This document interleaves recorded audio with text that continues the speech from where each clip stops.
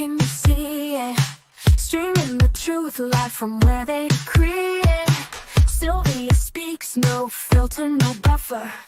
Courtroom drama couldn't get any tougher. When the gavel's first bang, to the witness stands tears. Sylvia's lens captures all your hopes and fears. Uploading justice one trial at a time.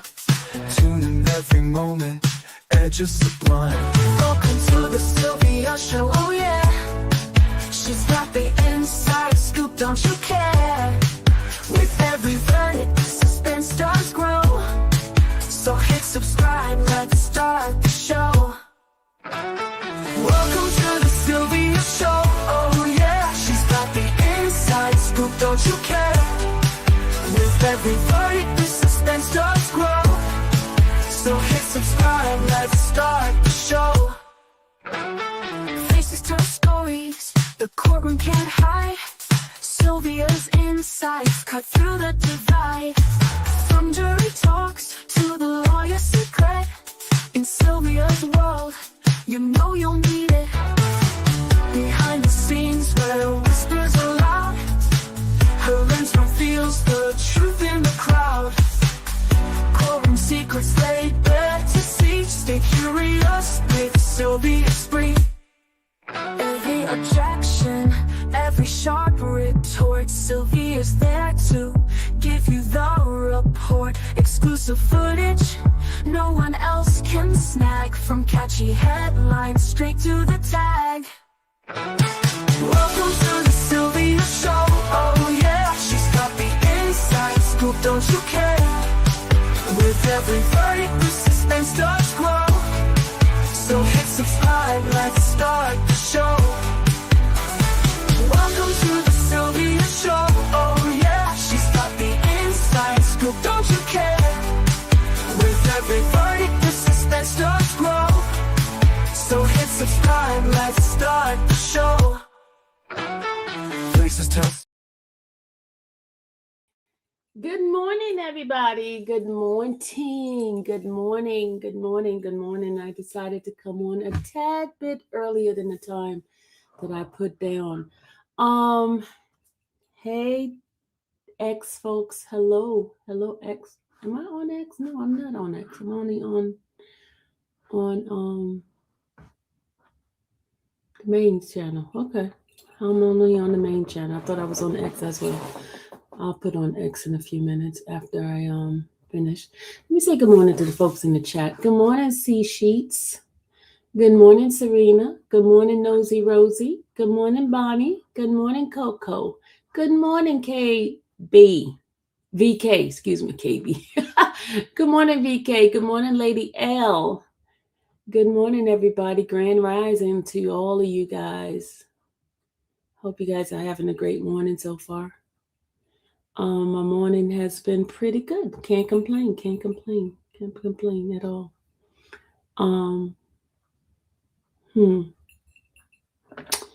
Let's see. Y'all, I have a lot of questions about this case. And the reason why I have questions, because I have an inquisitive mind, okay? I still feel that enough in the investigation was not done in this case. Hey, Sunshine, good morning. Good morning. Because there's so many missing pieces, missing whole, just stuff that's just like not adding up for me, not adding up. And the reason why I say that is because things I thought that would be a slam dunk, it's not a slam dunk for me. Can you guys understand what I'm saying on this case? Hadn't it not been for Mr. Jack's mother, Louis-Jacques' mother, contacting them, there would have never been anyone arrested for this. Y'all get what I'm saying?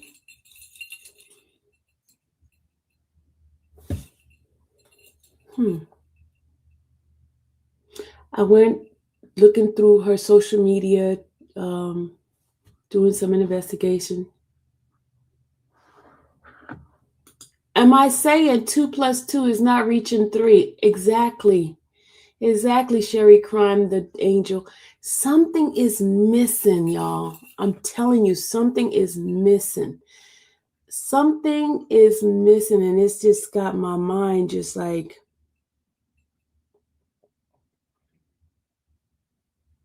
you feel the same way? Lots of question, no answer. Yes, I'm telling you, y'all, something. The part that got me the most is when I saw the evidence of the piece of paper, the citation that was on the ground was white, clean, crisp, and there's a body that was burning with tree branches all over it. How did the fire was put out? Why that piece of paper doesn't have any kind of ashes, and as close as it was to that paper, why is no ashes on that piece of paper? Why, y'all, something is not adding up. It's not adding up, Sherry. Sherry, it's not adding up. I'm telling you, something is missing. I don't. And then when they did the check of hit in the room where they thought the blood, it was not even her blood. It was not even. Something is weird. And guess what? You know me, I've been like going to her social media page, right? I'm going through her social media page and I see some stuff that as an investigator, you would go and try to inquire about certain things. I see her saying a lot of stuff about people being jealous of her. I see videos of there was like people lusting for her.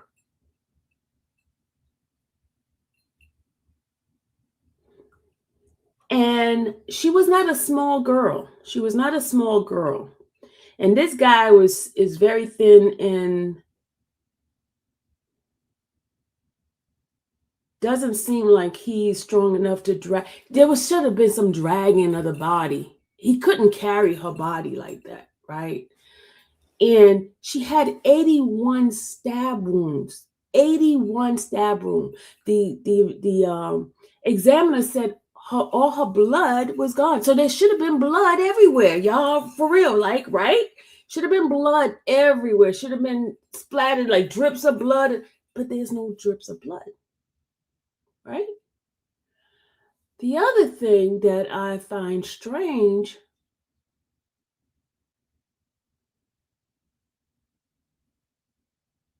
oh, she was sentenced to 15 years. I knew she would be sentenced to 15 years. Thank you. Thank you, Kim. Thank you for that. Crime of passion. But look, y'all, think back to all cases where there's a stabbing and a male doing it. Don't they usually cut the throat?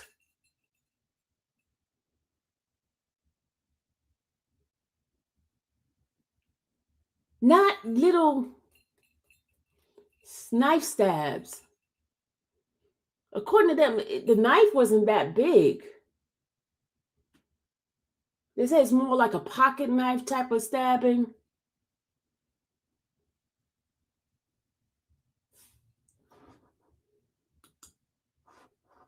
I was talking to somebody on the phone. They said it seemed like if it was like a woman type of anger. Do I think it's a woman type of anger? Well, as I was looking at the video, right? And look at one of the videos that I saw. That I was like, this guy made a comment about a woman. Then I saw this video here. Look at this. Look, y'all. Look at that. Was she in that kind of relationship? Like what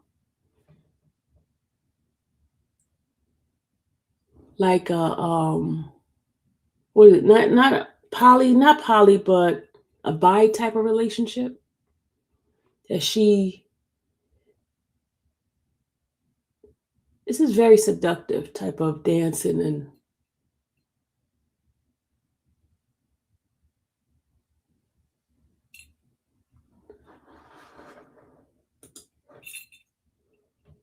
that's what a guy said to me yesterday.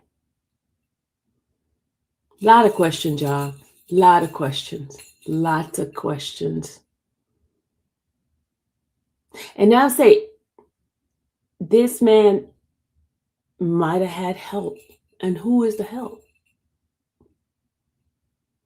If he did it, allegedly. Let's just say allegedly, y'all, because we don't know. The jury has not come back with a verdict. So everything I'm saying here is allegedly, okay? Everything is allegedly. Nothing is concrete. We're just using our mind, just thinking out of the box, that type of thing. Something is missing. And I don't feel that the investigators did enough because I don't feel they cared enough about her to really put in all the work of investigating it. They should have did more work in investigating this young lady's death. They got videos of stuff that does not even add up to anything that's going to help you. It puts you in a spot where everything is. And if you drive around in Cobb County around those spots, Austell stuff, everything is kind of like, you got to drive through certain things, and I don't know, y'all. I don't know. I'm not convinced they did a good job. I'm not convinced. The thing that got me is if the mom had not called and said what she said, and why didn't they call the mom for a testimony? Why didn't they call her up? Why? Because the mom might have said more than what it is. What was going on?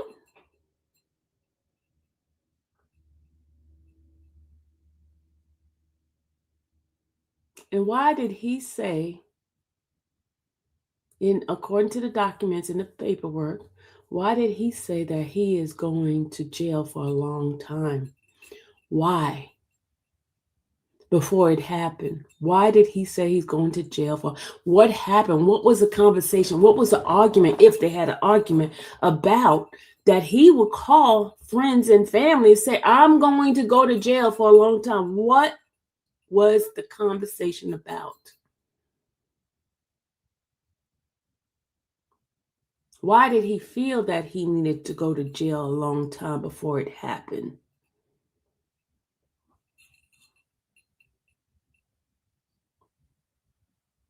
The one girlfriend that got up on the stand said that he moved up here to be with her. He was controlling. He sat there at the lounge all day, waited for her outside. Then they said he loved her. Pamela said he probably planned it. Possibility, definitely a possibility, but I want to know more. I want to know, we already know they didn't go through her social media to find out if anybody else was liking her, and it might have been a triangle type of situation, and he might have got upset, felt that. I'm just speculating, y'all. This is nothing that I'm just speculating, just putting out those questions, putting out those things. And when they went to the hotel room, there was no smells of bleach or cleaned, like something has been blood to have cleaned up. I mean, there was no splatter of blood everywhere. The amount of blood that she lost. There was no blood in the car. There's no blood in her car. I mean, y'all, something is not adding up. Something is not adding up. And then the lead investigator just finished testifying. And did you guys get anything since he testified? Did y'all learn anything additional to what you learned before? The lead person just completed his testimony. And we are not any closer to being satisfied. Well, I'm not. Maybe some of you guys are satisfied. to exactly what happened. To me, based on the jurors that I've seen, they got questions. There are lots of questions. Yeah, lots of questions.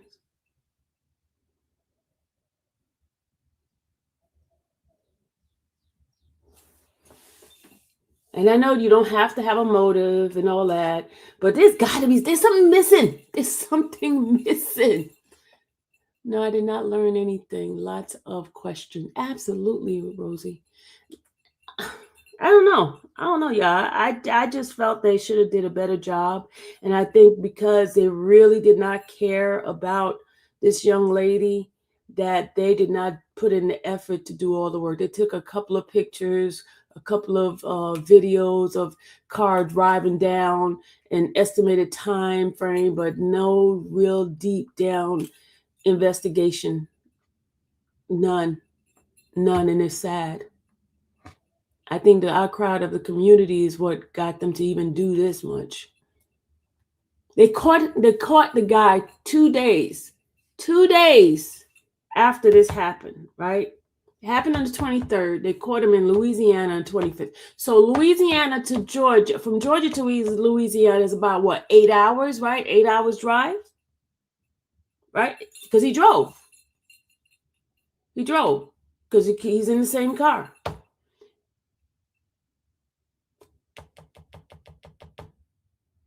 Something's not adding up. Okay, he lied. Definitely he lied. What is he hiding? What does he know? Did he hire somebody to be part of this? I mean, I have questions.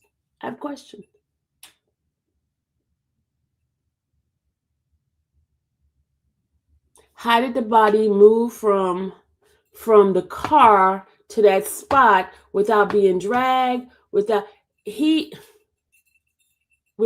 some scuff marks, without any footprints in the woods? Because it wasn't weeks. It was only, 24 hours, right? Because the police put the firefighter put the fire out the same day, right? And they went out in the same evening. Something's not. If it was weeks later and the path was cleared and all that, then I could say, okay, it's cool. But within a couple of hours, there's no foot dragging. There's no.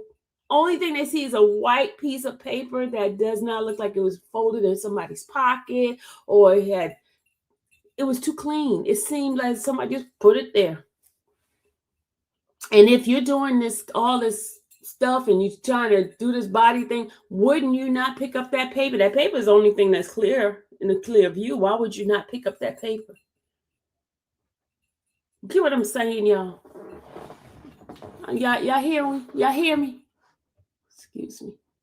I don't know. I watch too many investigating movies and shows to just. I just feel they did not care about this young lady, and they just willy-nilly just put something together and took it to the prosecutor, and the prosecutor said, okay.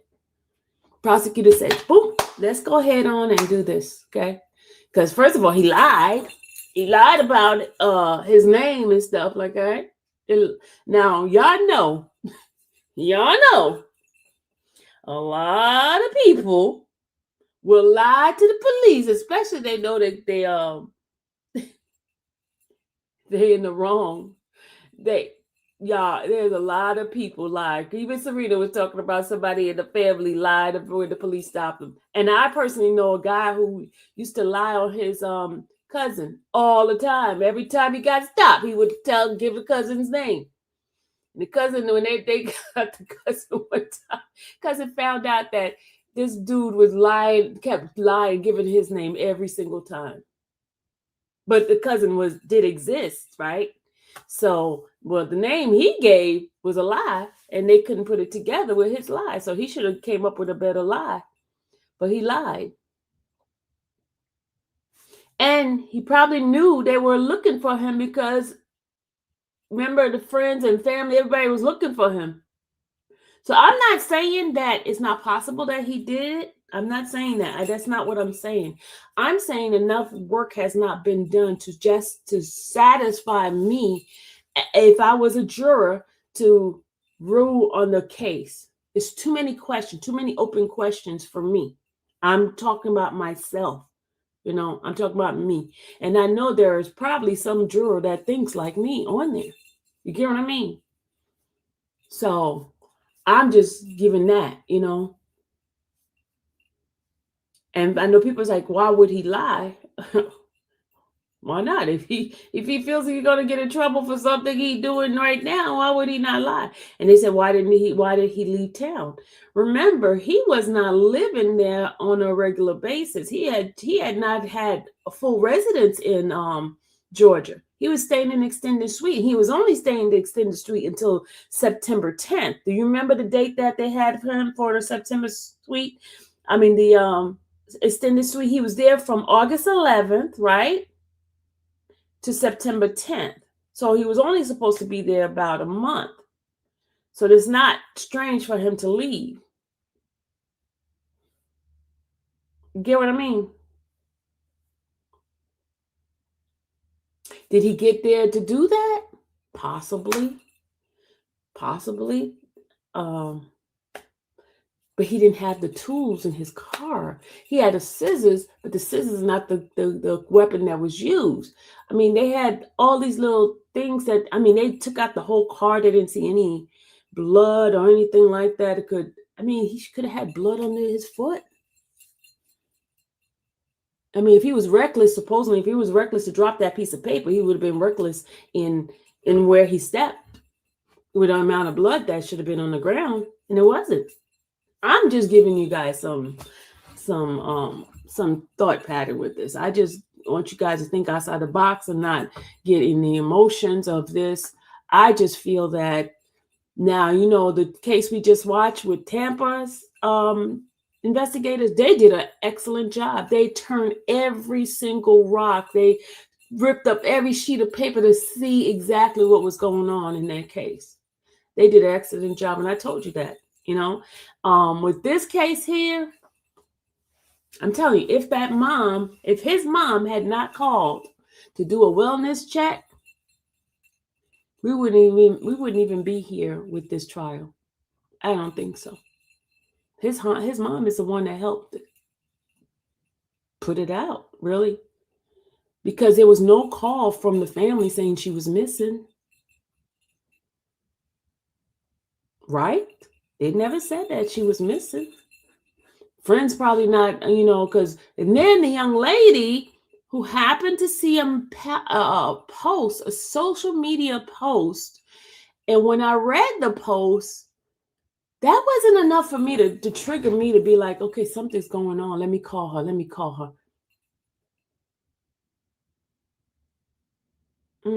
And that didn't seem, not that kind of post. You know what I'm saying? So let's see if they started. Okay. They're starting behind, so I don't know if they're ready yet. It's not ready. I don't know. Hopefully they'll come up today. I'm contacting. Nope, they're not live yet, y'all. They did say they were going to have a hearing this morning to discuss the charge, right? She discussed it yesterday, but they said they were going to have a hearing. Big Bag. Yeah, Big Bag, you thinking like me. You thinking I'm just giving y'all an example just to,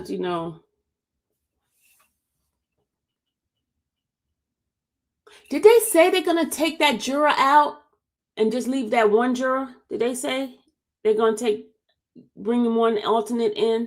Did they say that yesterday? Because I missed that point. Did you guys remember if the judge is going to take that juror out, the one who has to go to the bathroom and can't use the bathroom? Remember that one? What did they say on that one? Oh, he's out. Okay, thank you. Because, I've been, going in and out trying to multitask my stuff. Okay, he's out. Okay. And that's the one I feel that the state might have want on their side.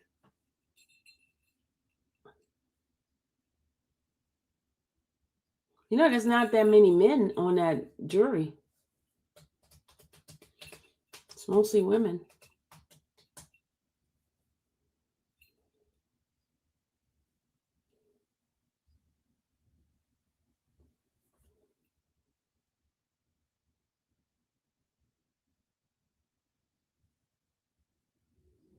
I'm telling you, the jurors got a lot of questions. You should see some of their faces when they were listening. And they have the poker face on. You can't tell what they're thinking either. They just have that.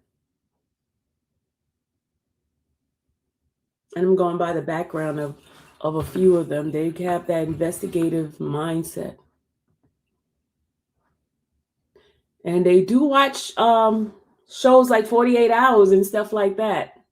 They do watch those shows. So they do watch those shows. They watch them. One even said they watch it for entertainment.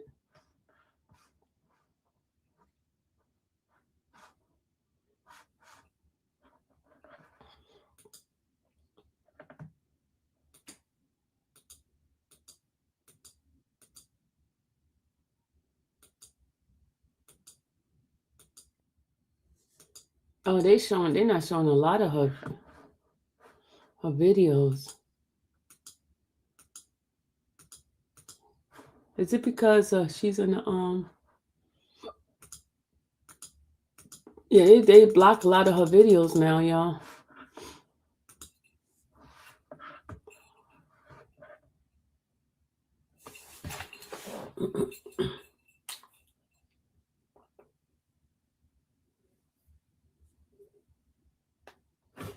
Hold on, let me go get. Hold on a second. Yeah, let me out.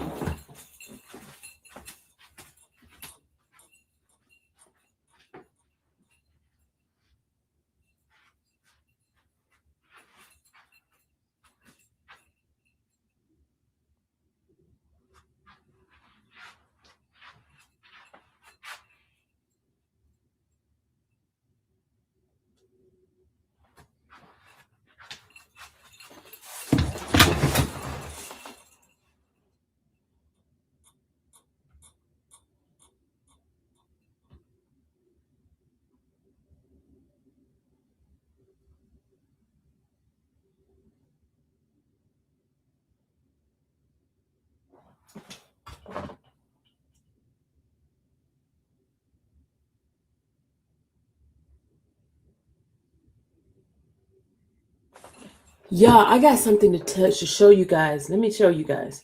Y'all remember? This is off topic right now, y'all. This is off topic.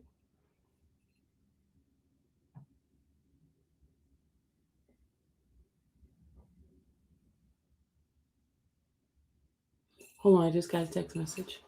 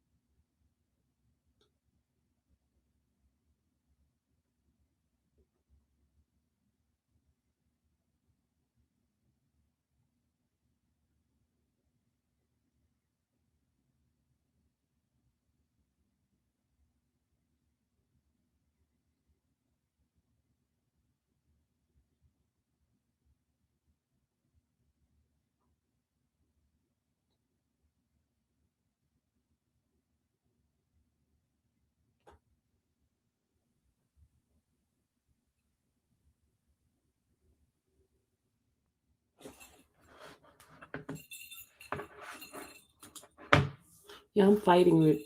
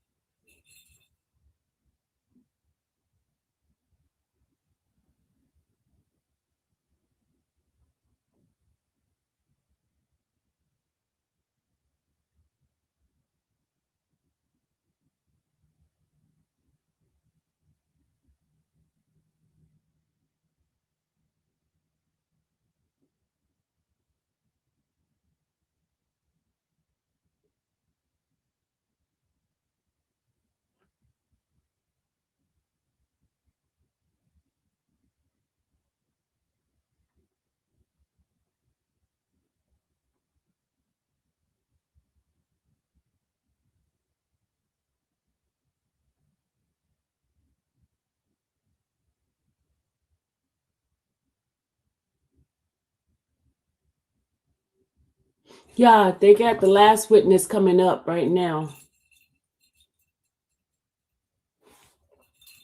Thank you, Sunshine. Okay, hold on a second, y'all. I'm just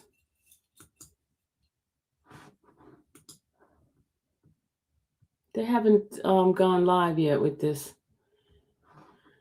Oh, gosh.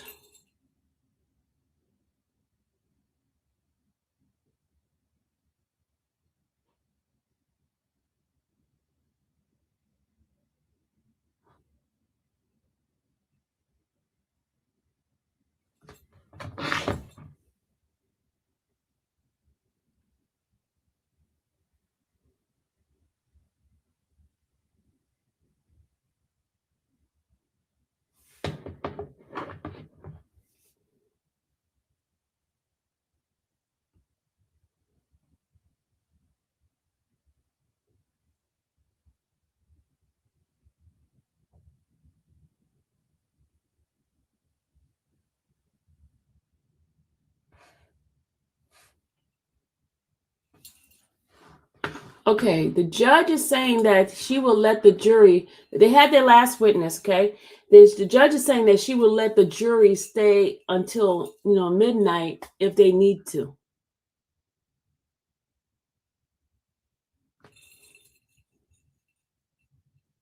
They have an early lunch at 11 o'clock.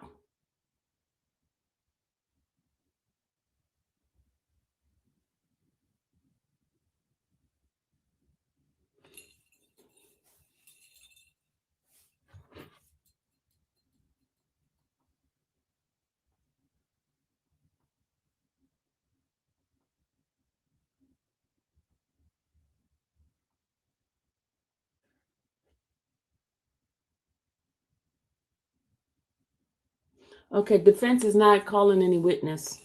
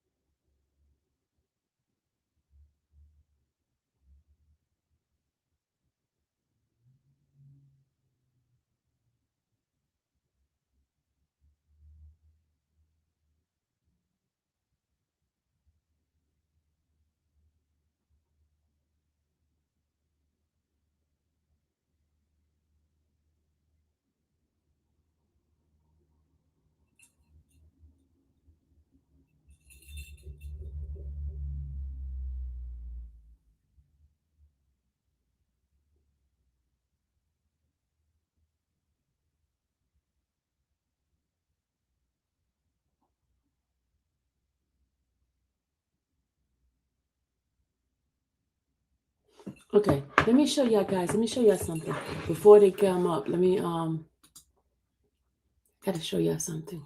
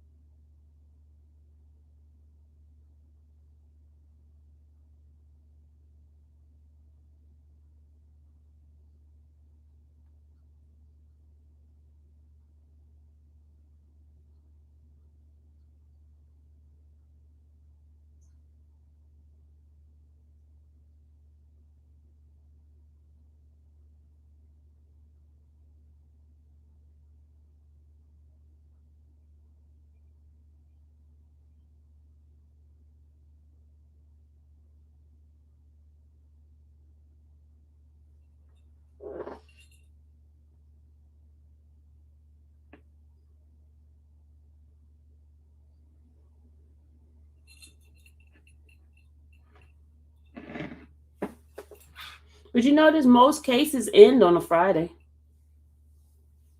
Most verdicts come in on a Friday. A lot of them. Well, the ones I've seen, the ones I've been to. And you're right, it's not a good day because folks be trying to get home and do quickies.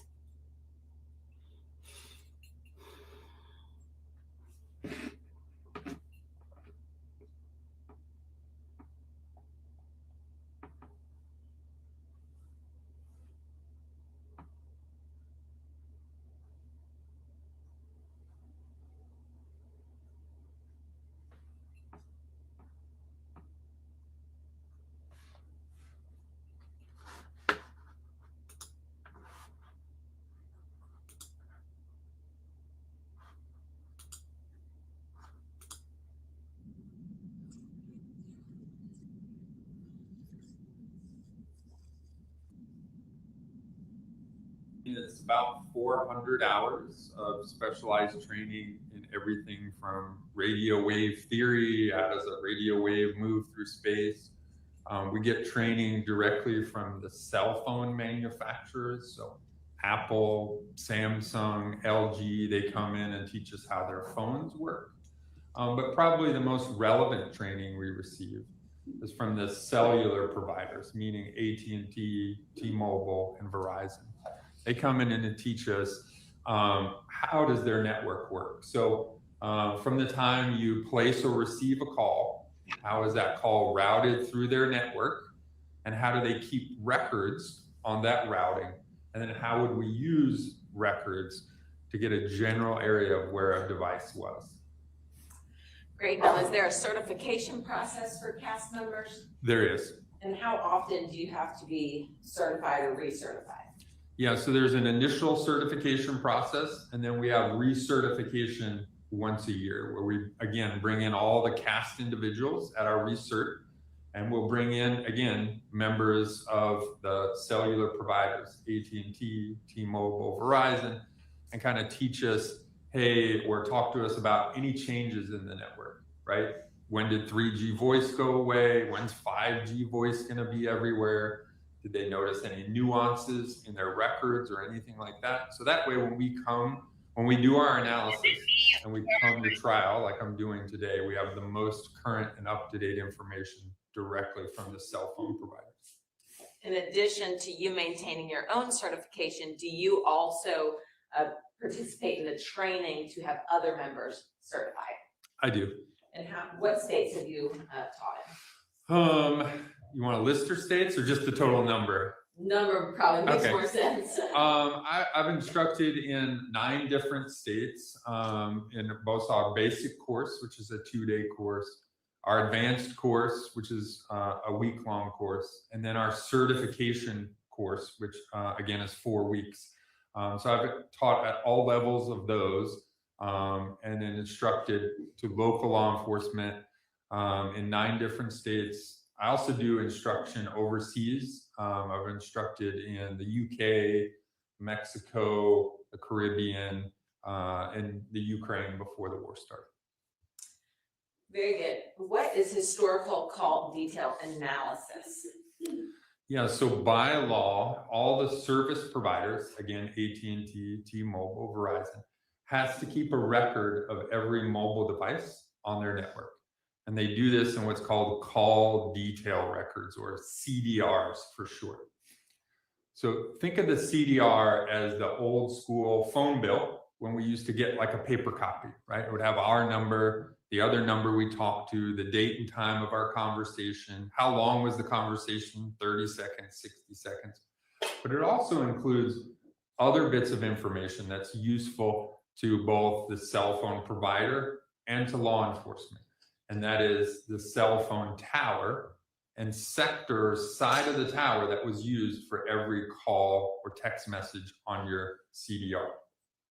In addition to that, the cell phone companies have to keep what's called a tower list.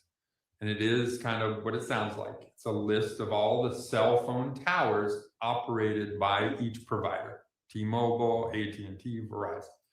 That list provides a location of every tower in the United States and a breakdown of all of its antennas. So it would say T-Mobile Tower 123 located at a specific street address or latitude, longitude kind of spot on the earth.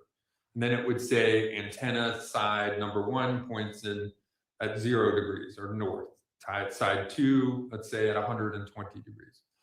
So historical call detail analysis is taking the call detail record, that phone bill, right? Seeing when calls were and the towers used, putting that together with the tower list, where are those towers that were used located and how are their antennas oriented, and putting those two things together, we can get a general area in which a phone was when it had an activity like a call or a text message on the network. How many times over the course of your career do you estimate you've performed historical call detail analysis? Probably thousands, if not tens of thousands of times. This is what I do every day, either looking at records or teaching or testifying about records. So probably close to 10,000 is a pretty conservative estimate. And what type of cases are you performing this analysis? Yeah, all kinds of cases. Anytime you need to locate a device, we use this technique. So it can be everything from violent crime cases to runaways, I used it once because an Alzheimer's patient walked away from his residence and he had a cell phone in his back pocket. And we were able to locate that individual using these exact techniques. So you bring up a good point. Can you do this historically, but also kind of live, so to speak? Yeah, our number one priority is obviously exigent issues or emergency issues to track devices live. That can be anything from, mass casualty events, terrorism events, but more likely what we do is kidnappings, missing kids, those kinds of things. That's our number one priority, and unfortunately, we do way too much of that. Do y'all actually work hand in hand with Amber Alerts and so forth? Yeah, every time there is an Amber Alert issued, I cover the state of Georgia and Alabama. If there's an Amber Alert issued in one of those two states, I'm working. Very good. Based on your training and experience with cellular telephone records and analysis, are these records that you're using reliable? Yes, they are. And it's really for three main reasons. The first is these are first and foremost business records kept by the provider. Again, provider being AT&T, T-Mobile, or Verizon. They use these records every single day to optimize their network. Meaning they want to know where are people placing calls from? Where are their dropped calls? Do they need to add a cell phone tower somewhere because there's a lot of calls in a certain area? So they're using these every day to optimize their network. And this is a $1 billion industry, right? We pay a lot of money for our phones and our phone plans. So they want to make sure the customer experience is good. That's the main reason they keep these records. The second reason is for billing purposes. If you remember when cell phones became popular, late 80s and early 90s, we would buy our phones and our plans in certain ways, right? We'd have like a 300-minute plan. And the phone company had to accurately keep track of every minute. So that way, when you went to 301 or 302, they charge you 25 cents an extra minute or whatever else. At the same time, we had what was called our home network and roaming charges, right? So if you lived in Atlanta in the early 90s, you got your first cell phone, you traveled to Florida, well, now you were considered roaming outside of your home network. So the phone companies had to accurately keep track of every cell phone tower that you used for communication during that time period. Now, we no longer pay for our phones like that anymore, right? We have unlimited plans. You can take your phone anywhere. But all of those things are still being tracked because we all know information is power in today's market. So they are accurately keeping track of how long you're on the phone, what towers and sectors you're using. So that way, again, they can optimize your customer experience. The last reason these are reliable is the FCC, or Federal Communications Commission, basically the government, has mandated that the cell phone providers be able to provide a cell phone tower in a sector when a 911 phone call is placed, meaning you call 911, your call gets disconnected during that 911 call. There has to be an area in which law enforcement can go look for you.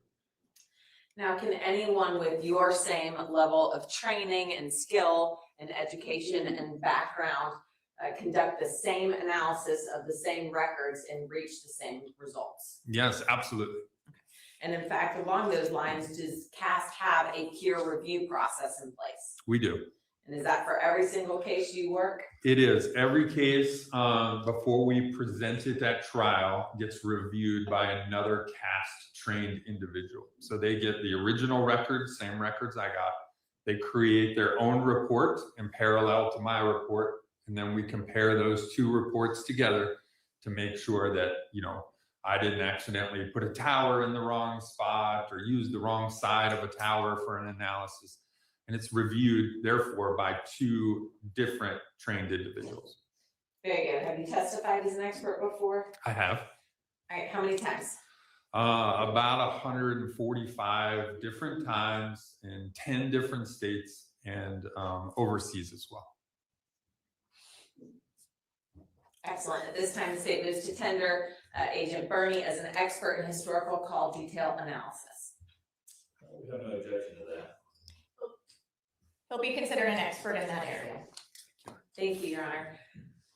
Agent Bernie, I'd like to direct your attention to this particular case where you asked to perform historical call detail analysis. I was. All right, and specifically, what records were you provided in conducting this analysis?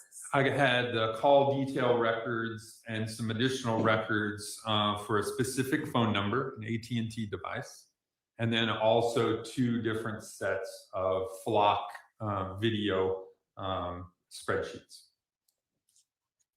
And those have already been admitted in this case. Now, in performing your review, were you able to map both the call detail records as well as some of those flock hit locations? I did. All right. Did you prepare a PowerPoint presentation to assist in your testimony? I did. I will hand this to you briefly. This is State's Exhibit 702.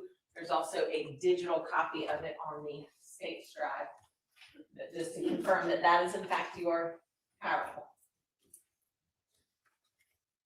It is. Very good.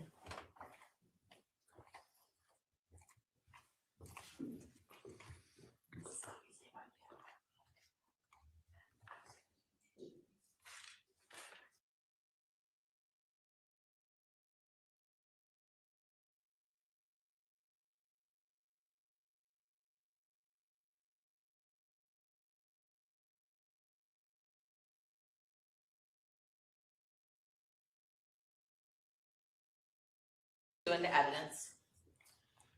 We'd object to that document being as an item of evidence of the other. I don't have an objection in using it as a demonstrative aid to explain his testimony.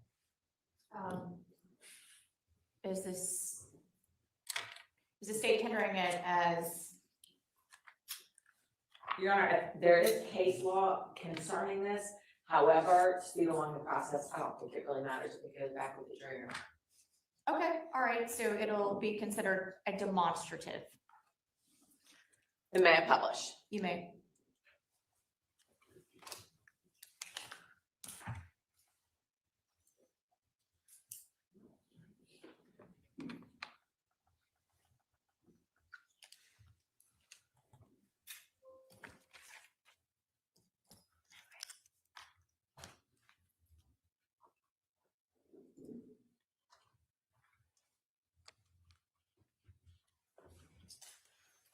There we go. So slide one here. Do you have the target number listed? I do. All right, and if you'll please read that number for the jury. Yep, it's 786-769-6329, an AT&T device. And I'm going to show you state 699, which was already tendered and admitted during trial. The the subscriber name associated with that telephone number is what? The subscriber name is Deanna Clark Louis-Jacques. Very good. Now, in providing these records to you, did I identify this number as belonging to the defendant in this case? You did. All right, slide 2 here, is this just an introduction to some of the things we've already talked about?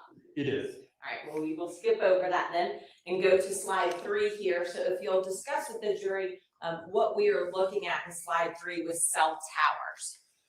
Yeah, so a phone connects and does all the things we want it to do kind of in 2 main ways, right? The first way is we can put our phone into airplane mode, and we can connect to a Wi-Fi spot, and we can surf the internet, maybe place and receive some phone calls. But the second way, which is the vast majority of ways our phone connects, is through cell phone towers, meaning the phone connects to a cell phone tower to process all of the data, be it calls, text messages, or data sessions kind of stuff. All right, looking at cell tower sectors, which is, I want to focus on this as well as timing advance. So first, starting with cell tower sectors, can you explain how towers are divided and what the sectors are?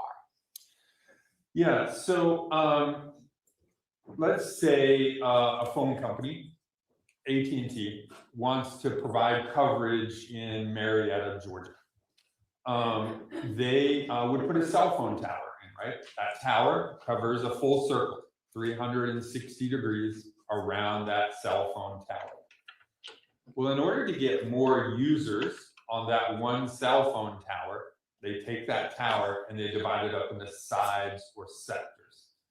The typical cell phone tower in the United States is what we call a 3-sided tower. So again, it's one tower, covers a full circle, 360 degrees, but they divide that tower up into 3 equal parts. So if you take 360, divide it by 3, makes each side or sector approximately 120 degrees.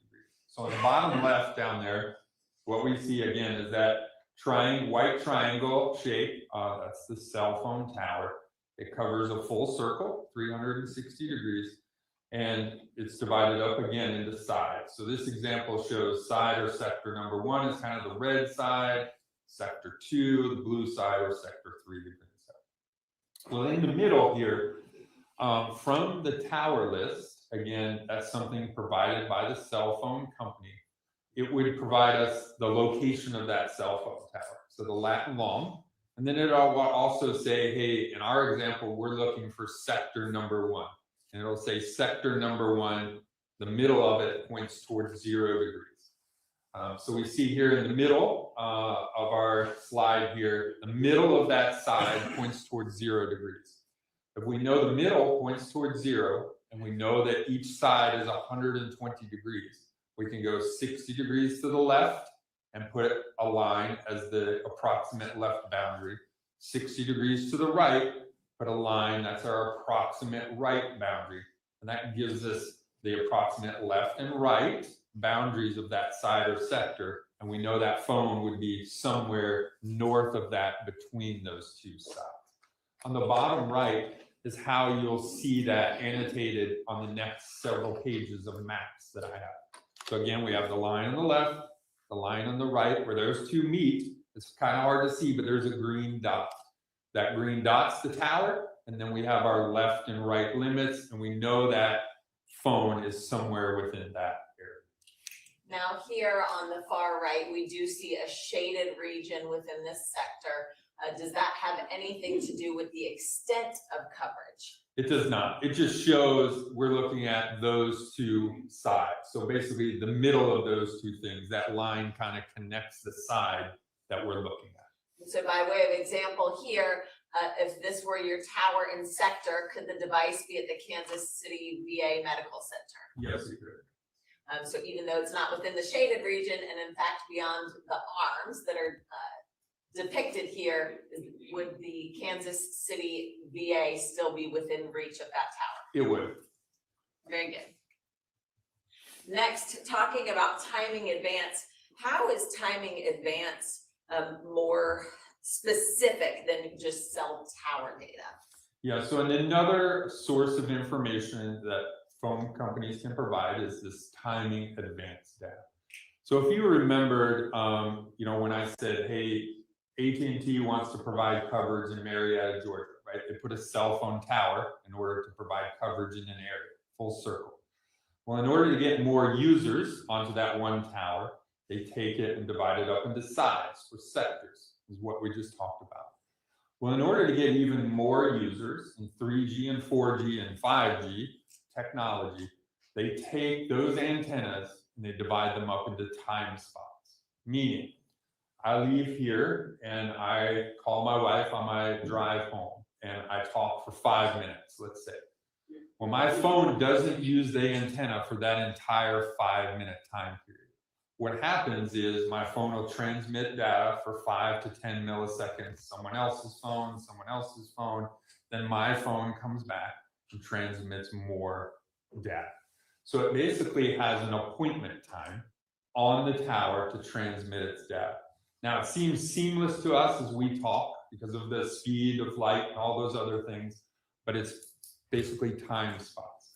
So just like today, I had to be at the courthouse, as did you, from the courthouse, so we knew we needed to know when do we need to leave our house in order to get to the courthouse at the time we needed to be there. Well, that occurs within the network. Because there's a time spot, certain things have to happen. One is all the phones have to be on the exact same time. So in our example, AT&T phones, they all have to roll over to the next minute at exactly the same time, sync together. The second thing is the phones have to know how far away they are from the tower so that they can transmit their data and meet their appointment time. So they have to gauge or basically estimate their distance within the network. And that's what we see here in timing advance. What we'll see is, again, we'll see the cell phone tower used. We'll see the side or the sector used. But now we have a distance that phone is away from that tower and sector. And the benefit of timing advance is this is occurring all the time on the network. Your phone is syncing itself with various towers as it moves around through our daily event. So this doesn't rely on the users to place or receive a phone call, a text message, or be on their phone using data. This is just occurring normally throughout the network.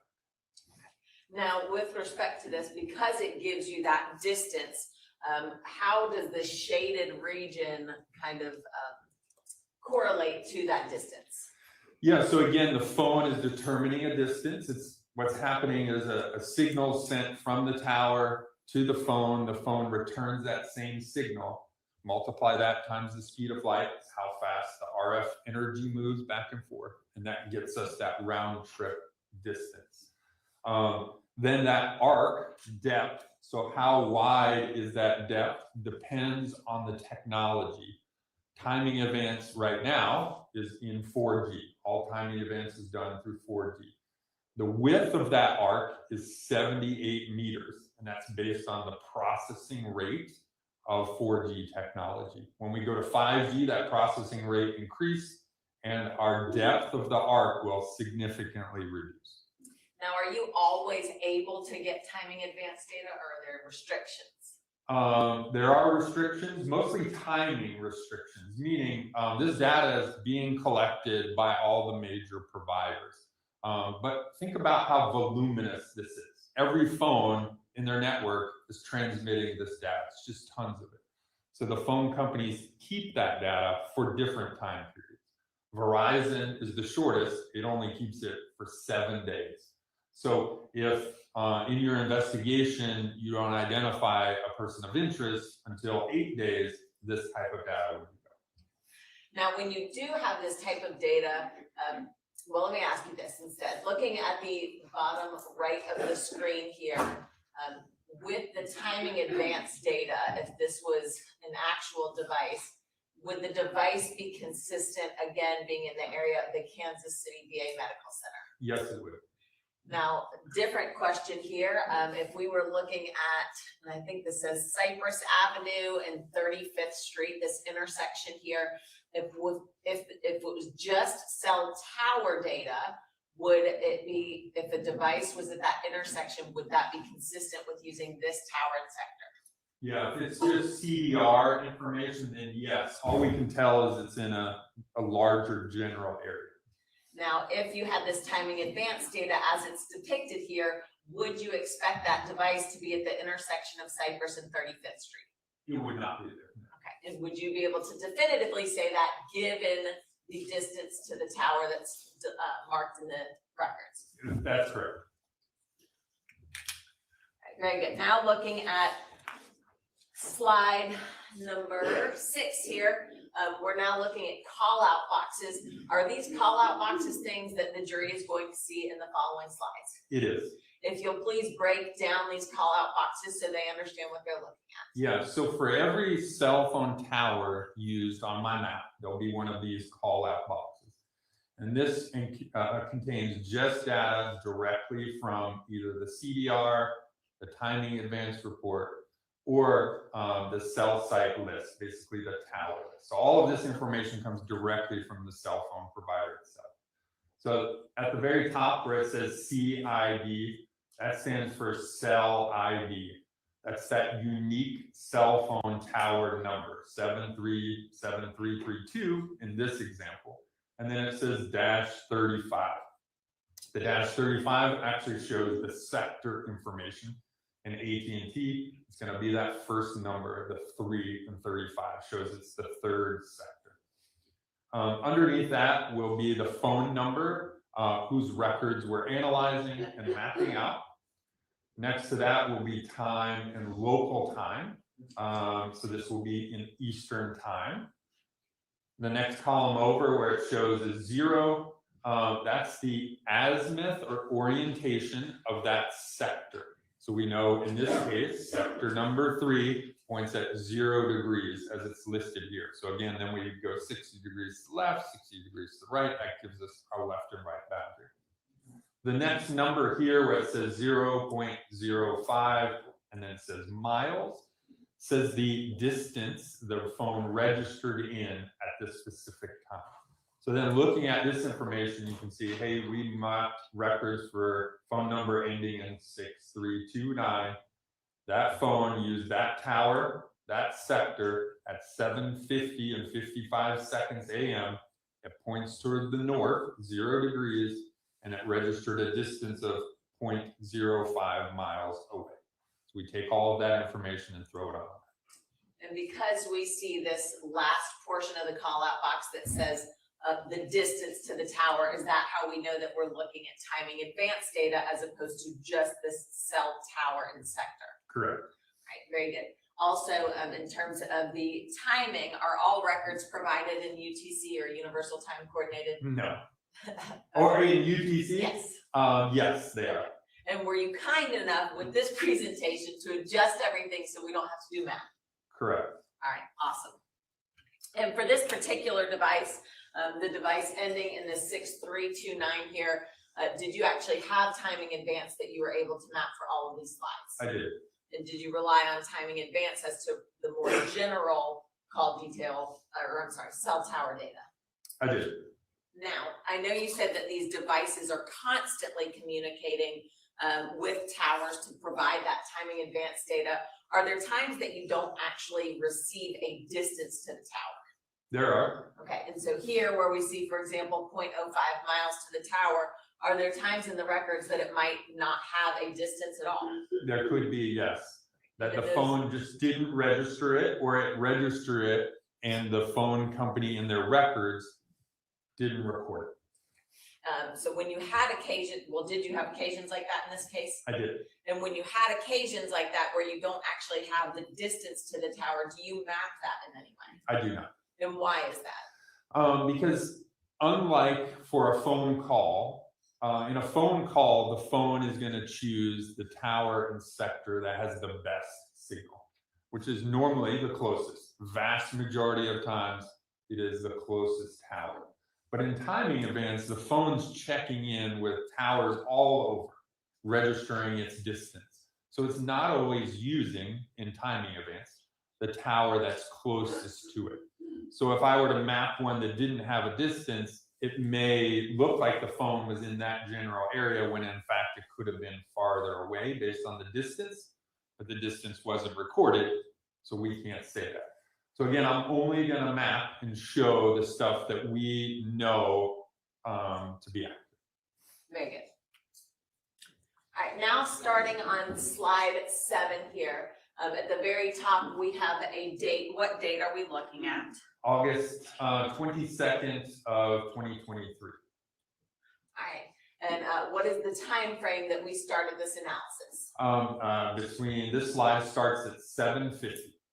And were you primarily focused, based on the information that was shared with you, on flock hits? Flock hits and then the timing events information. Sure. In other words, were you combining kind of the timing of flock hits with the timing advance data that you were provided? I was. And were you also made privy to a generalized timeline of events in this particular case? I was. All right, and did that include the last signs of life of the victim in this case? It did. Okay, and is that how we started for your presentation purposes at the 7:50 a.m. hour? That's correct. All right, very good. So just to orient the jury a little bit here, where we have the green call out.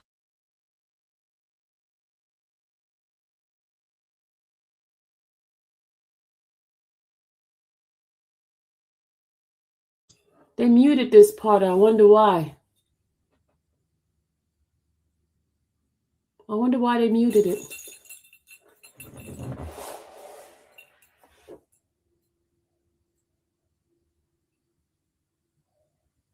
This is weird. Why we can't hear it? This is Number there ending in 6329 with EJ. Does that stand for Eugene Tobi? Why they doing that, y'all? You keep turning your volume up. No, it's not you. It's that delay and they muting it at a certain point. I don't know why. This is crazy. It's not y'all. Trust me, it's not you guys. It's this delay thing that they have going on.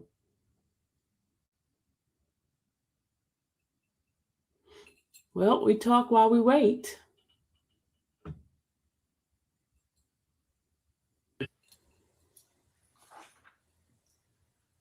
right, so looking at states 272 that was previously admitted here, what's the exact seconds? What are the exact seconds associated with the 750 flock hit? 7:50 and 32 seconds. Okay, 750 and 32 seconds. So that's the first one chronologically in time. After that point in time, did you have timing advance around the same time? Yes, 7:50 and 55 seconds. Okay, so about 23 seconds later? Correct. If I did my math right? All right, very good. Now that timing advance data, is that what's depicted with the number 1?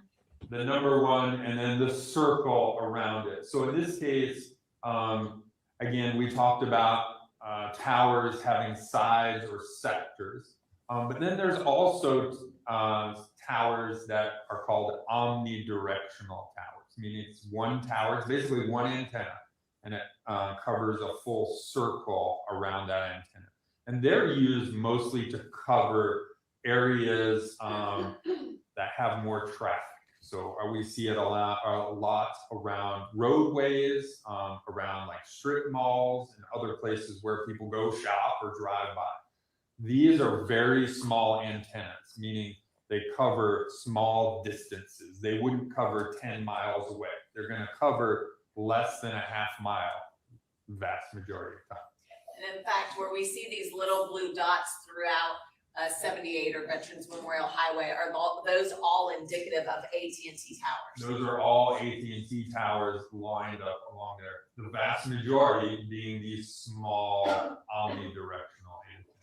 So for this first timing advance here that has the omnidirectional tower, how far was the Eugene Tobi device from that tower?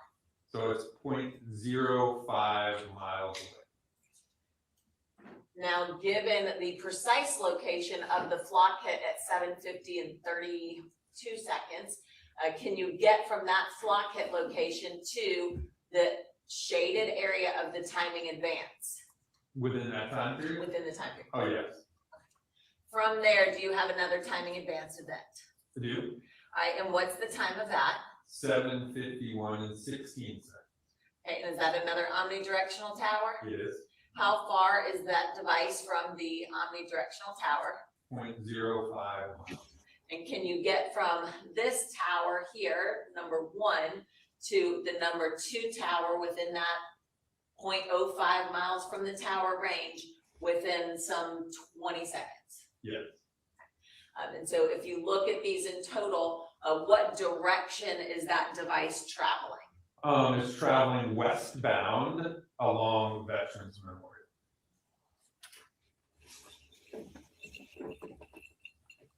All right, now looking at slide.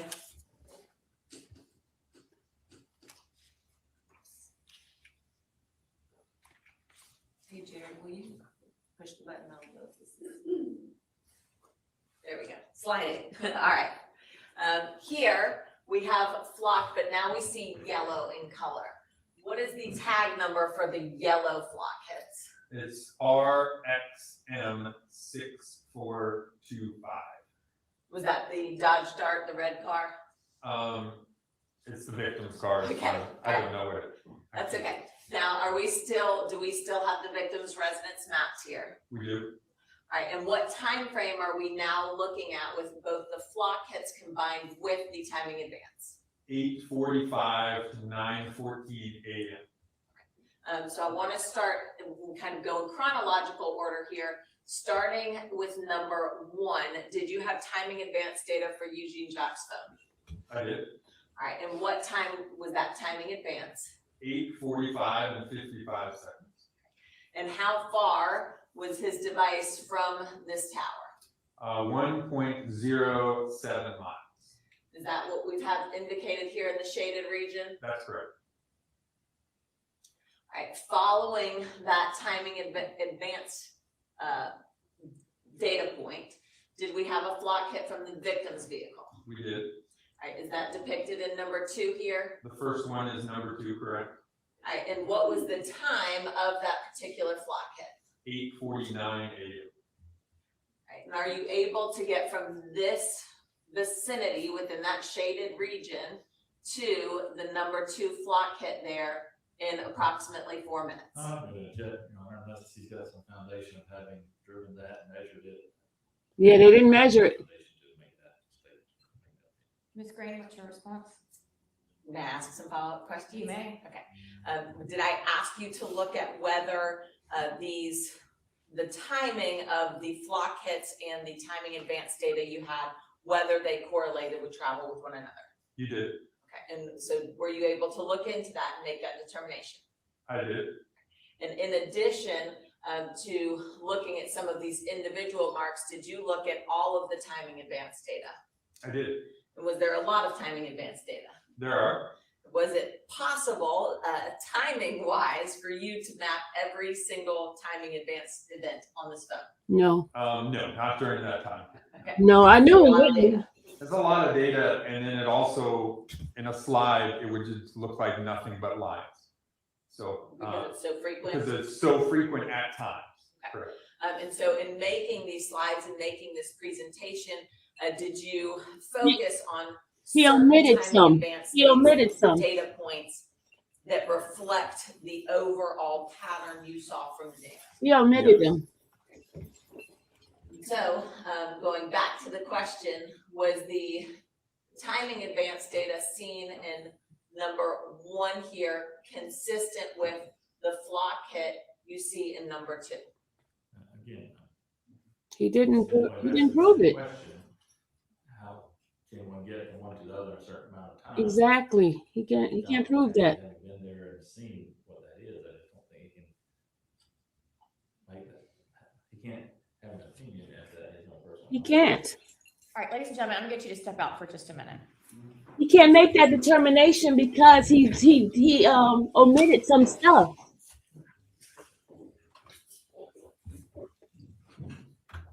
He can't make that determination because there could be some key pieces that he deleted out of it. So what make him be able to omit certain things and make it relevant? So it's like his decision. He could pick and choose what he want to pick and choose. Y'all get what I'm saying? That's a very good question from that. All right, defense. y'all have a seat.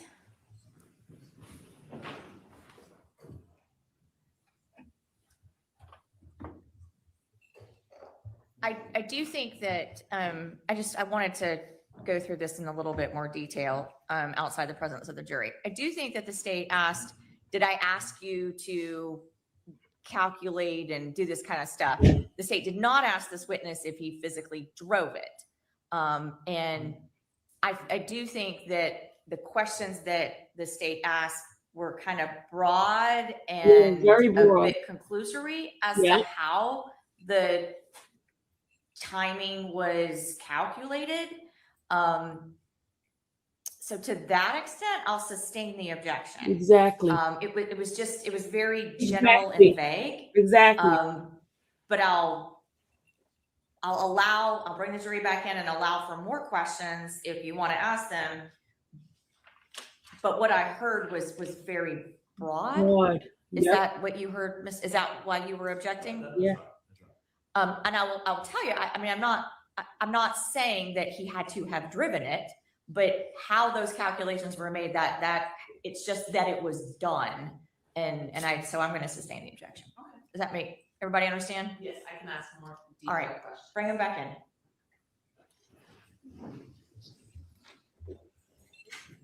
And he omitted certain things.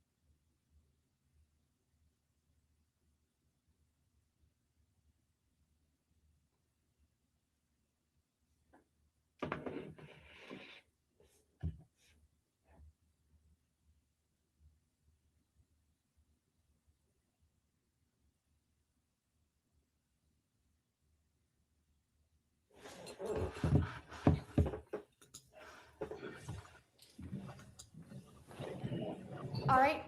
The objection is sustained. How is it that you were able to determine whether certain timing advance data points were consistent with flock hits?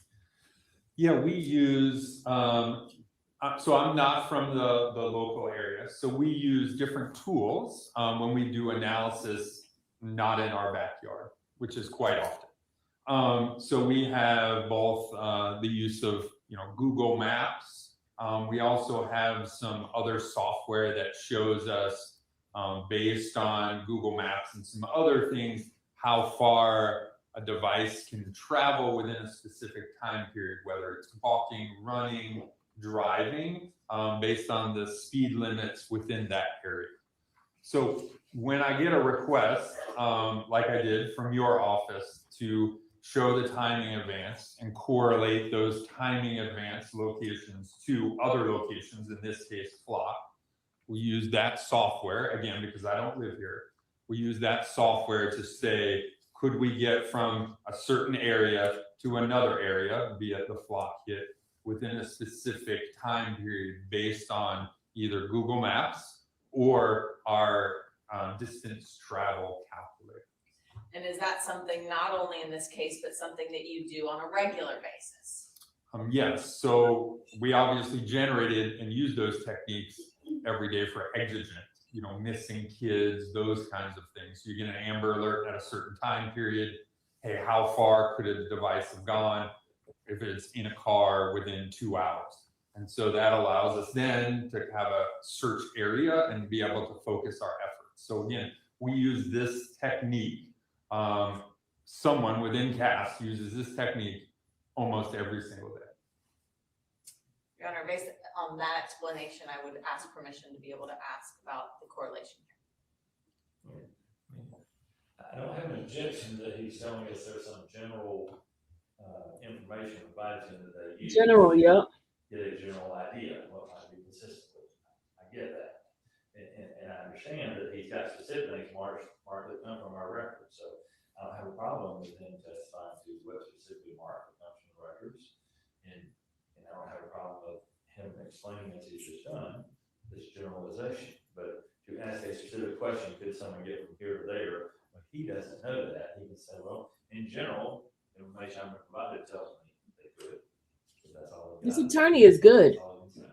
All right, I'm gonna allow the this line, and then I'll also allow Mr. Lumpkin on cross-examination to address it that way. I think I hear what you're saying, but I think that's the appropriate way to handle it. You can continue. Thank you. So given the shaded region of the timing advance from number 1 here, could a device travel by vehicle from this area to flock hit number 2 within the 4 minutes? Yes.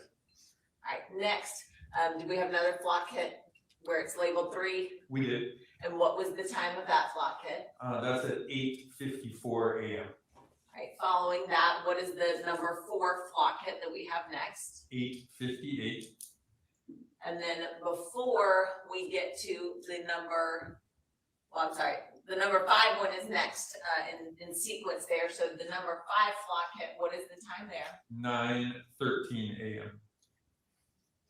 And then following the 9:13 a.m., what timing advance data have you mapped here?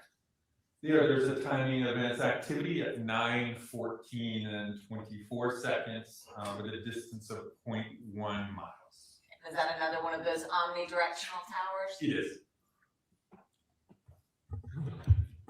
Now, with respect to the number 5 flock hit kind of coming before in terms of chronological timing, the number 2 timing advance data, can you explain that?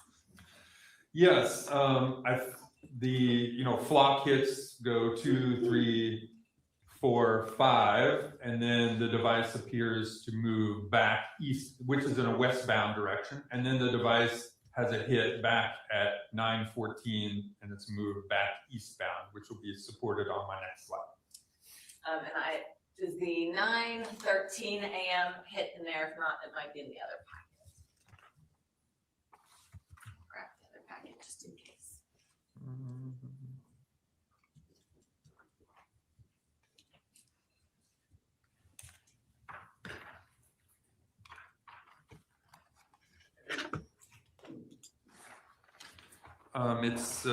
It's in here, 9:13, 54 seconds. Very good. And now here at the bottom, you have an indication on your slide that the phone movement is consistent with flock hits 2 through 5. In drawing that conclusion, did that again include looking at the totality of the timing advance that you had access to? That's correct. Jared, you might have to get that again. Thank you. All right, now looking at page number 9 or slide 9 here, the time frame of 9:14 a.m. to 9:24 a.m. First, this flock hit 5, is that the flock hit we just discussed? It is at 9:13 a.m. Okay, and now I know this says number 1. I think on the previous slide it was number 2. Nonetheless, is that the same timing advance we just discussed? It is 9:14. All right, following that particular moment in time, what was your next data point? Timing advance from tower number 2 at 9:15 and 35 seconds. And I know this one's a little bit confusing because you have 2 different directions here, but is this shaded area to the left of the number 2 the timing advance associated for number 2? It is. And again, you said that was at 9:15. 9:15, 35 seconds. Following that, we have number 3 here. Is this another timing advance? It is 9:16 and 27 seconds. Okay, and how far away was the device from the tower? 1.7 miles. And is that what is depicted in the much larger arc here that we see to the right of number 3? It is. Now, looking at number 1, 2, and 3 together, can you explain the direction of travel from 1, 2, and 3? Yeah, we see that device moving eastbound from the area of 1, hitting that arc of 2, and then hitting that arc of 3 a couple minutes later, 2 minutes and 2 seconds later. So even though 2 is facing the west direction and 3 is facing the east direction, are you still able to make that determination based on the movement of the device's distance to the towers? Correct. And so in reality, after you go from number 1, are you hitting this arc followed by the arc on number 3? Correct. Right, is that the east direction? That's the eastbound movement. All right, very good. Now moving on to flock 6 here. What was the timestamp of flock 6, if you'll give us the seconds there? 9:16 and 52 seconds. So 9:16 and 52 seconds, is that after the timing advance data you had at the 9:16 and 27 seconds? It is. All right, and from this arc or area that's covered from the timing advance, did you look up whether you can get from that general area to the flock hit 6 in some 20 to 30 seconds? Correct. In a vehicle. In a vehicle, of course, right, not walking. All right, and then going on from number 6 here to number 7, what was the time, the exact time of number 7? Flock hit. 9:17 and 45 seconds. Okay, so 9:17, 45 seconds. Did you actually have timing advance just before 9:17, 45 seconds? I did. Using tower number 4, there's a timing advance at 9:17, 25 seconds that registers a distance of 1.94 miles.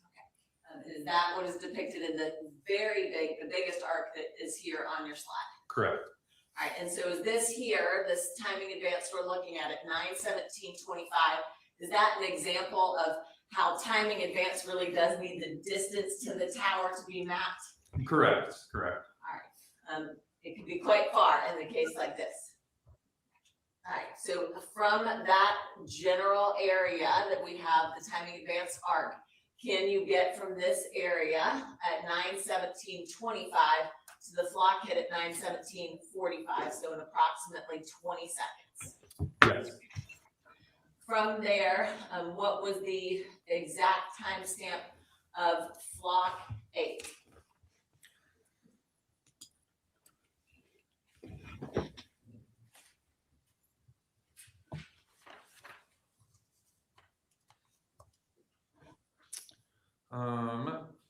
That hit is not in this specific Oh, it might be the other set of records here. one. Okay.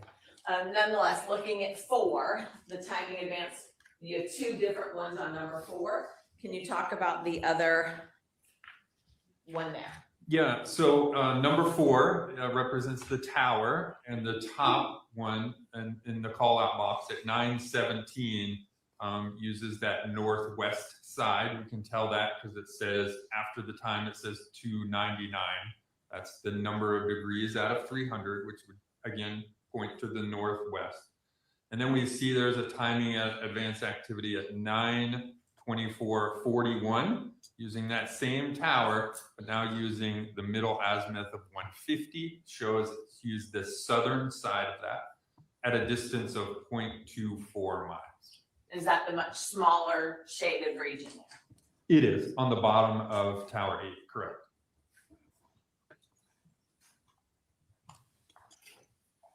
All right, looking at, Jared, you'll have to help out again, sorry.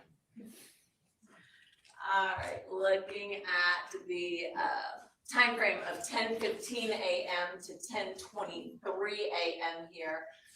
Let's see, where's our first?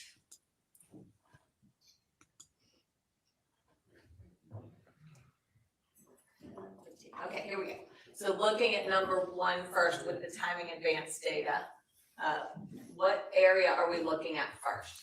Yeah, Which the first side? one is 9:15 and 42 seconds, an azimuth of 120 shows us basically it used the bottom right hand corner. So it's the large kind of arc on the bottom right.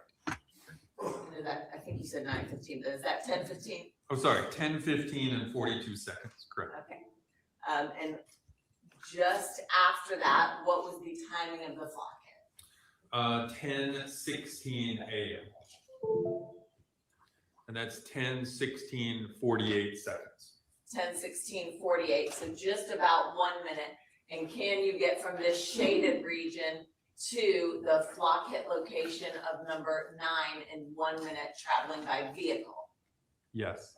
All right, next, looking at the second timing advance you have on the same tower, is that the north portion of the tower? It is.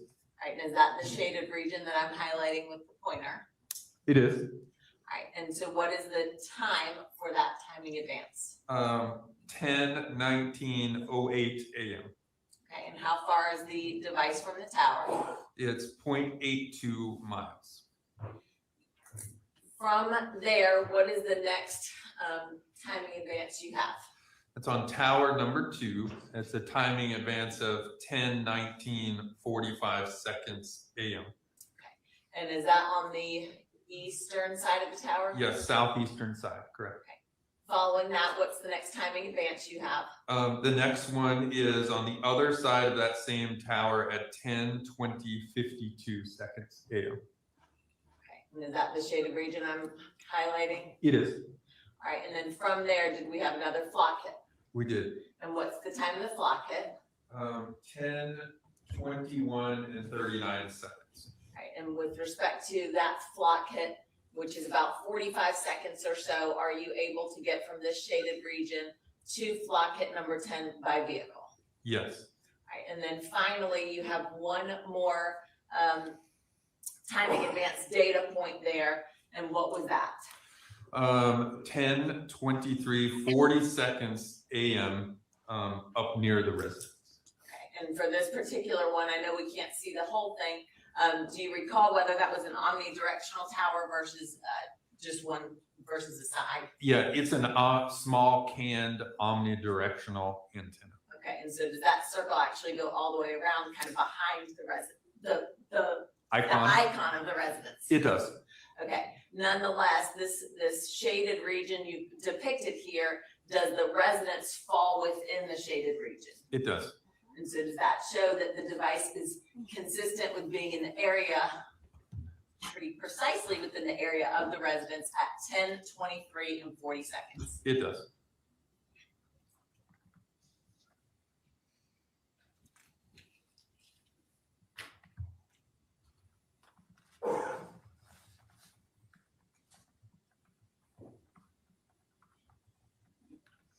Now, this particular tower, that omnidirectional tower, did you look up how close that tower is to Beauty Couch's residence? I did. Okay, how close is it? It's 0.12 miles away.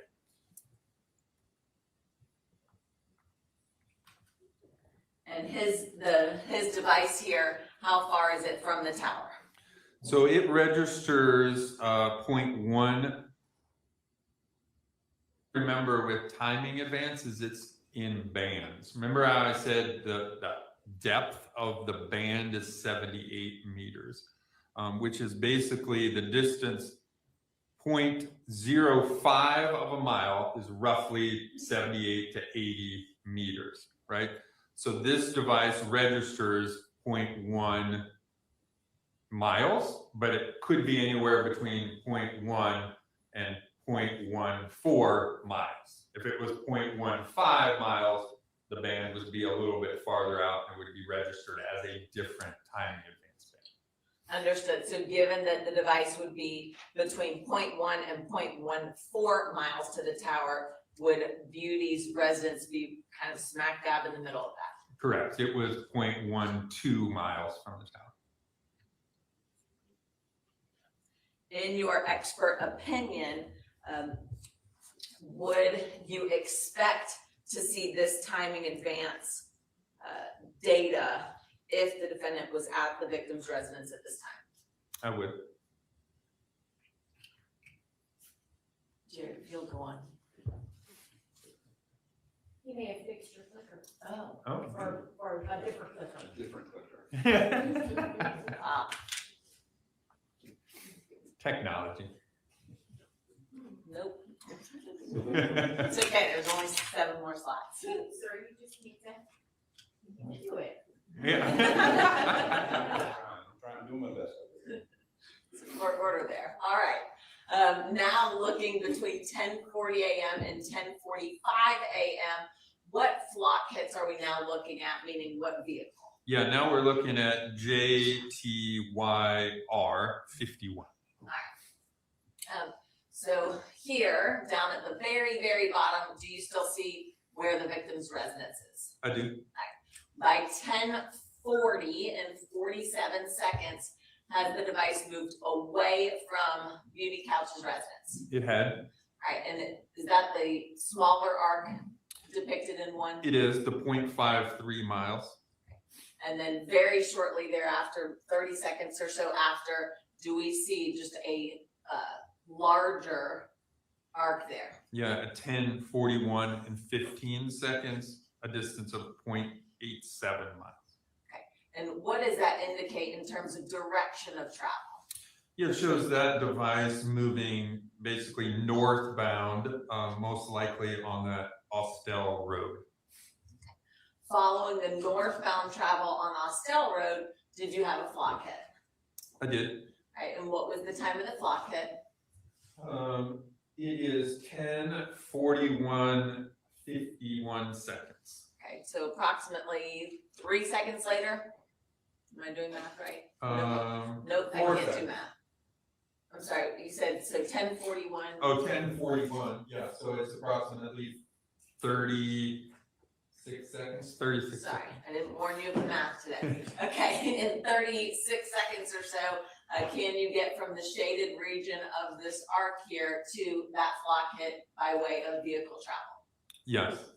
Right. From there, what was your next, let's see, the flock hit? There's a flock hit at 10:44 and 0 seconds. Okay, so right at 10:44.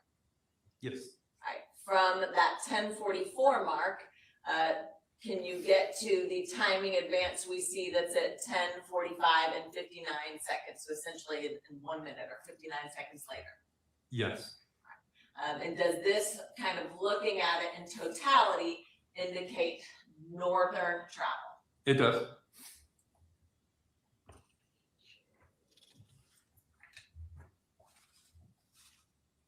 Now, at any point, was there, with the records you had, was there any overlap when you were getting flock hits of the victim's vehicle at the same time as flock hits of the defendant's vehicle, the JTY? No.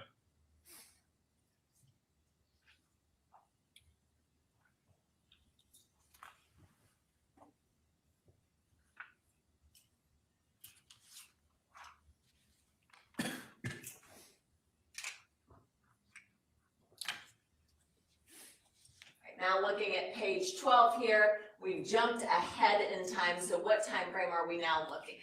1:55 p.m. to 2:01 p.m. And with this particular time frame, where is it that we begin? The first is a flock hit, again on that JTYR 51 vehicle, and that's at 1:55:27 seconds. All right, 1:55:27. Now, is this the same actual flock camera that we saw previously at 7:50 in the morning or 7:52? Yes, I believe it is. So I think you said, I'm sorry, you're gonna have to help me again, 155 and 20 something? 55, 27 seconds. 27 seconds. And then 9 seconds later, we have this timing advance there. Is the travel consistent with getting from that flock hit to that shaded region in 9 seconds? Yes, And can you see kind of the point of your flock hit right there? I can. Just inside the shaded region? That's correct. From there, do you have more timing advance data? We do. All right, is that what's depicted in number 2 here? Correct. All right, and then an additional timing advance? Correct. At number Number three. 3. Correct. And so looking at these, what direction is the device traveling on Veterans Memorial? Westbound. And then from here, we have a flock hit as well as timing advance. What is the exact time of the flock hit at 2:01? 2:01, 19 seconds. Okay, so 2:01, 19 seconds, and is that at Humphreys Hill or on Humphreys Hill? It is. All right, and then from there, we have 2:01, 53 seconds where we have timing advance. Is the flock hit consistent, or rather, could the device be at the location of the flock hit and then the location of the timing advance in that amount of seconds? Yes.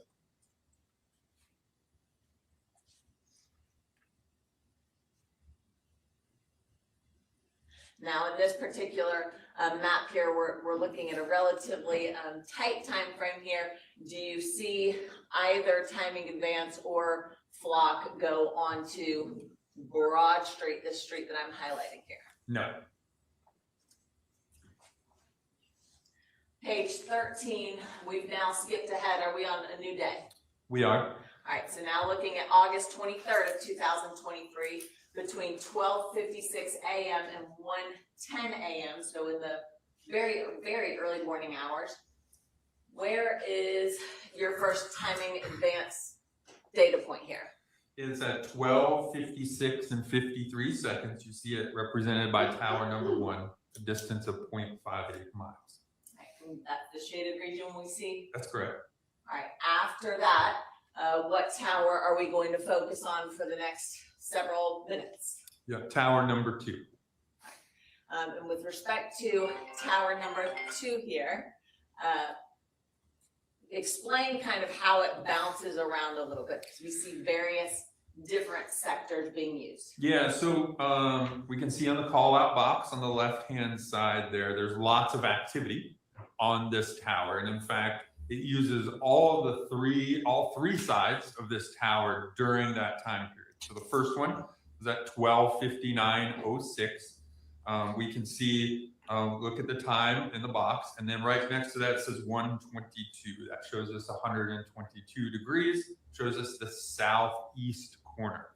So we know that is the bottom one there at 12:59. And then the device uses the top portion, an azimuth of 2, between 101:28 and 104:42, and it has various times or various distances. We see 0.78, 0.53, and 0.68. In between that time period, 101 to 104, it also checks in with tower number 3. Again, that's that omnidirectional antenna that's 0.12 miles away from the residence. It checks in there at 0.1 miles away at 101:12 seconds. Okay, and so at that 101:12 second marker, if you look at that combined with the 101:28 seconds, do both of those timing advance data points encompass the victim's residence? Yeah, they both overlap on top of the victim's residence. And so if the defendant's vehicle had been at the victim's residence or driving past it, would you expect to see this sort of timing advance data? Correct. In this case, it checked in with 2 towers that have overlapping coverage or distance reported, and that distance reported is right on top of the victim's residence. And when you have overlapping data like this, does that give you really an even more precise location than just one data point? Yes, it does. At that point, do you expect it to be in the overlapping coverage? I would, yes. From there, let's see, we have a flock hit, and what is the exact timing of that flock hit? That flock hit is at, I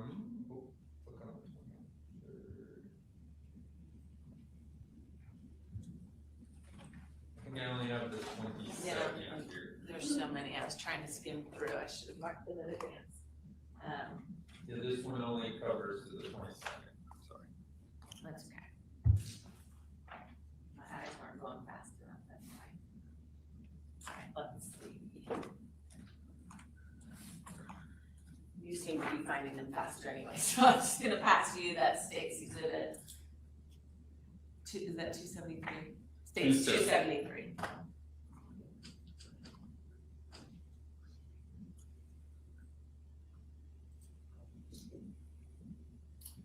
This flock hit is at 107.55 seconds.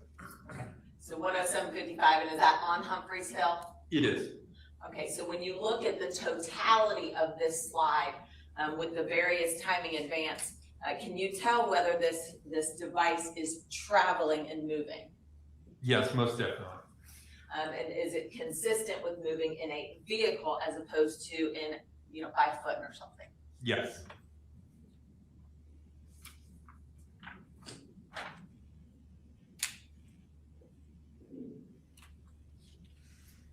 Now, the timing advance that we see kind of in the where the sector is pointed at the 2 degrees, does that also cover areas just west of Beauty's residence? It would. And so could the device be anywhere within this shaded region during those check-ins? Yes. Specifically the 103 and 104 time period, because those distances of 0.73 and 0.68 miles would be consistent with the area west of the residence. And so if you'll watch my pointer, because I'm going to point to this little street here, if you see this little street that's kind of hidden but then comes out here, could the vehicle be traveling on that little street during the 103 and 104 hours? It could.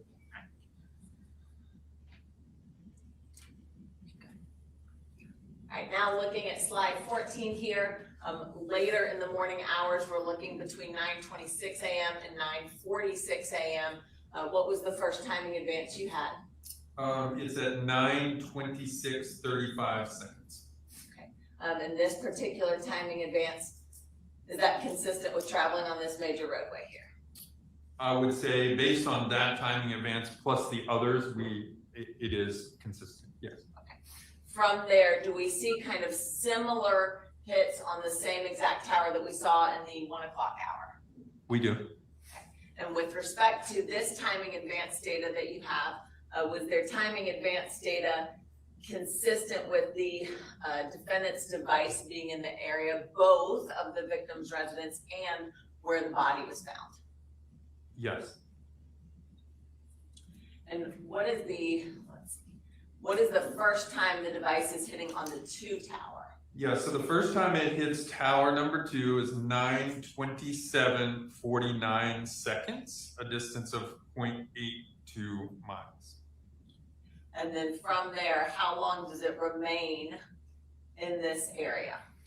Yeah, so then it uses the north side of that tower starting at 9:31:21 seconds until 9:46. It also uses the north side, but now at 9:46, we're looking at the short arc 0.34 miles inside. So is there indication by 9:46 of travel away from the vicinity of the body dump location in the residence? Correct. All right, next slide is slide number 15 here. Now, slide number 15, I know this is a lot, so we're gonna try to go kind of quickly and highlight things. What big time frame are we now looking at? Yeah, between 9:50 a.m. and 12:07 p.m. still on the 23rd of August. And now, probably goes without saying, but did you map every single timing advance that you had during this time period? No. Okay, or include it on your map, I should say. Yes, I reviewed every one of them. Right. And just used selected ones that demonstrated the route of travel for this device. Okay, very good. So I just want to point out a few of those here. Number one, we have Jr. or Jacques' residence. Did I provide you that address of the 3103 Sports Avenue? You did. Okay.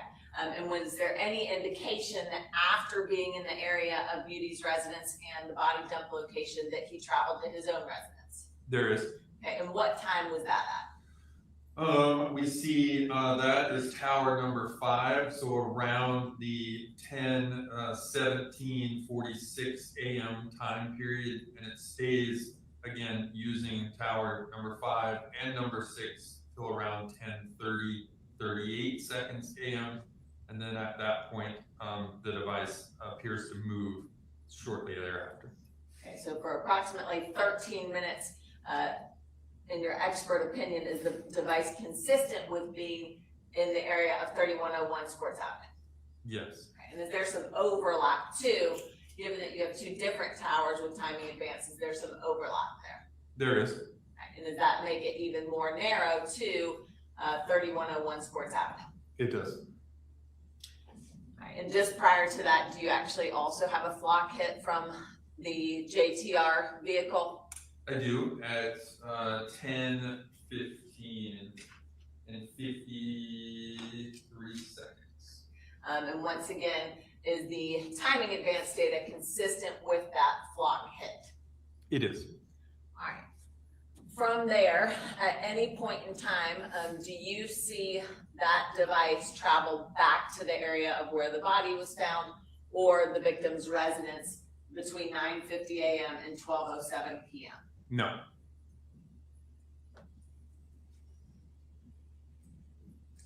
Now, did I ask you to look at a racetrack located at 2377 Austell Road in Marietta? You did. All right, and what general area is that? It was in the area of tower number 9. And what was the time of tower number 9 timing advance?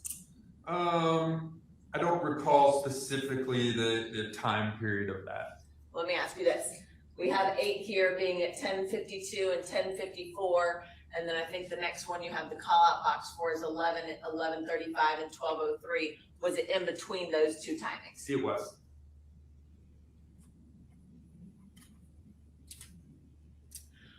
All right, now moving on to slide 16. Did you ever see the device again travel to the area of the victim's residence or the body dump location? I did. All right, and when was that? This time period here between 2:39 p.m. and 2:48 p.m. And starting with number 1 here, we see a timing advance as well as a flock hit. What was the timing of that flock hit? That flock here is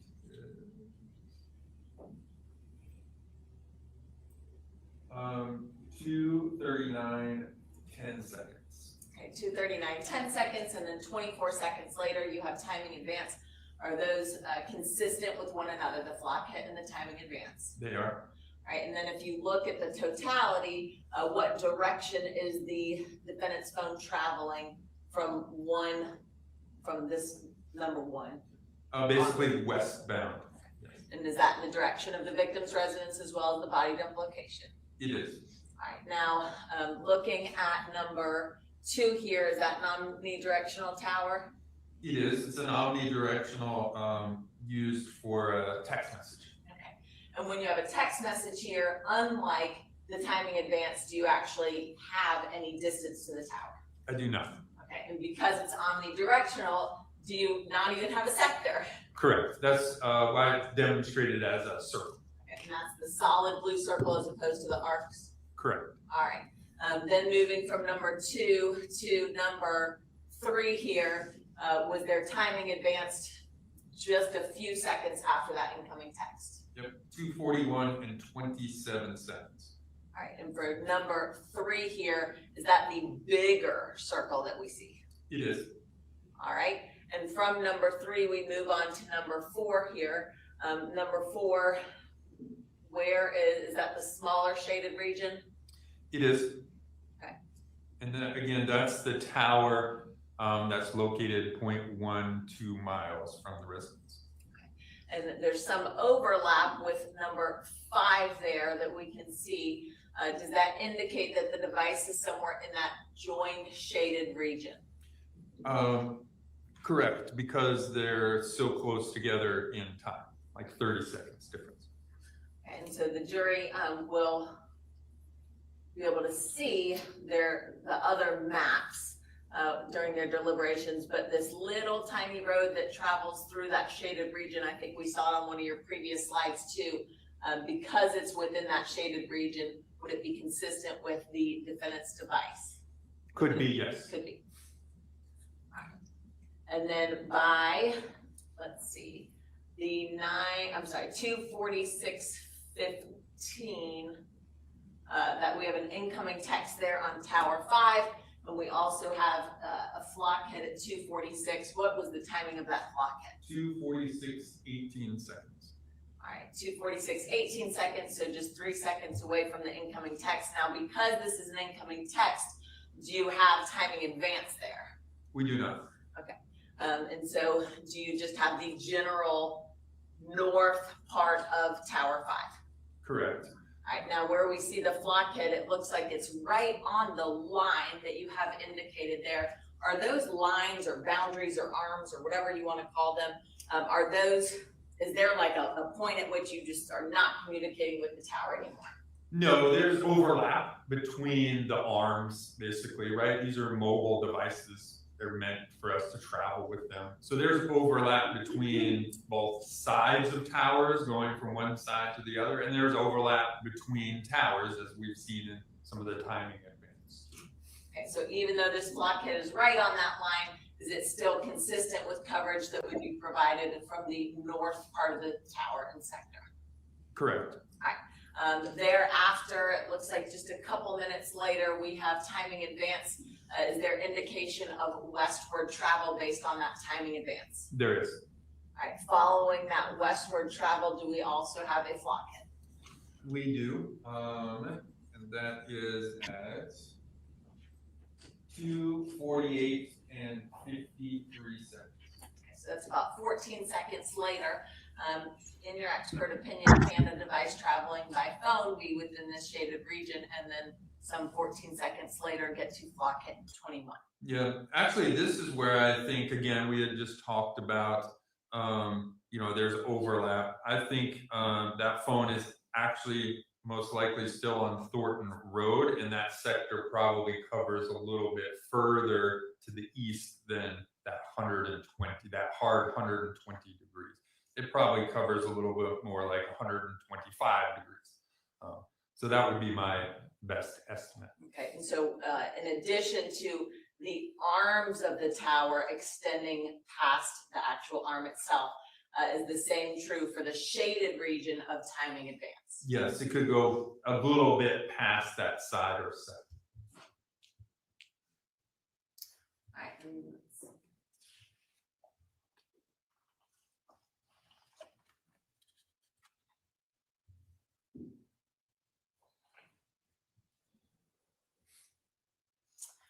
All right, so before we go to the next slide, You're supposed to be going to lunch soon. Slides, I think we started on 7 or 8. So really when we got to the maps, you had, I believe on every single map, there was both timing advance data as well as flock hits, whether it be for the victim's vehicle or the defendant's vehicle.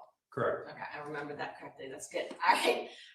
Looking at all of those slides, was there anything inconsistent about the timing advance data and the flock hits that you went through?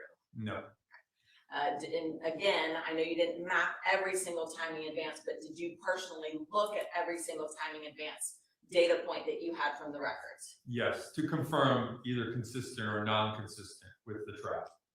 And so for every single slide, was the defendant's device's location consistent with travel in those two respective vehicles? Yes. Now we can go to slide number 17. Slide number 17, we're now looking at approximately 24 hours, beginning on August 23rd of 2023 at 3:13 p.m., sort of, to August 24th of 2023 at 3:24 p.m.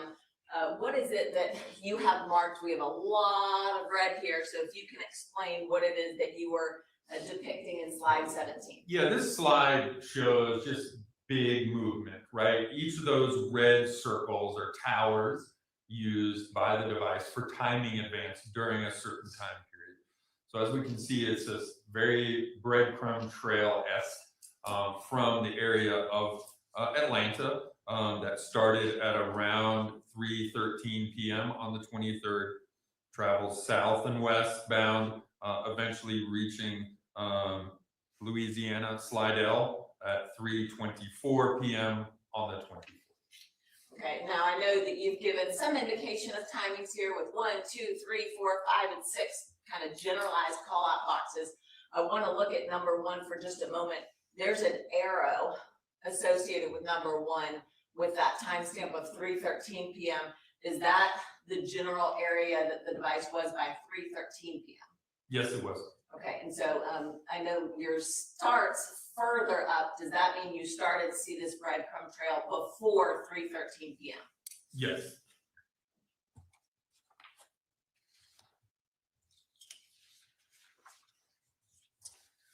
All right, if I can have just a minute.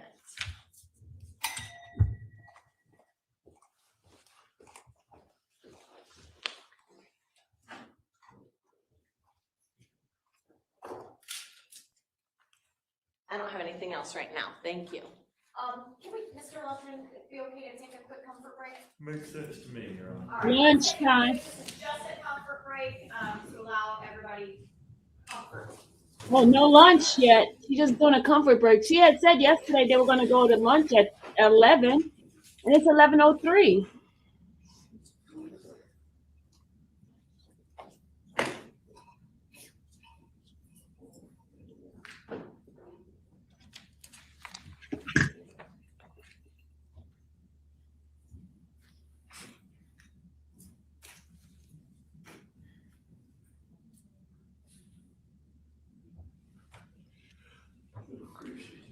Thank you. All have a seat. Counsel, I would like for you to come and take a look at State's Exhibit 702, please. Madam Clerk, if you could hand this to the lawyers. And I flagged a page. I have a feeling perhaps the printed version had something unintended. The draft part, I noticed that. That was an accident. It And- was the final version and it accidentally still had draft written on it. So can we, it's not going back with the jury. I can reprint that. If we could just reprint that page, because that's not what was shown in the courtroom. For sure. Yes. And so I wanted everything to Absolutely. be clear on that. Yes. All right, let's take a quick comfort break, please. So the jury's going to get it today, y'all. Thank you. I think.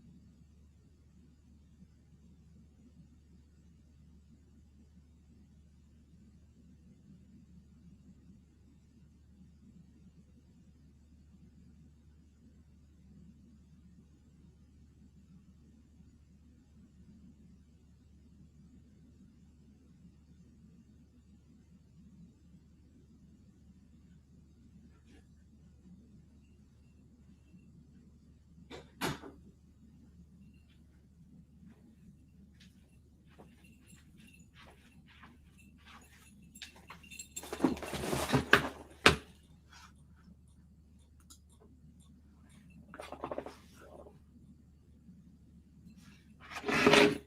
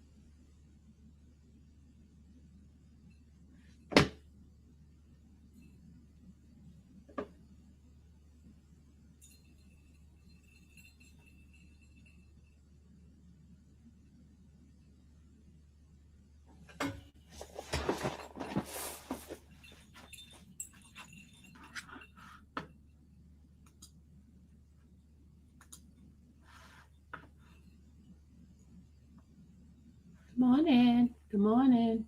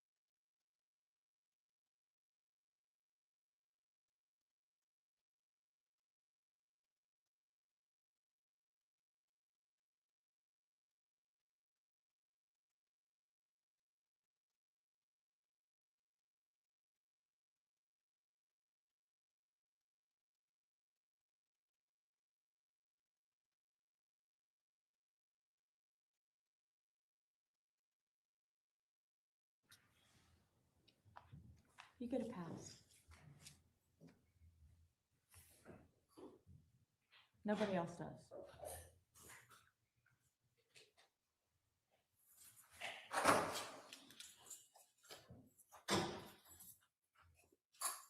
Look at these deputies moving fast. All right, anything we need to take up before we bring the jury back in and let Mr. Lumpkin start his cross? Here comes the Go ahead, floor. Mr. Stock, Your Honor. No, Your Honor. All right, bring him back in, please.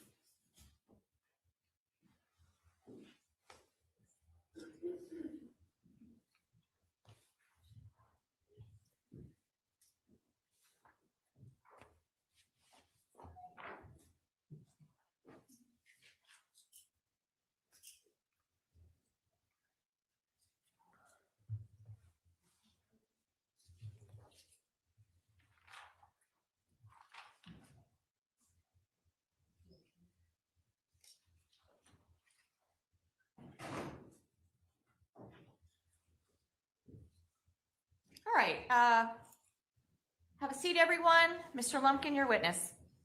Thank you, Your Honor. Good morning, Agent Bernie. Good morning, sir. You and I have had a chance to talk before, correct? We did. And I appreciate that. Just have a few questions. I will not rehash everything that you've done because you've done a lot of work for sure.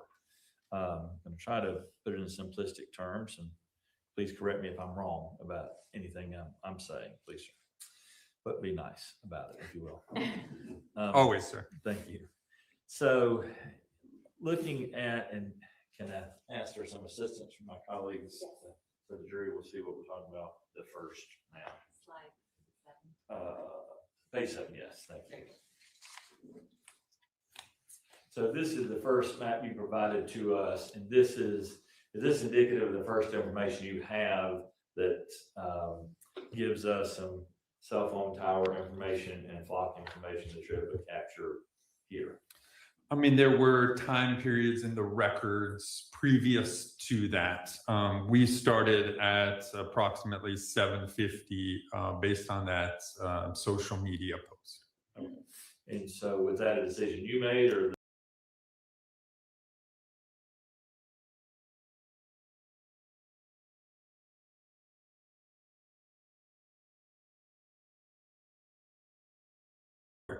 fair enough? But not asked to prepare any sort of map or anything that happened prior to 7:50 on August 22nd. That's correct.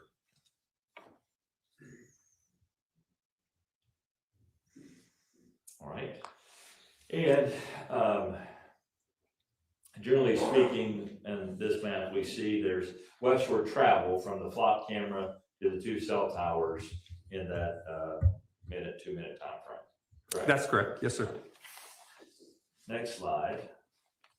Next page, 8. So then we pick up 8:45. We're about not quite an hour later, but 55 minutes, give or take, later. And this is showing us, generally speaking, that we have movement from east to west, that being from cell tower 1 to cell tower 2. And with the flock cameras going from east to west during that time frame. Is that correct? That's correct.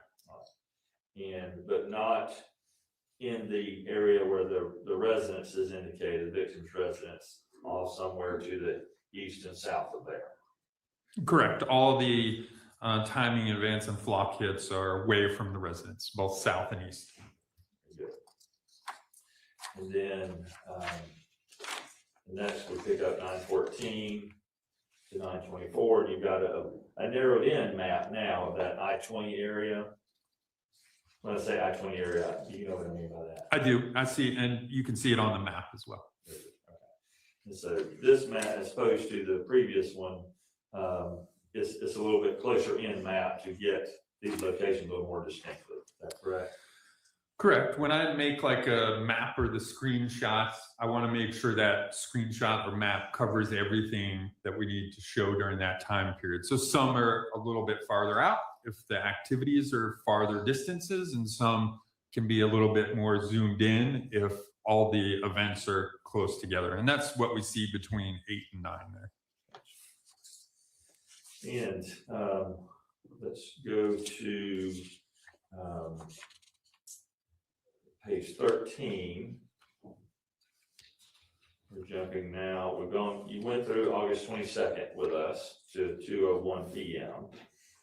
Now I'm jumping to August 23rd, the early hour, 12:56 a.m. to 1:10. And that's where we have the three bands here, right? Well, there's multiple bands, but there's 3 on the north side of the tower. Is that the one you're referencing? You're correcting me just like I asked you. Thank you very much. You're exactly right. So these bands you're indicating to us are indicative of the distance from a tower that the connection is being made with the device in the tower, correct? Yes, sir. Now these bands cover quite a bit of distance themselves. Is there some science as to how big you make that band? Well, there's some science as to how the depth of the band, again, that's in 78 meters, or really 0.04 of a mile.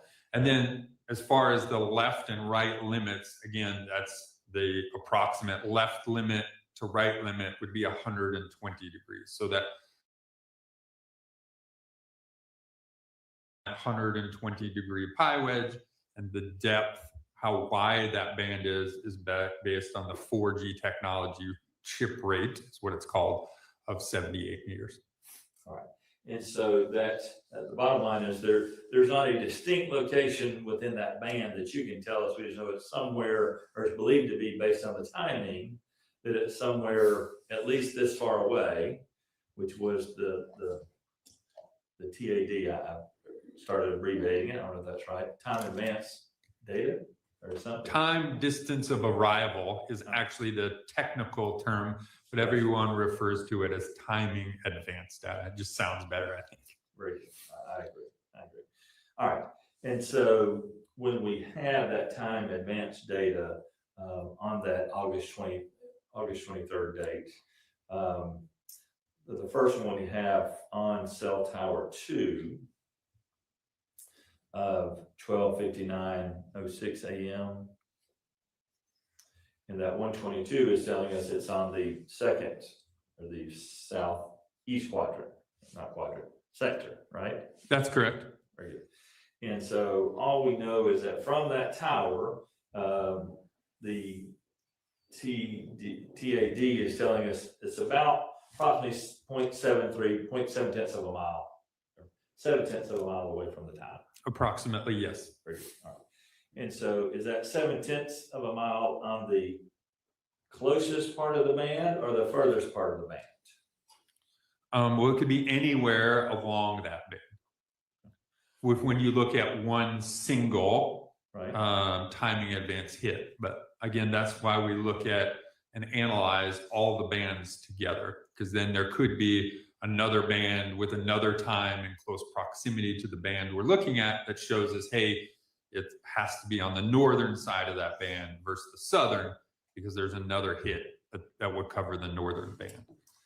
So do we add that 0.04 miles to any of these mileage we have here? Because it could be anywhere within that band depth. Well, the 0.73 miles that's listed on the in the call out box is the registered distance. So only one distance is registered in the network, 0.73 miles in this instance. And we know because it's 4G that distance, the depth is 78 meters. So in actuality, it could be anywhere between 0.73 and basically 0.77 of a mile. So now we're point, if I get my math right, that's the 0.04 bandit that we're talking about, right? Yes, sir. That's exactly right. So we are adding plus or minus is what you're indicating. That's why we have that colored arc and we don't put just one line for the distance to say that it's at 0.73 miles, because it could be a little bit further than that, thus the 0.04 mile buffer. In your looking at these maps, you measured the 0.4 miles is what is covered by that band. If you actually looked in real time, or what's covered on that map, let's say the top band there, right? So I'm trying to find a street that's easiest to do. So, and the top, I'm trying to point, is the pointer up there? That's right there, sir.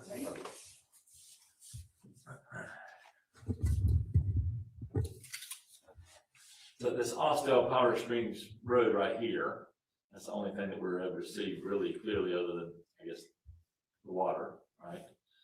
So this area right here, okay, where the top of the band is on Austell Powder Springs Road.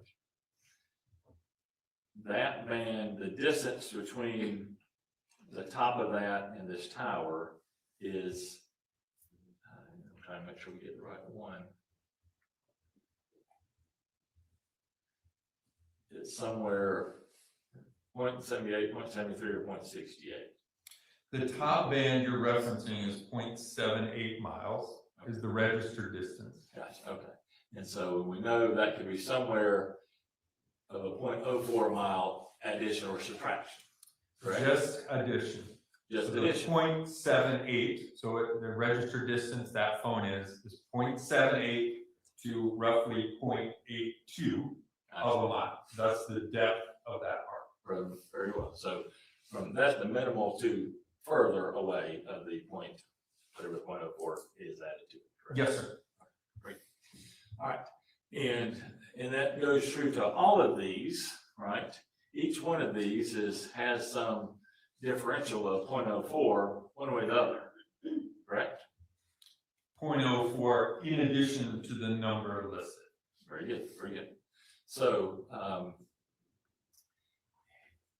the different distances we have from each one of these tells us they're going in descending number, right? So that makes us believe it's getting closer to the tower, correct? From, I guess, from the 101 until 104 time frames. That's correct, sir. Right? Yep. Okay. And so we've got some movement downward, though we don't know exactly where it starts, but we know it's going in that direction, right? Well, I think we can make an inference of where it does start based on tower number 3 is also at 101 and 12 seconds. So we know the device is on the right-hand side of that top arc based on tower number 3's check-in and distance as well. On the first one that is at 101.28 and the 101.12. Correct. Those are the two that you're correlating. Yes. Correct. Gotcha. All right. And of course, this is unidirectional, which tells us we don't know exactly where, but because we've got a band here and a band here, we put it in this general area. That's correct. Yes, sir. Can you tell us where this cell tower is in relation to the residents? I can. It is basically north and east, again, about 0.12 miles away. And it's on that Austell Power Springs Road. So over 1/10 of a mile away. Correct. 0.12 miles away.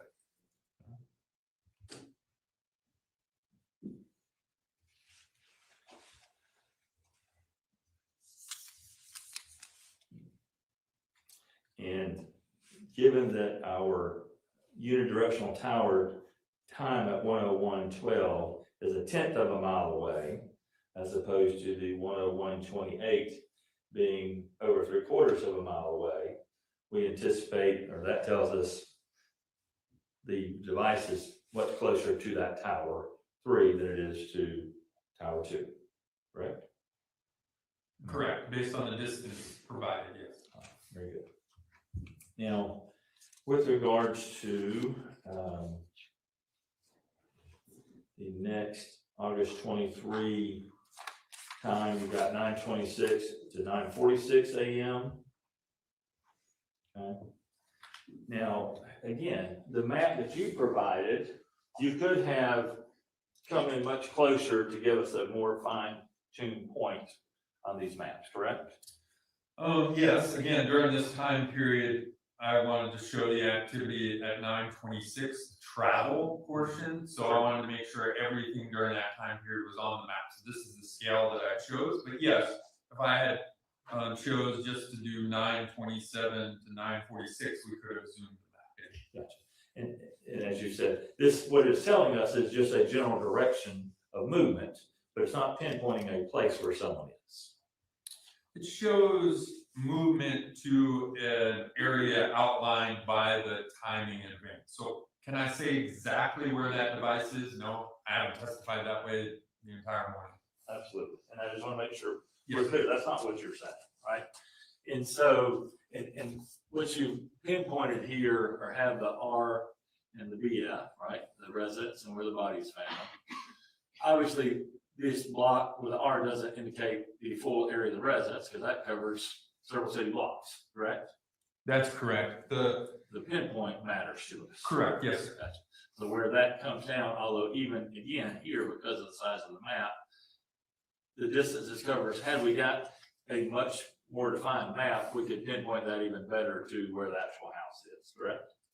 We could have zoomed in more on the map. Yes, sir. Gotcha. Okay. And, but your bands, neither one of them connect to that, where that comes together in the house, correct? Yes, that's correct. Okay. So we would anticipate that would mean someone is not at that house because of the distance it is from where you have put it on here in relation to the first arc, or the closest arc. Correct. At 9:27 and then 9:31, it uses the north side of that part. Very good. And likewise, where the body's found, again, we don't have it zoomed in to pinpoint specifically, but you do have some general area noted here, right?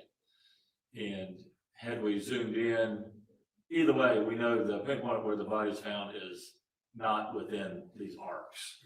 It's slightly inside of it. That's correct. Slightly inside, but what that actual distance is, we can't see it on this map, because this map is, we could see it better if you had a more zoomed in map. Is that fair to say? That's fair to say, yes, sir.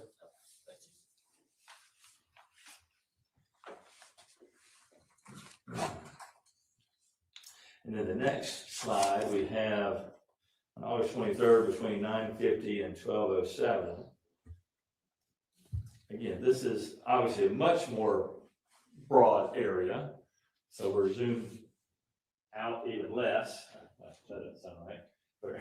We're less zoomed, right? Yes, sir. A broader character. Okay. Again, we're just trying to show some general travel area, more so regarding the residents at 3103 Sports Avenue in Smyrna. That's what a lot of this is capturing, correct? The general connection to that. Correct. The general movements of the device, and that movement includes the location that you just named on Sports Avenue. And the only information we have, or the closest information we have of the device being even close to Austell, is that number 1 tower at 9:50 and 24 seconds. Correct? That's correct, yes, sir. And we don't see it anywhere around there again in that time frame from 9:50 to 12:07.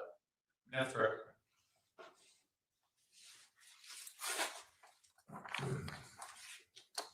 And then we jump to the next one is 239, 248, between 239 and 248. And now we see the device in that vicinity again with all the arcs and things we've talked about before, correct? Yes, sir. And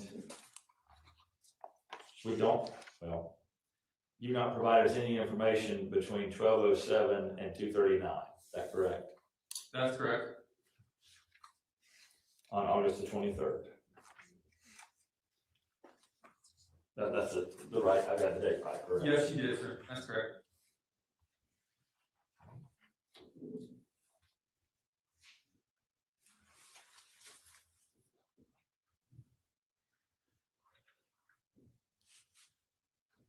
So just so I'm clear, between 5:45 a.m. and 7:50 a.m. on August 22nd. You've not provided us any mapping or visualization of that time frame, correct? Did not, that's correct. And on August the 23rd, we had nothing from 12:07 to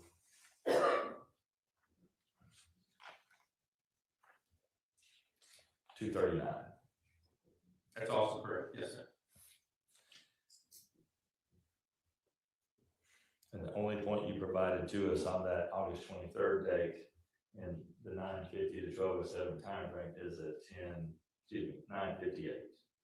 9:50 and 24 seconds. That's on page 15.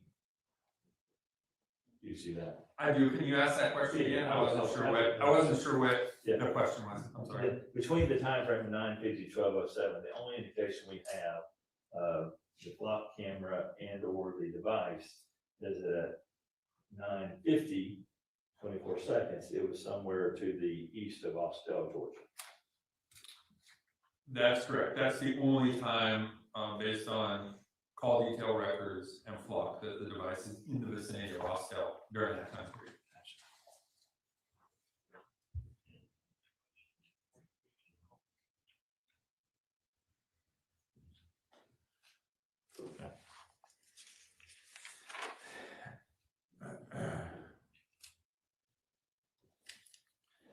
Does your office have access to any sort of satellite imagery?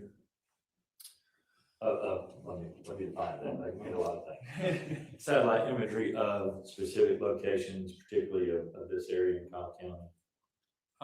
We do, but we use common open source information, mostly like Google Maps and Google Earth. All right, and y'all do have the ability to zoom those in much more so than what we see here, correct? Yes. Yep.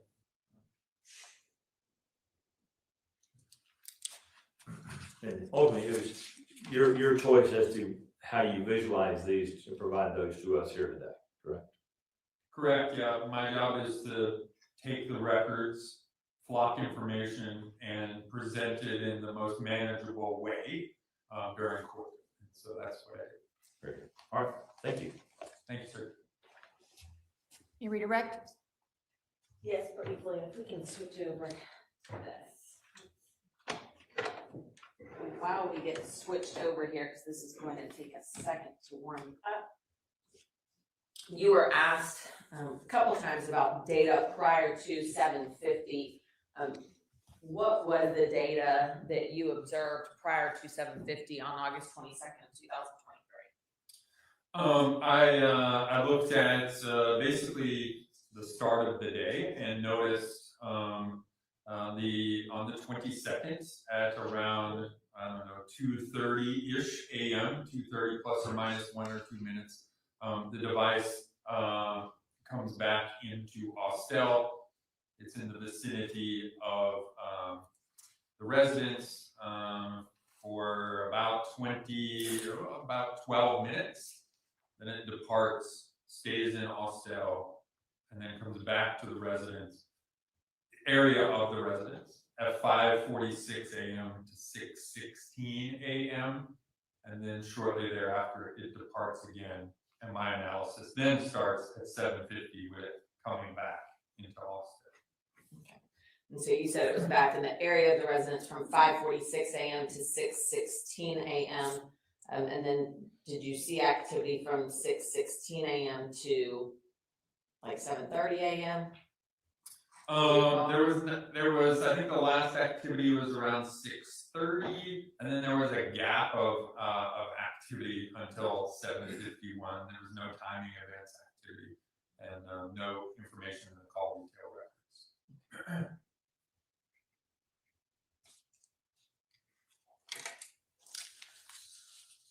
All right, so now I want to go to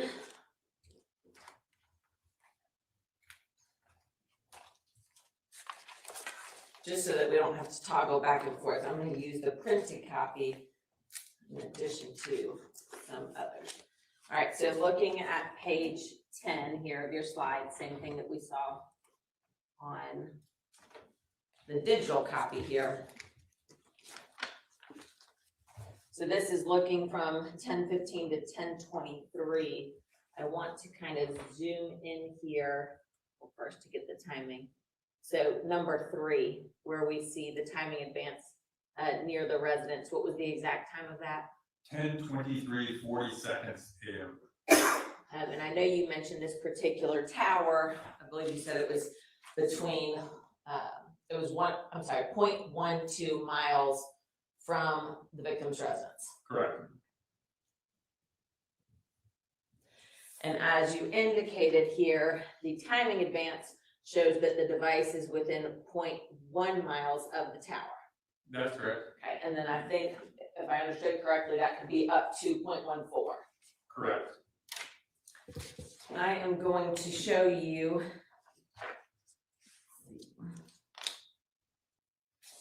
State's Exhibit 279 here, which was previously tendered.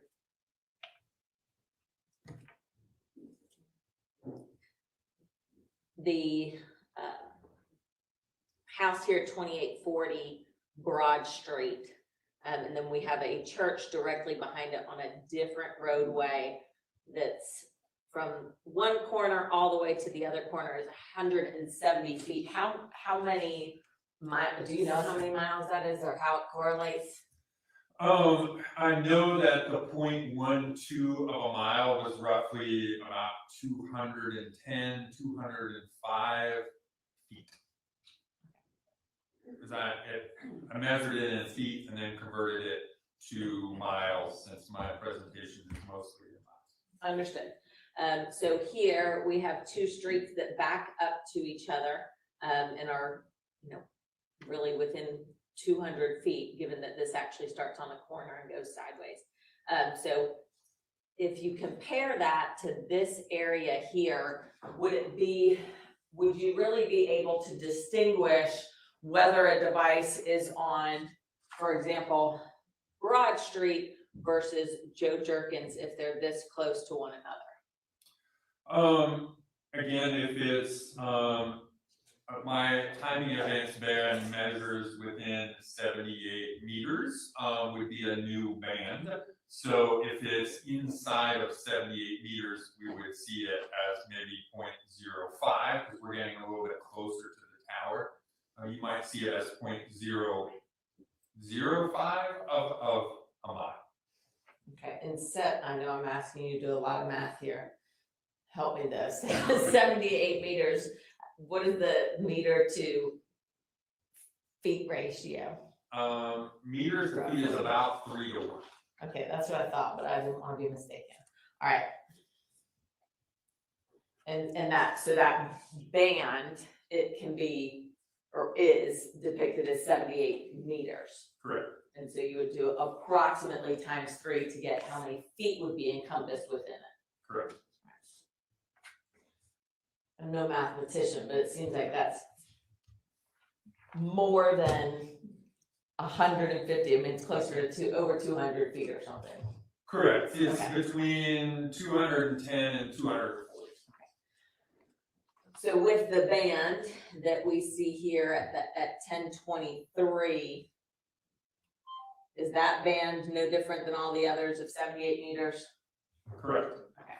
And so would it be difficult to distinguish if there's 2 different streets within that 78 meters of one another? Yes, it would.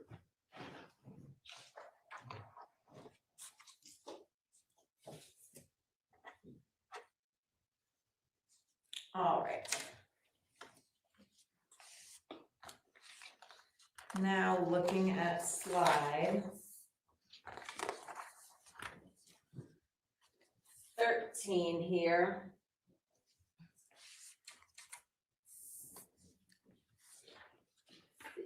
We are looking at this overlap area. First, kind of the easiest one to look at, number 3. What was the timestamp for number 3? 1:01:12 seconds a.m. Okay, and then I know we have 3 different bands here, but those bands were, what hours? Those are 101:28. 101 and 28 seconds is the farthest one, 0.78 miles. Then you have 103:57 is 0.73 miles, and then the closest one of those 3 is 104 and 42 seconds, a distance of 0.68 miles. Okay, and so looking here, no, it's a little bit hard to see. Let's see.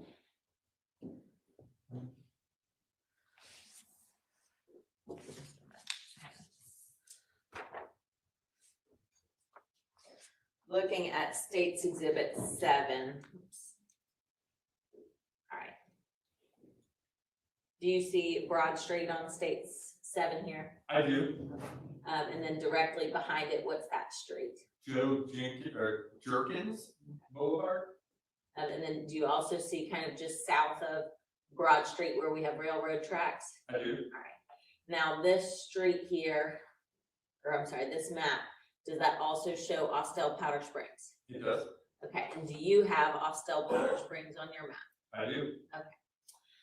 Looking at Joe Jerkins Boulevard here, can you see how long that street is? Yes. Now I want to move over to your map here. Are you able to see the same, oops, sorry, they're kind of different.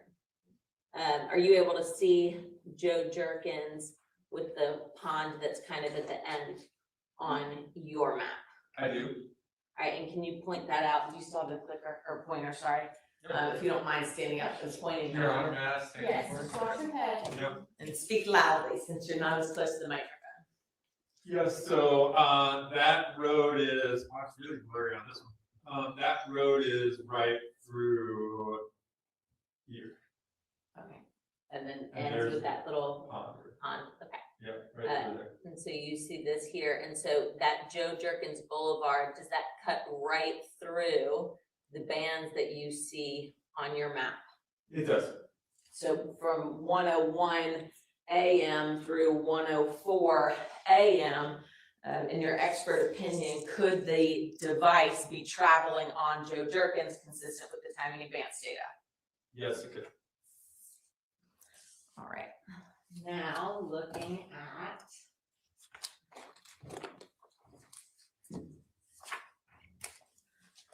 slide 14 here.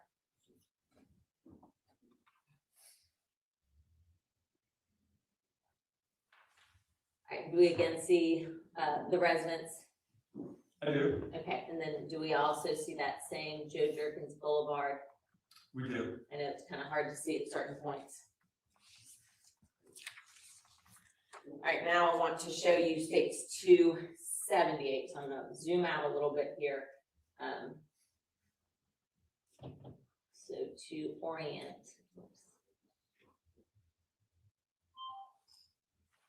All right, so, whoops. All right, so here is the red pin of the victim's residence. So do you see Joe Jerkins again, this street here that we've been discussing? I do. All right. And zooming out, kind of keeping our eye here on Joe Jerkins. Do you see where there's the power line site? I do. Okay, are these maps you're pretty accustomed to in terms of the kind of satellite image versus just the regular kind of Google Maps version? Yeah, I look at all kinds of maps every day. Okay, That's very my nice. jam. All right, wonderful. So looking at this power line easement area. All right, let's see.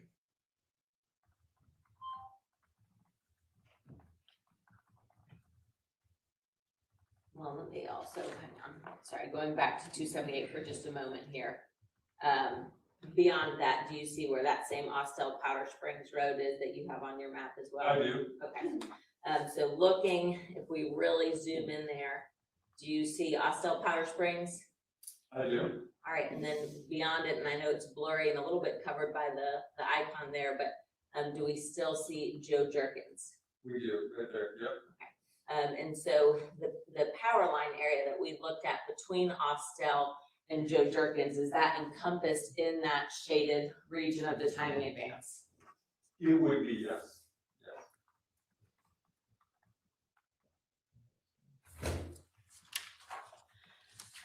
Now, I know you mentioned that you use this sort of data and mapping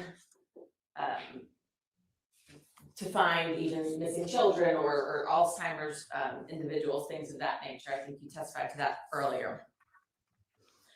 With this sort of timing advance, if you're looking for, a missing person, or you're looking for an Alzheimer's patient or something along those lines, would you inevitably be within this shaded area between Austell, Powder Springs, and Joe Jerkins? Yes.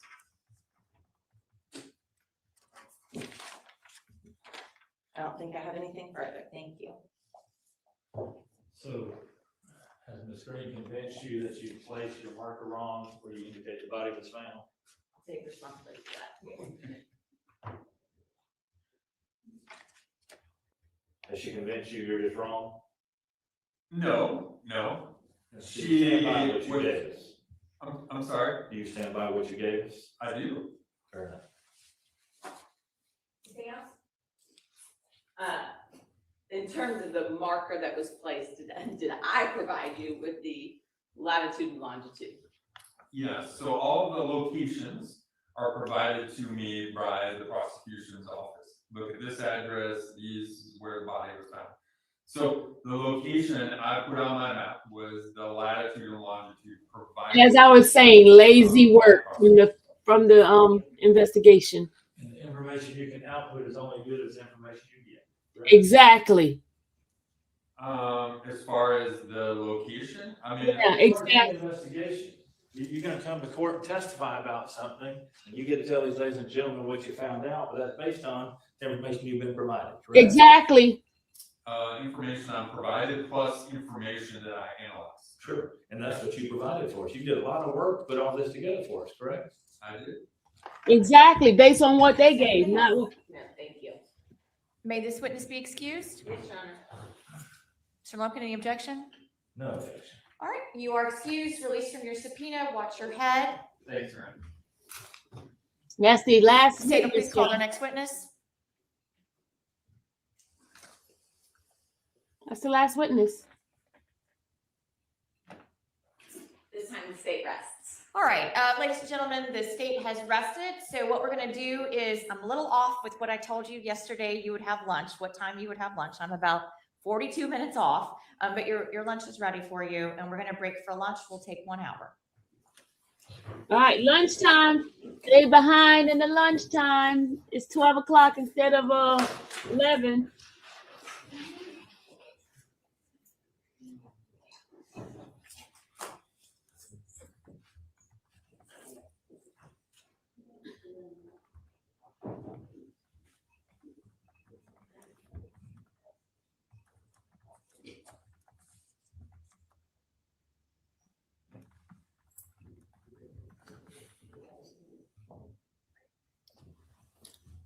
All right, everyone have a seat, please. Mr. Lumpkin, would this be an appropriate time for me to have a conversation with your client? Probably to give you just a minute to review that with him. We have had some discussion about it. So. Do you need me to leave? No, I think I'm fine. All right.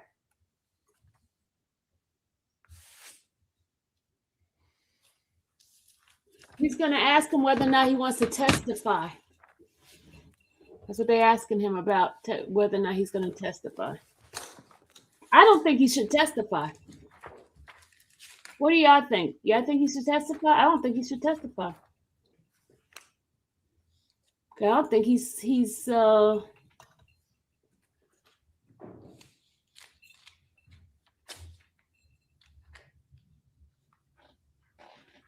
what do y'all think? Do y'all think he should testify?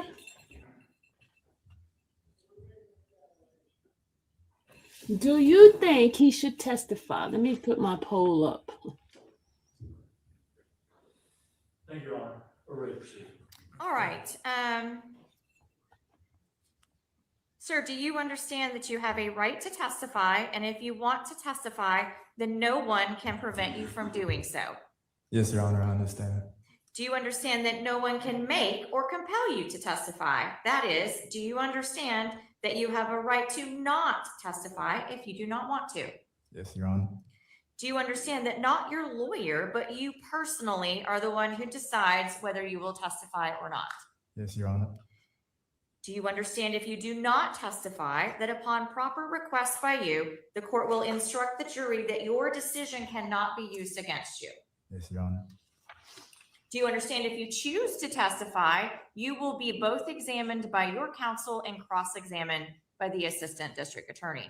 Yes, Your Honor. Do you feel you need any additional time to think about whether you want to testify or not? No, Your Honor. Do you personally want to testify? No, Your Honor, I do not wish to testify. I find that the defendant has decided to not testify with a complete understanding of his rights. All right, so Mr. Lumpkin, are you intending to present any evidence for scheduling purposes? I feel like I need to ask. Sure. Nothing further than what we've already presented. All right, then it would be my intention that when the jury comes back for lunch, they'll come in. I will say, I'll say your turn, basically, and then you would rest, and we would go right into closings. Fair enough. Is that acceptable? Yes, ma'am. All right, I also received a Rule 22 request from the Marietta Daily Journal that I would like for you guys to please come take a look at.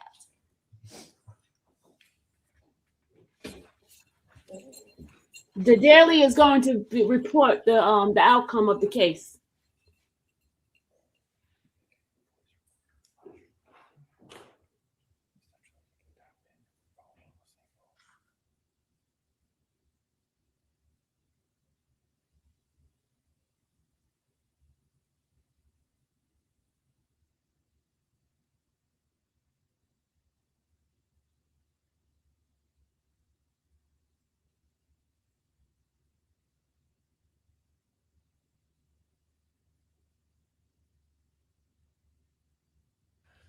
Thank you, Your Honor. All right, I recognize that given the timing of it, no one would have had an opportunity to talk to their witnesses or any of that, which, is normally part of the requirement. However, we got Rule 22s on Monday, and so I assume that that there wouldn't be anything different with this one. So even though the timing is not ideal to come today for wanting to cover today, or until the end, any issues from the state with regard to this other than what we've already discussed? And is Mr. Linder here? That's you? I thought it was. I'm going to give you some instructions. There's an order that's existing that I'll give you a copy of that has some parameters in it. And we'll discuss that a little bit more in just a second. But anything else from the state on this? Judge, I'm going to defer to Mr. Lumpkin. I think he wants to address it a little bit differently, but I will respond from Mr. Lumpkin's response. All right, Mr. Lumpkin. And I think I'm adopting what I'm understanding you're telling them is you already got a rule in place. As long as they follow by that same rule, we're fine with it. The specific request, though, was for some sort of voice recorder or some sort of other device. And we object to that because we're trying to maintain all that we've been able to maintain this one without opening that door to panoply of other devices. So it's available, as I understand it, it's available online somewhere, so they can see and hear whatever that they need to get quotes or whatnot. They can be here in the room and take notes how they want to. I wouldn't have a problem if they had a computer to type it as opposed to writing it. I don't know how reporters do it these days, but as to the specific request to add another device to the mix, I would object to that because I think that's going to be problematic for all of us. All right, Mr. Linder, if you don't mind coming up to the podium for me, please, sir.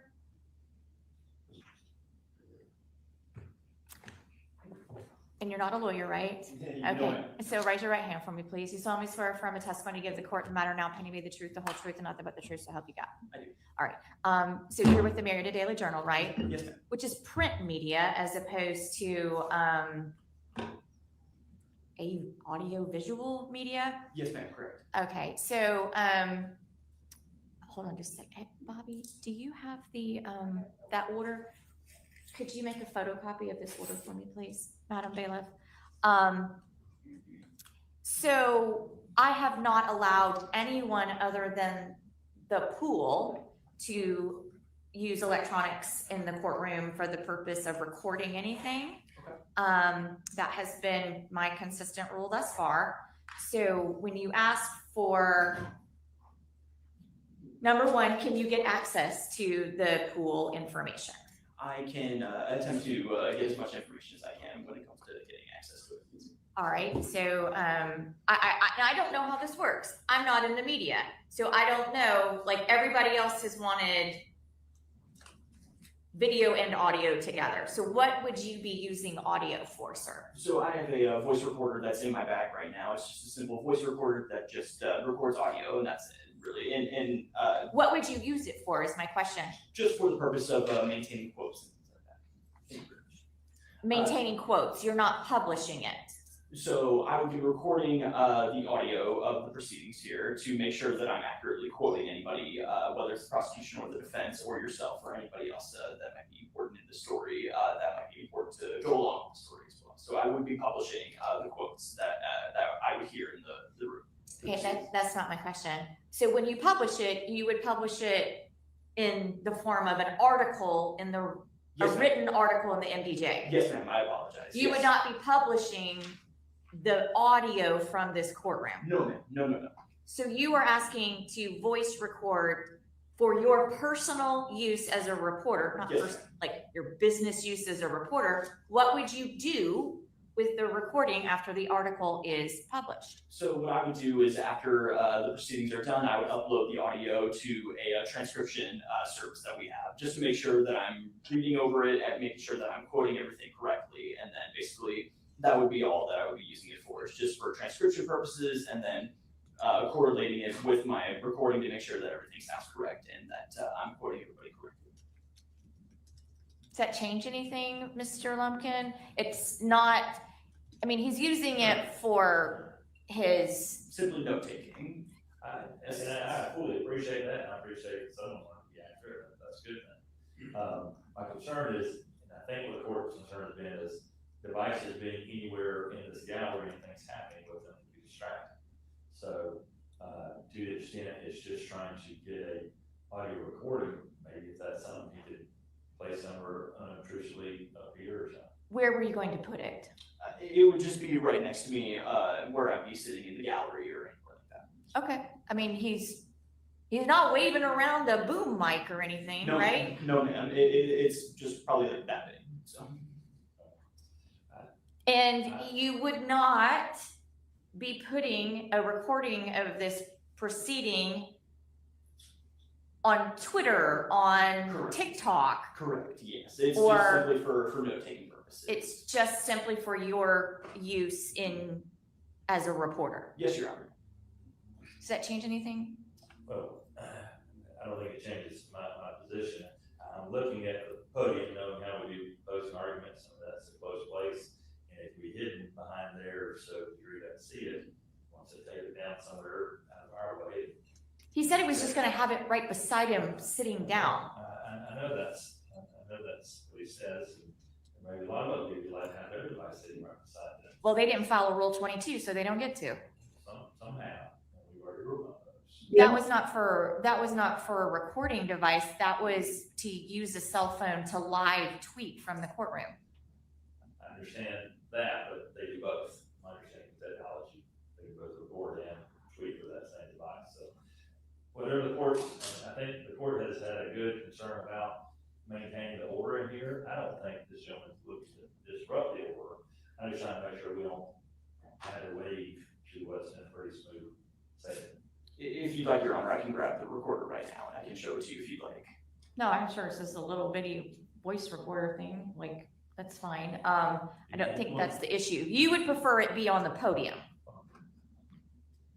I would prefer us to maintain where we have been. You're changing that, and that's affecting what's happening behind us. I'm worried about what's happening behind us. So if it's there, It's not moving, it's not affecting anybody, and frankly, it's probably getting a better recording. I'm fine with that, because that's much like the camera's capturing everything happening at that moment. I see what you're saying. Okay, can you put the voice recorder, like, what do you want to record? Really just the proceedings, like I said, if anything catches my attention when it comes to quotes or anything like that, I just want to make sure that I'm accurately quoting everybody in the courtroom today. So I can place it up here, if that's easier for. Okay, I'll let you do that. That seems to be kind of where we're coming at. And now I understand what you're saying, I think, Mr. Lumpkin. So when we're on our little lunch break, our very little lunch break, I'm gonna let you figure out a way to put that up here and also allow you to talk with the folks that are already in the courtroom. I need you to read over that. The changes that I have made to that are, I am now allowing for a live broadcast of the verdict. And I am now allowing them to record the defendant during the verdict. All of the other restrictions in that order remain in place. Yes, Your Honor. And when we come back from our very little lunch break, I will ask, make sure that you understand them all. Yes. All right, and I understand you want to take photographs, is that right? Yes, Your Honor. And your camera needs to be quiet. Are you planning to take photographs during which portions?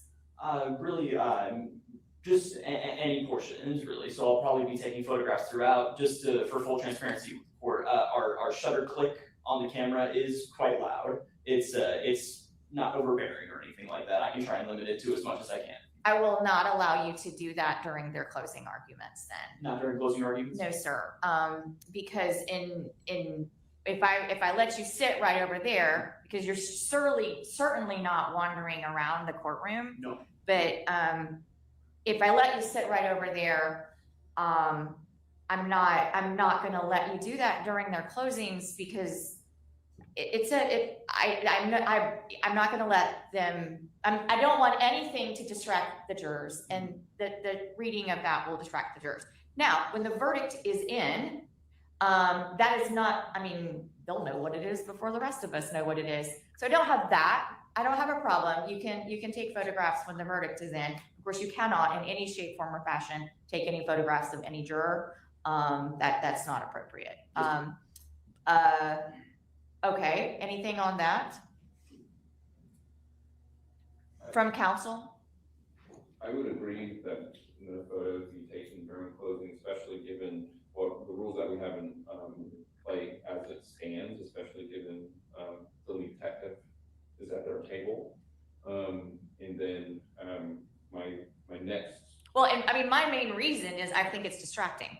I don't want there to be a shutter click and they stop focusing on you guys and focus on him. Right, and that is also my second concern, is that was our original objection to cell phones being displayed during the proceedings in our background and distracting jurors in your honor, in all the parties. So that is something that I'm concerned about, is the camera being flashed from the audience while closing arguments are happening in front of these jurors. So Okay. And for full transparency, there will be no flash or anything like that as well. Well, that's good. That's fine. And you can, but not during closings, and not during my charge either. Yes. As fascinating as that might be. So in that case, I won't need you sitting up here. You can sit in the gallery. You can put your voice recorder on the podium someplace. When we find out that we have a verdict, to the extent that were to happen today, or to the extent that happens next week, you may sit over with the folks from Court TV. And also, I would encourage you to talk with them to see, because there's video of all of this, and perhaps you can you, I don't know, maybe y'all can share something, because that is the objective, to have one camera. Yes, ma'am. And anything else from anybody? no good. All right, thank you. I Thank you, appreciate Dr. it. Yes, thank you. I recognize that this is much different than any other ones that we've had. I appreciate it, Your Honor. Thank you. All right, so anything else we need to take up before our break? Okay. Not on behalf of Mr. Jacques. Okay, all right. Oh, sorry, I did, so when I was going through the jury charges, just now, when we were going over, the tampering with evidence charge, I think that's page 13 of the, I'm just gonna pull up my draft real quick, thanks.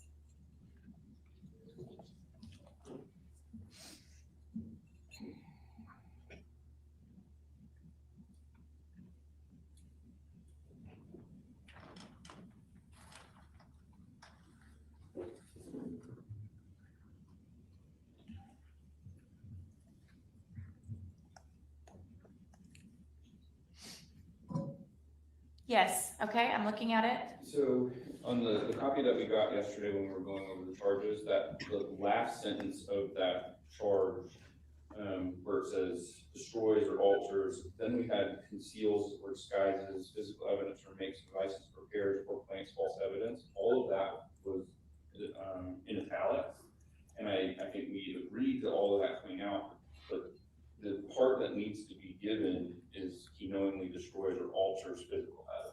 Physical evidence, okay, I had edited it to say evidence, but I will add the word physical. And that just tracks the statute, so. And there was like a little A in front of it too, which I took out. But without it, it just reads destroys or alters. Well, I got that part. I figured out that that was not accurate. Right. And I added evidence, but I will now add physical evidence. Thank you, Judge. I just want to make sure that was going to be given. Anything else, Mr. Lumpkin? While we're looking at the charge, and I'm sure you fixed it already, but so we're clear, you have both alternate jurors indicated on page 23 and of course we're one. I have fixed that. Yes, I have. And anything else? Oh, that, good job. Okay, then I will reprint this. Will you provide us a clean version of that? Yes, sir. I actually had brought them out with me, but and if it's okay with you guys, I'm gonna go ahead and give you this and recognize that I added the word physical to it. And Your Honor, they're getting, like, we can tell them they'll have. the So physical I copy. give them one, Good. and if they ask for, all right, Bobby, if you don't mind handing this out to them. I give them one, and if they ask for more than one, this is something that we would have taken up after I released the jury. Sometimes they come to me with a note asking for more copies, and instead of bringing you guys back in here, I ask for your permission to give them more copies if they ask for it. Absolutely. I just want to make sure I didn't accidentally say you'll have this with you and then they don't. Oh, no, ma'am. I am consistent on the new Perfect. process of handing back to them. And I also have edited the verdict form to make the lines longer. And I'm giving that now to Ms. Davis if anybody would like to look at that. Anything else? No, Judge. All right, thank you. Let's do 30 minutes. Do you need more than that? Did we stop about 1:45? Ish. 45 minutes from now? I think we stopped about 11:40. Okay, so, all right, 12:45. So we'll start with closings at 12:45, everyone. Thank you.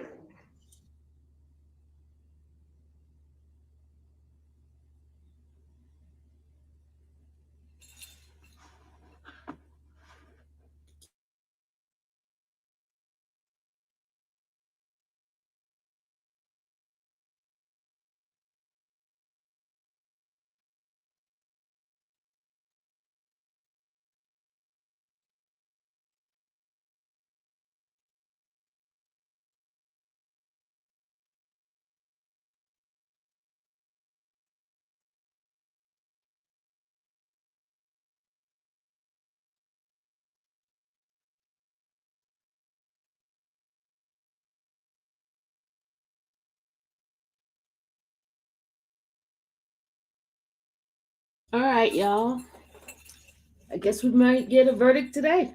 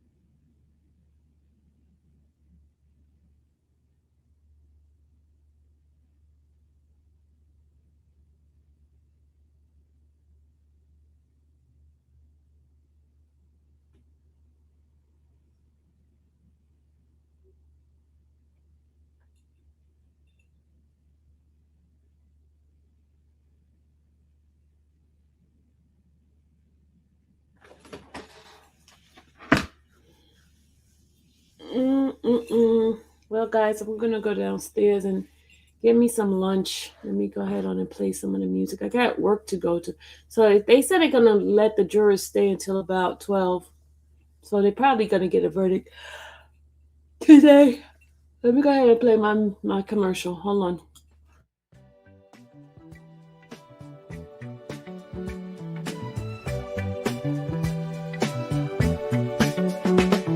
Sylvia in that courtroom grind. All day long she's making time. Notes in hand, she's got the plan. Comes home late, shines like a star. Yeah, she's here to break it down. Justice found without a frown. In our chat with hearts so true, Sylvia's magic comes right through. Feel it, baby, feel the light. Soulful notes on the inside. Sylvia's truth makes us sway. All night long we groove and play. She's the queen with a golden touch. In her words we trust so much. Courtroom battles fade away. She brings the light in the day. Slide it slyly, can't deny. Sylvia knows just how to fly. All our walls she melts away.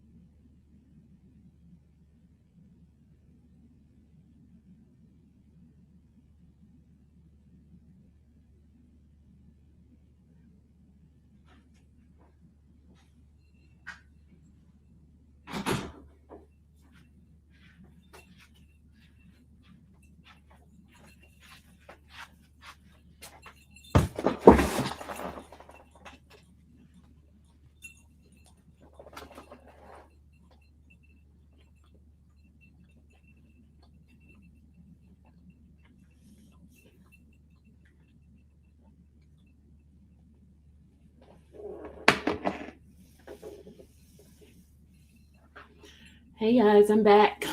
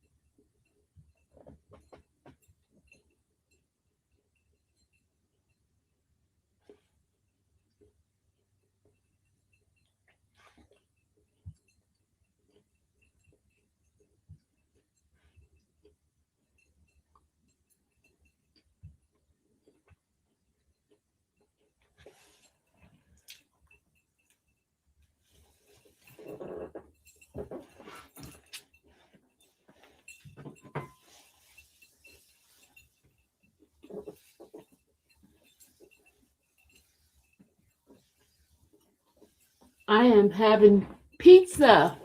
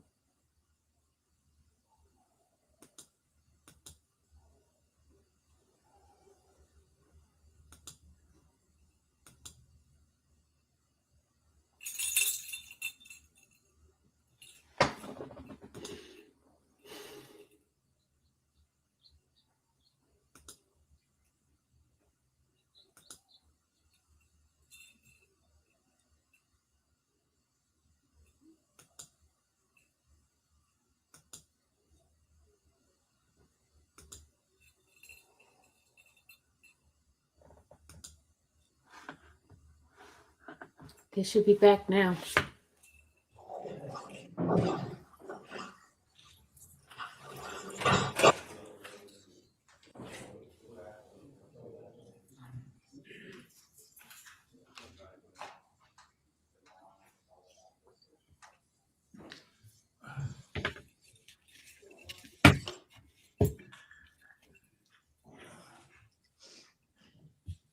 Now, no photographs during, and it'll be a while before we get a, No worries, no worries. okay, all right. I just want to make sure we're clear. No worries. All right, anything before we bring our jury back in? We're still using the restroom, great, okay. Well.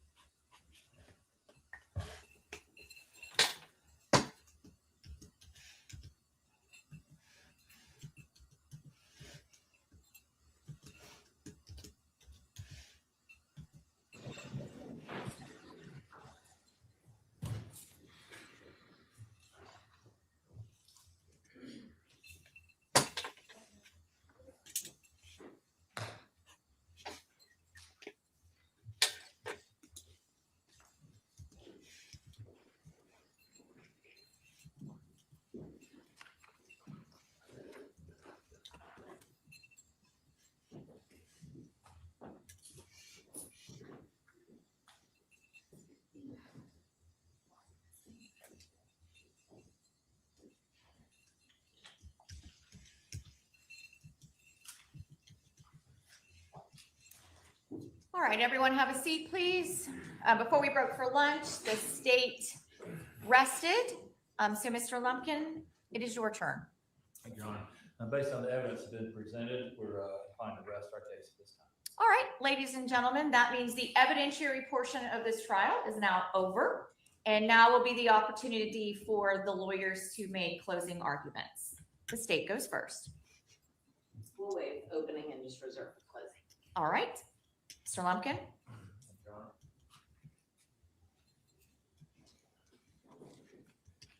And if you want to move the podium around, you're free to do that. Thank you. I'm gonna find Madam Clerk.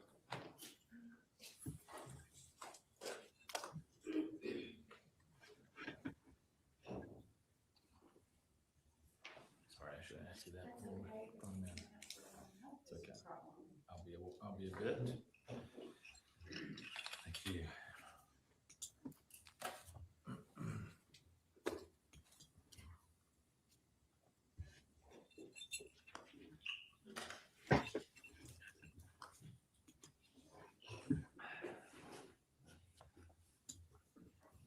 Good afternoon, ladies and gentlemen. Again, as I've said before, we appreciate your involvement, commitment, absolute giving of your time and effort, your attention. Have done a very good job, as I've noticed, being very attentive to all that's happening here in the courtroom. There's a lot that's gone on that's been brought forth to you. There's been a lot of information, and trying to distill all that down in a brief few moments is hard to do. And that's why we're relying upon you to remember what you've heard. Okay? Y'all been taking notes. You've got good memories. You're going to talk to each other. You're going to finally get to talk to each other about this case. At this point, I'm sure y'all been, I don't know what you've been talking about. Maybe the Braves, maybe the weather, maybe who knows what. Maybe, Lord help us, let's have a good vacation this weekend. You're about to have the opportunity to talk about the evidence in the case and start hearing from one another and kind of use your collective memories and your thought process to kind of come to a decision in this case. But I just want to say thank you on the front end for all that you've done already, what you're going to do. And I hope nothing I've done or said is anything that you would take and use against Eugene. He doesn't have control over what I do. And so I'm trying to do my best to just lay the cards out there. Let's let the evidence be seen. Let's question the evidence. Let's show what's not there. Let's make it very clear what we're dealing with as best we know how, so that you can make a decision you've got to make. Because at the end of the day, I mean, it is your decision. Doesn't matter what I think. Doesn't matter what my colleagues think. Doesn't matter what the judge thinks. It's what you decide. Okay. And I also want to say, you know, it's a tragic set of events. There's no doubt. No matter how you look at this case, the horrible loss that's happened to Beauty Couch's family is not lost on us at all. And I appreciate that. I hate that they have to go through a process like this. I hate that anything like everything ever happened to Beauty Couch. And it was horrific, and it was horrible, and it was terrible, and it continues to be a pain to Miss Thurman, and I recognize that. And I know she's in a position that none of us can be in. And I hate that for her. But given all that, I need us to try to move out of that difficult circumstance that we've seen of her and deal with the circumstance before us, which is, what does this case say about Eugene Louis-Jacques? Okay? No matter how horrible it is, and we don't deny, we know it was horrible. The question is, has the state proven beyond a reasonable doubt that this young man seated over here is the one that you need to condemn for this murder? That's what they're asking you to do. I'm asking you to do what I'm confident you're going to do on your end, which is take everything you've got and make the best decision with what you've got. At the end of the day, there'll probably be still more questions. And that responsibility does not lie with us. That lies with them. Now, there's a few things we can all agree on. Not only the difficulty of this death, but the difficulty of this moment okay? There's a burden that's about to be passed upon you to take this case and make a very difficult decision. Either way you go is difficult, okay? It has implications either way. But what you're required to do, what the judge is going to tell you your job is, and your duty is to listen to all this, take all this in, remove any sympathy for either side, and make a decision as objectively as possible. And that's hard. Listen, no one's going to kid ourselves. This is an emotional matter, and it's going to take an extraordinary effort on your part to overcome the emotion and make an objective decision. Now, I'm confident that you can do that. I'm optimistic that you will do that. I know the tendency is that we shrink from that responsibility as humans. It's hard to take that extreme step of making a decision in a jury trial, especially one of this nature and of this level of emotion. So I recognize that. We trust you with it. I'm going to be asking a lot from you to take all that you've heard and make a decision that may not make everybody happy, but it doesn't matter. It's not your job to make anybody happy. It's your job to decide based on what we've been provided. What are we supposed to do with that? What can you live with? What can you go home with and deal with tomorrow, the next day, next week, next month, next year? And we're going to talk a little bit about how that may play itself out. Now, the overall theme, if you will, the overall principle, I guess I should say, that we need to deal with here is prove beyond a reasonable doubt. You can hear a lot about that today, okay? You know basics about it. You probably know enough to really understand the basic concept, but there are some nuances that we're going to talk to you about. The judge is going to instruct you as to what that is, and I want to try to hit on some of those and highlight those for you a little bit, okay? I think ultimately the best part of the jury instruction that seems to hit home with jurors, I believe, is it talks about a reasonable doubt as a doubt of a fair-minded, impartial juror honestly seeking the truth. You've indicated to us that you were impartial. We believe you're honest. And it's that seeking the truth part that's a little bit questionable. Not that you're not going to try to seek the truth, but that the state's going to ask you to try to seek for something that they can't provide you. They've given you pieces, and they're going to want to ask you to take some conclusions that they're going to say are reasonable and logical. And they might be reasonable, and they might be logical, but they might not be correct. And in fact, they're not going to have enough information for you to try to join this chain of reasonable doubt to overcome that burden.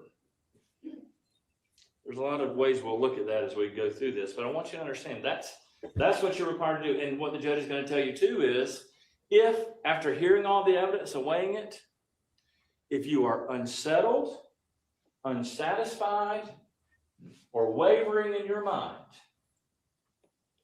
then that is a doubt that is reasonable doubt. If there's a doubt in your mind of any sort for which you can give a reason, and there's going to be several we're going to offer to you, but if there's one doubt in your mind for which you can give a reason, then that is reasonable doubt. And it would be your duty to acquit this defendant and find him not guilty. Okay? Our forefathers were very wise people in many ways. They were humans. They had their frailties, there's no doubt. But when they put together our constitutional framework, it's amazing how well it's worked for we're coming up on 250 years in our country. And it's amazing we've gotten this far, but it's because of the wisdom of those foundations and your opportunity to be a part of that gets us to where we are today. Thomas Jefferson said this famously one time. I like to quote it because it reminds me of my job here before you, and I hope it helps you think about your job.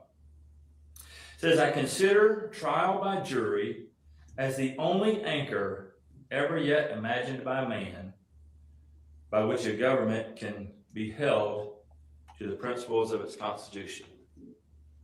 Now that's some 1700s flowery language, right?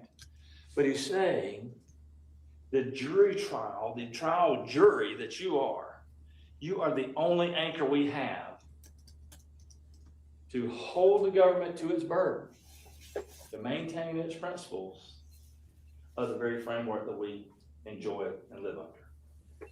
So that's why this is a big job. This is a big duty on your part. You're it.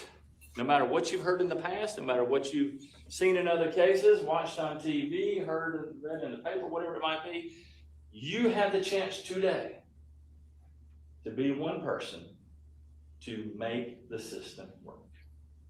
And that's what we're going to ask you to do. We're asking you to hold the government to its own principles, anchor in, be solid. And when you do that, I believe at the end of the day, you'll find that in fact, there's more than one reason to have reasonable doubt, more than one cause for reasonable doubt. And the other thing that they gave us, our forefathers did, is due process, which is, of course, the requirement of reasonable doubt that we have. And that doubt can come, as the judge will tell you, from the evidence you received. There's a pile of it. But also in the lack of evidence. What is not here? What should be here? What do you have an expectation to have, really in any sort of case of this nature, but certainly in a case of this gravity? What's missing? And why is that? That's what I want to talk to you about. As we look at your job, and we asked some of these questions when I was asking you your panels before you became a juror. We talked about the horribleness of a wrongful conviction. Some of y'all have studied that. Some of y'all have done some work. Some of y'all have done some interaction with some organizations that deal with that. And that's what this case sets up tremendously for. There's a great opportunity for a wrongful conviction in this case because the emotions are high. There's a lot of evidence. There's a lot of indication. There's a lot of direction the state's given you. And there's a lot of consistency among it. As I told you from the beginning, you're going to hear it, and you've heard it a lot. There's a lot of things about this evidence that are consistent with my client being guilty here. But that's not proof beyond a reasonable doubt. Okay? That's just giving you an option. That's a theory, a hypothesis that they're giving to you. But all this evidence is circumstantial evidence. Nothing wrong with circumstantial evidence. It can be very powerful. It can be very good if you actually get enough of it. But what the judge would tell you is when you're trying to, as the state is, seeking a verdict of guilt based upon circumstantial evidence, you cannot simply find that their theory makes sense, but you have to exclude every other reasonable theory. Mm-hmm. Exclude it. There's no other reason that this could have happened other than what they're telling you. And that's simply not the case here. Now, as we look at wrongful convictions happening, we're aware the history of our country has not been good. We've had many people wrongfully convicted for various reasons over the years.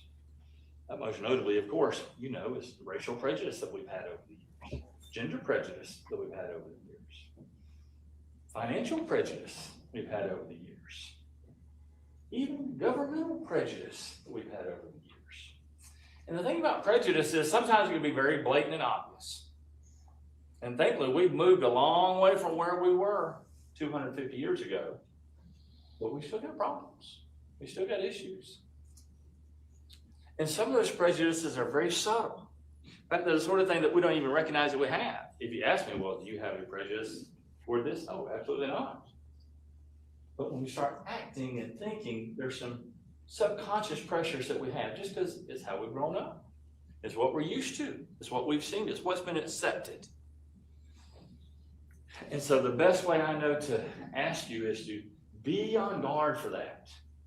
be alert that there's going to be some of those pressures, you might think of them, but some of them are prejudices. And again, that emotion is a big part of it, right?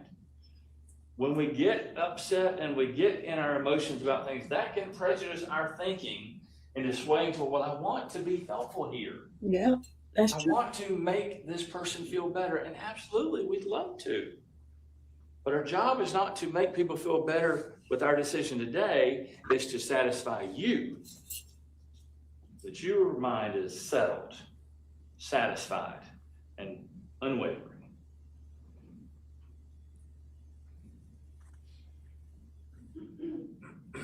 If you're going to hold the government to the principles of our Constitution,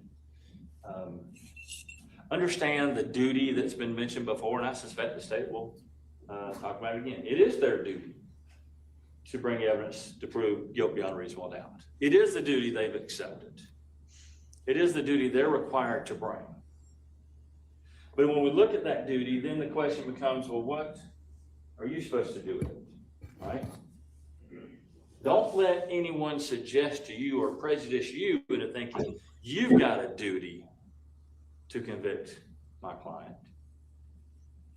You've sworn an oath to listen, to weigh the evidence, to take the facts and the law the judge is going to give you and apply them together. But the duty the judge is going to tell you that you have is if there's any reason whatsoever that rises to the level of reasonable doubt, it is your duty to acquit. It doesn't mean that you like it. It doesn't even mean that you say, well, I can just say, absolutely, I know he didn't do it. The only duty you have is to make sure if there's anything below that reasonable doubt, it is your duty to acquit. Now, if you find enough evidence in this case, you think, well, there are some missing things. There are certainly some things they should have had. There's certainly some things that got done wrong. But at the end of the day, I'm going to find I don't have reasonable doubt. Even then, the judge is not going to tell you you have a duty to convict. You are authorized to convict. But again, our forefathers were just very smart and understanding. Having 12 people, normal, ordinary, everyday people who don't know anything about a case can come in, have to sit through the agony of all of this. But we trust that they can make that determination and say, you know what? Even though I got the authority to do it, I'm not going to do it because I'm still just not satisfied. There's just something there that can't be answered. I want you to remember that. As you look at looking at that duty, I want you to think about this. What evidence do we have? And I hope, as we've gone through this, I hope the end result of this, and you don't have to tell me anything when we're done, but I hope you walk away saying, you know what? I saw that defense attorney just take the evidence that they have and try to point out things that are in their evidence or missing from it. He wasn't trying to pull the wool over our eyes. He wasn't trying to fool us. He's just simply trying to get us to look critically at the evidence, okay? That's what I want you to do. So the first most obvious thing, and I've hit on it a lot, and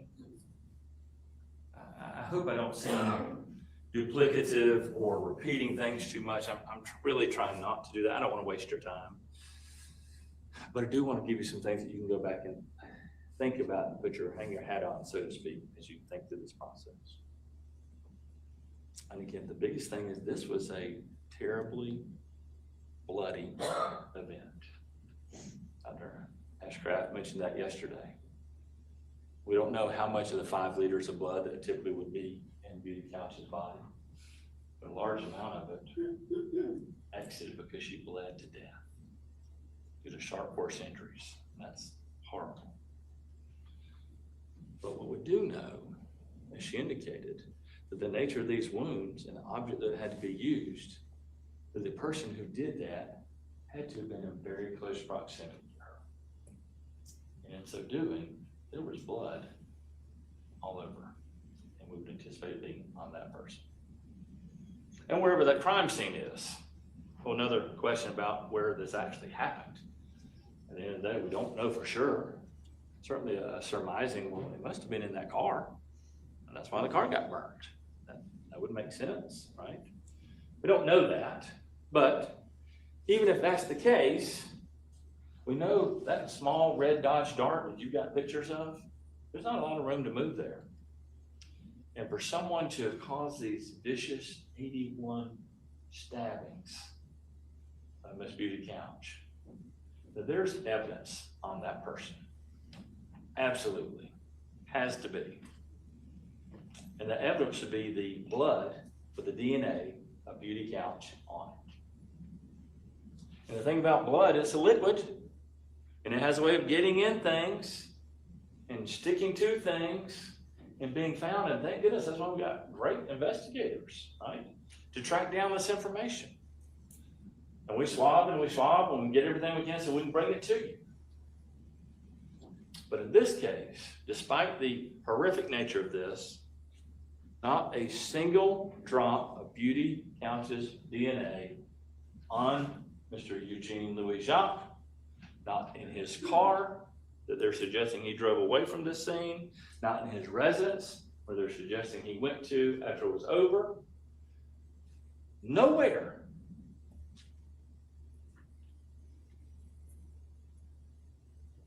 There's something you can have a reason to doubt. Someone who did this and not have a single drop of that blood anywhere on them, on any of their stuff? Reasonable doubt number one. Now, one would also think someone who's taken a pocket knife or some sort of knife like that, as Dr. Ashcraft opined, the type of injury, it wasn't a pair of scissors, okay? At least we're all in agreement on that. To the extent we got a pair of scissors in the car, as far as we know, at least from our expert tells us no, that's not indicative or consistent even with a pair of scissors. So the pair of scissors in the car that's burned, nor the pair of scissors that's found in amongst the stuff in Eugene's car. No one's suggesting that that's the murder weapon, okay? What we're told is some sort of small knife, pocket knife. It didn't have to be all that large necessarily because the wounds weren't that deep. Now, we don't know exactly how big the weapon was, of course. What we know is we don't have one. We don't have a single sharp object with Beauty Couch's DNA on it in this case. Someone who had to use the force necessary to stab into, and I hate to say it, but we have to talk about it, the wounds to Beauty Couch, to her head, her skull, her scalp, her neck, her back, her stomach. That took some force. And the repeatedness of it, and blood is everywhere, not uncommon, not illogical to recognize there's a good chance that person is going to hurt themselves and injure themselves with that knife. But when we see Eugene, there's not a single wound on him. Nothing consistent with him having stabbed someone 81 times. Certainly none of their evidence on him, not even any indication that we would think we would find on someone who has forcefully pushed their hand into a knife over and over and over. Frankly, just the number of times it would wear you out. And as you get tired, that's why people tend to get cut, right? This, I hate even making an allusion to the OJ case. This is not the OJ case. I'm suggesting that. But you had that bloody glove and you had that cut on his hand. Why? Because the brutality of that murder led to him leaving that piece of evidence on him. But we don't have a single, not a single injury to Eugene. And that's why we brought that out over and over again. Because to the extent we do have, the one bit of blood we have is on a pair of shoes. That's Eugene's blood. But we know it doesn't have anything to do with this case. Because there's nothing from which he was bleeding on that day. And the detective was right. Well, we don't have any idea how old it is. Who knows when it got there? We collected it because we wanted you to have it. We wanted you to see it, so we'll have it all here. Thankful they did. Because it shows us all the more that Eugene didn't cut him. Well, we know he didn't cut himself because there's no injuries on him. And that blood on his shoe has nothing to do with this case.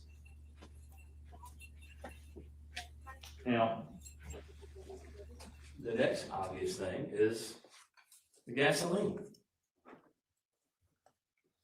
There's no doubt, but gasoline was found on the scene. I don't think there's any doubt in your mind that that's why this car burned the way it did. Interesting. When you look at a case like this, inevitably there's going to be some mistakes made. Granted. But what I hope you have seen, and we saw it at its height just within the past hour or two, you get garbage in, you get garbage out. If you get bad information in, you're going to get bad information out.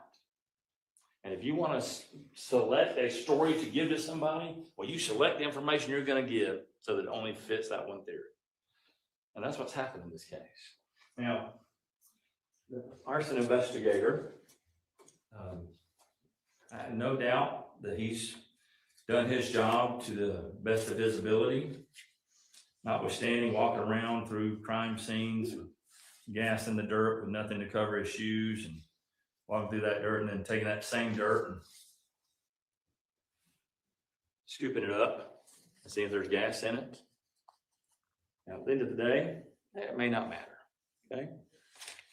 But it's just one of those things. If you're going to investigate a serious case, let's be honest about it, right? And so this issue, and maybe it's not even an issue to you, maybe it's clear to you as it was to me. Let's see if we can get this. Been a while since I've used it almost. So here we go. Getting it there. All right. So the burn marks on the car.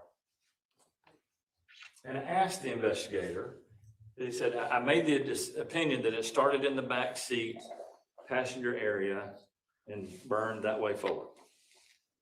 Seems obvious. Matches the reason we got red paint on the front, because the flames didn't get there, but the whole trunk is all but incinerated. Makes sense, but he made this opinion, but here's how we know that, because of the two colors on the door. And that shows us the burn pattern.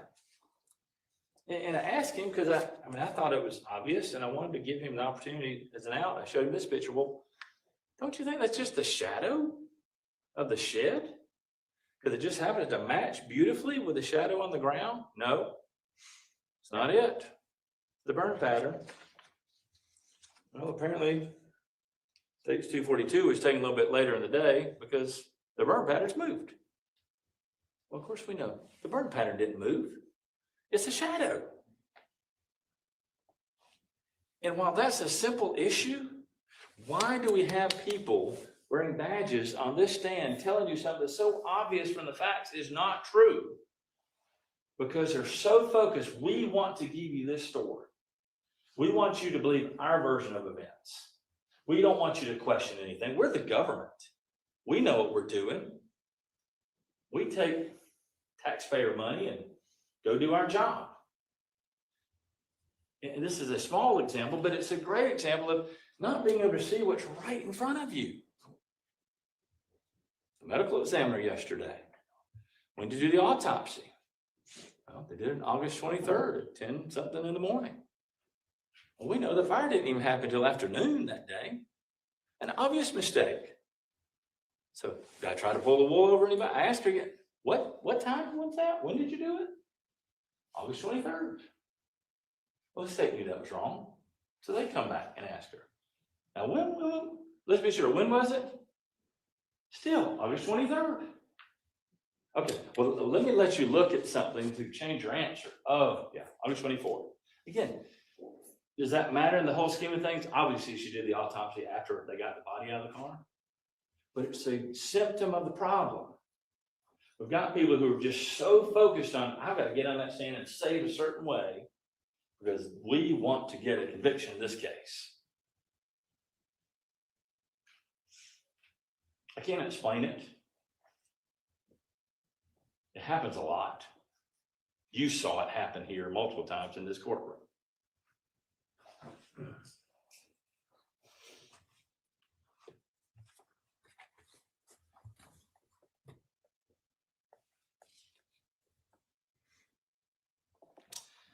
Let's look at the citation.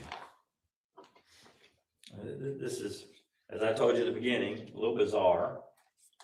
Section 152, the citation found right there at the scene.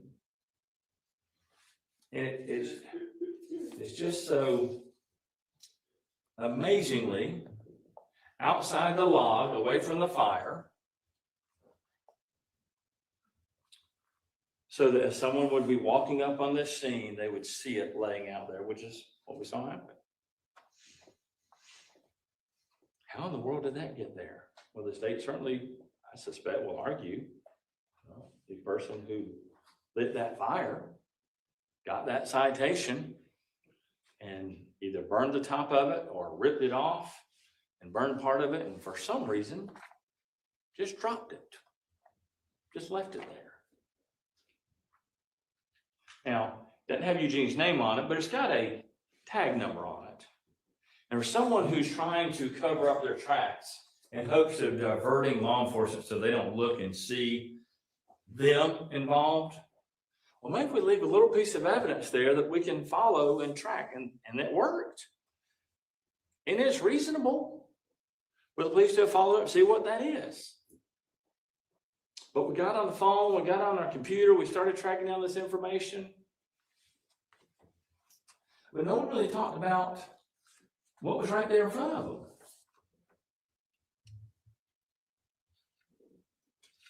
The citation sitting there,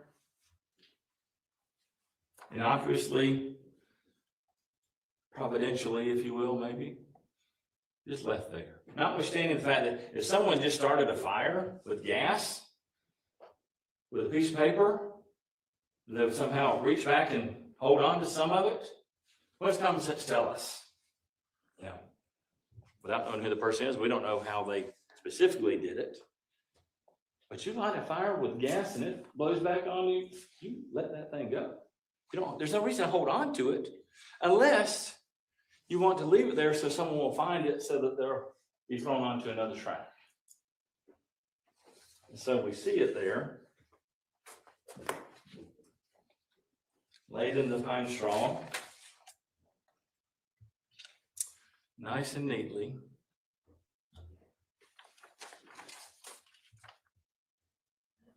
Close-up picture under a branch. The suggestion I think is going to be made to you, well, just after burning this, the paper just got dropped and just kind of wafted over there. A piece of paper didn't waft over there underneath the branch. It got put there. And somebody wanted it to be found for a specific reason.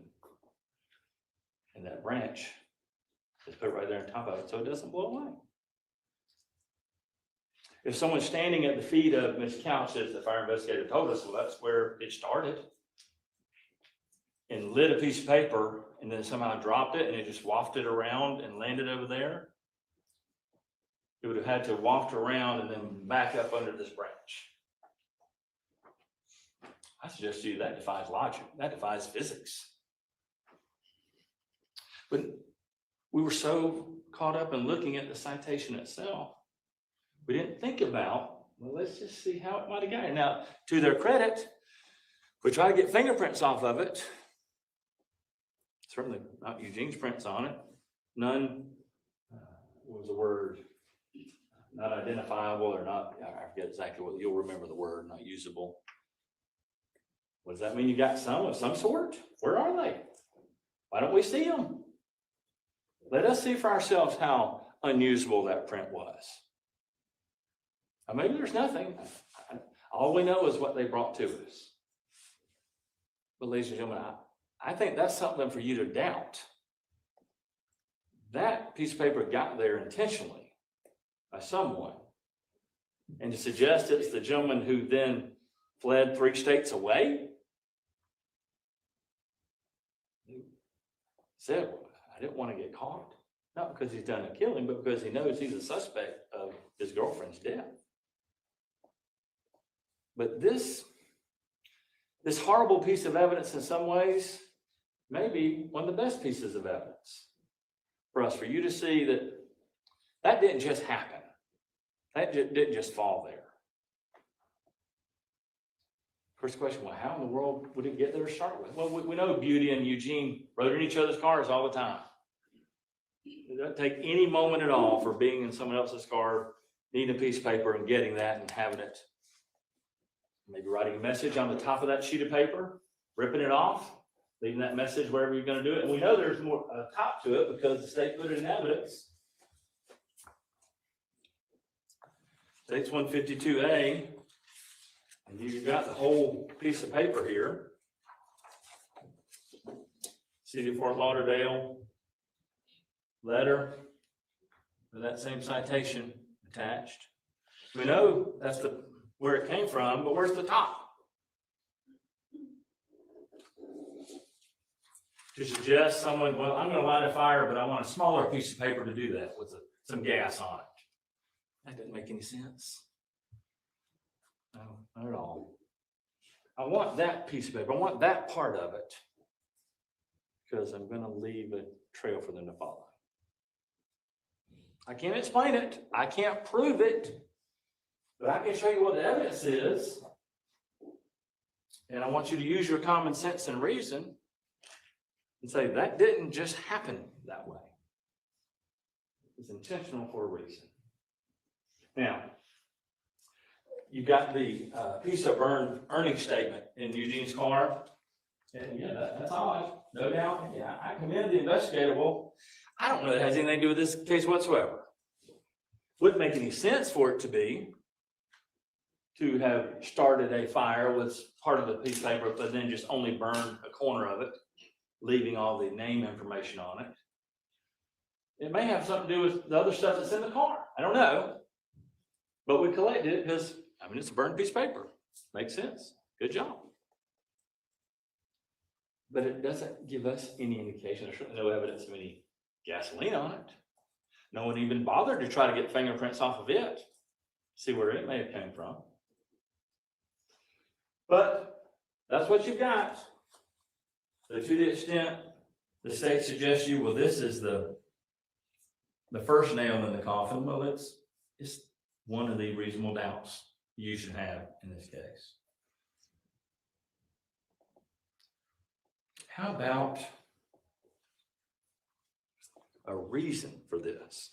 Now, the state's going to tell you multiple times, and they're right. And I think the judge will even tell you.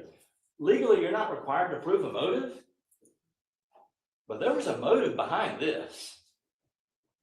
Someone stabbed 81 times. There was a motive. What do we know about Eugene and Beauty? They're in a normal, respectful relationship. Everything's fine. They're going well. Mom knows him, gets along well with him. In fact, she goes and stays time at his residence sometimes. No problem whatsoever. In fact, that's who she calls when she's trying to find Beauty. Because there's no evidence of any problem at all. No indication of any problem. The only problem we've got is from a friend of hers, Miss Kendrick, who don't like the fact that he hangs out where they work. Now, you saw her body language, how she responded when I tried to ask her what I thought were simple questions. Why is she? Well, the emotions are high. I get it. I want to understand as much as I can what people are going through. But any jealousy shown in this case at all, that's where we saw it. Well, our relationship was good, but it seems like she's not as spontaneous as she used to be. Why is she so bothered by that? Why can't she just answer a simple question to me? Because those emotions have gotten to a point that maybe there's a jealousy there that she didn't like Eugene taking away her friend.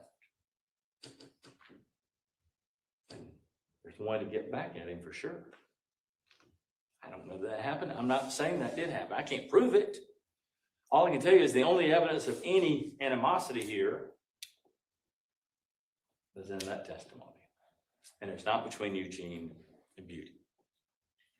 And you'll see these Instagram posts that gave her concern. Someone just writing some information. Doesn't say anything about Eugene, doesn't reference Eugene. If the state tries to suggest and connect you, well, this is obvious. Here's where that motive must have been. There must have been something bad going on here. Well, that's 3 links away from common sense. There's no connection there. They want you to draw one, but I'm asking you to be the anchor, hold the government to its principles. We're not going to buy a theory without any evidence. We talked a little bit about the gas. You know, great work was done in this case to get all these videos of everything they could find a white Nissan doing. I don't know if you're like me in the past few days and just driving around town, and every time you see a white Nissan now, or frankly any sort of white car, the Hyundai, could be a Toyota Camry. It's white. It's got tinted windows. It's got a sunroof. Maybe like my Hyundai Genesis got a little reflective thing on the side of the car. I'm glad I wasn't driving through Austell back in 2023. I might be on one of those videos myself. And believe me, I'm not trying to make light. It was honest work.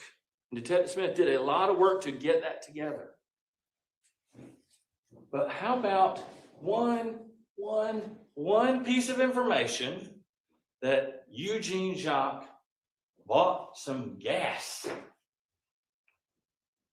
Apparently he's driving around all the time. Got to have some gas at some point. We got him at a gas station one time, and he doesn't even open the pump. It appears he might be throwing some trash away. We'll talk about that in a minute. But sticking on the gas, premeditation is not required, but somebody had to premeditate this burning. You don't just show up. Most people don't just show up with gas in their hands or in their cars to throw on a scene. Somebody had to go get it. Had to be some sort of container to put it in. There's a video of it somewhere. But the closest place we can think to look, we find, well, I think there's several places. The only place that has been provided to us is that racetrack, a few miles from Eugene's house. Not a single drop of gas.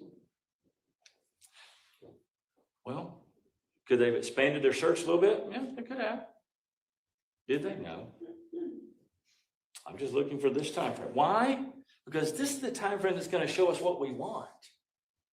And even again, if it's not intentional, maybe there's a subtle prejudice. Law enforcement officers done this his whole life. He's so geared toward, I want to contribute. And he is contributing. I'm not suggesting he's not. But he's contributing the piece that they want. A limited view. But at the end of the day, there's nothing at all indicating or showing that Eugene ever bought a drop of gas that was used in this fire. How about videos of where he lives? Why don't we have something from there? Well, you were told, well, I looked at it and there was, I forget the phrase, you'll remember it. No video of evidentiary quality or something of that nature. Sound like a good law enforcement phrase. Yeah, I decided you don't need to see it. Well, what might it show us?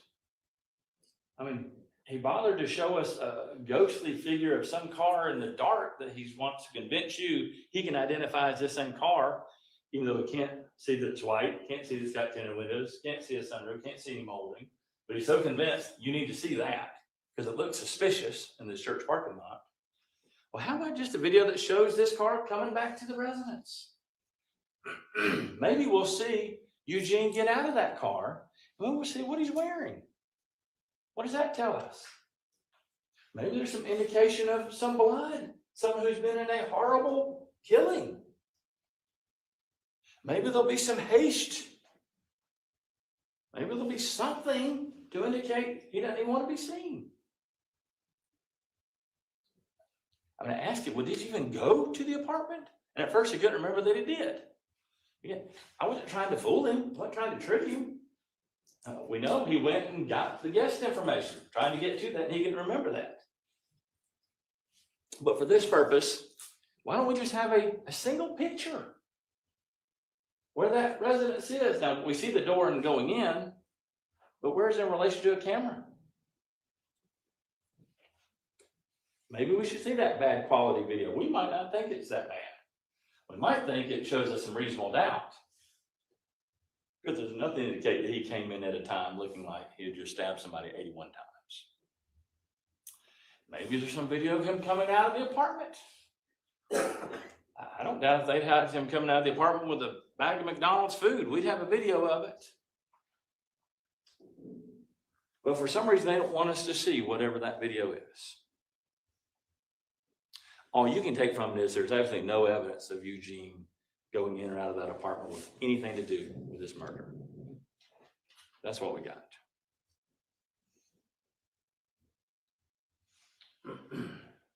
The racetrack. Odd, sure. Put trash in one trash can, then move it to the other one. Was the first trash can full? I don't know. We can't really see it very well. Whatever's between the pumps. It goes on to the other. But what stands out, I hope to you, certainly stands out to me. This is broad daylight, 11 o'clock hour in Marietta, Georgia, at a very full, busy racetrack gas station. If he were throwing away some clothes or a murder weapon or evidence in this case, does it make any sense that's when it would be happening? Or would it not be in the dark of night in some way that nobody would see it? No one would be able to have any chance of observing it. Or maybe it was just what it appeared to be, is throwing away some food bags from the car. And whatever trash was in the back, throwing it out into the air vacuum area. Maybe it was planning to vacuum and decided it didn't need it. All we know is it didn't make a lick of sense to suggest, well, that must be why it's all missing, because it all got thrown away. Now, we don't have any of it. We didn't even go there to see if maybe there's some traces of blood around the trash can, metal trash can. Might have some blood there, and if it's got one drop of her DNA, we'd have it. We don't even have a picture of it. We got a video that's obscured by the perspective of the camera.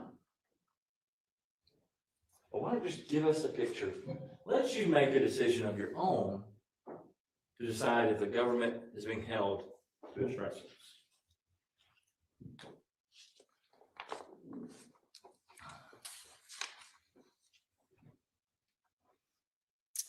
Yeah, Eugene driving all around Austell, a car going around Austell at least.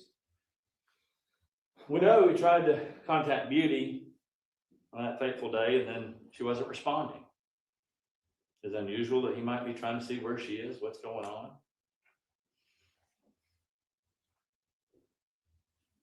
I can't guess as to what was happening. All I know is we don't have a single video of Eugene ever getting out of that car in or around that residence on any of those occasions. Not a single time. And it suggests, well, he was in the process of stalking her down, I guess, to kill her, or to going to burn her body. Why do we not have a single frame of evidence that shows that? Well, as far as you know, it did not happen. The only thing to suggest otherwise is a theory that you can choose to take a logical leap if you want to. I'm asking you, I'm begging you, please don't do that. This is your one chance. This is your opportunity as a juror to hold the government to its burden.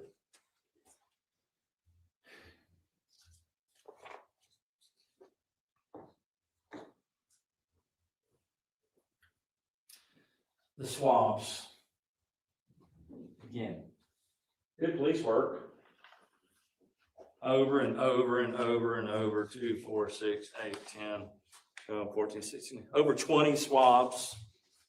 Trying to see, do we have any blood? No, no, no, no, no. You're going to see the reports.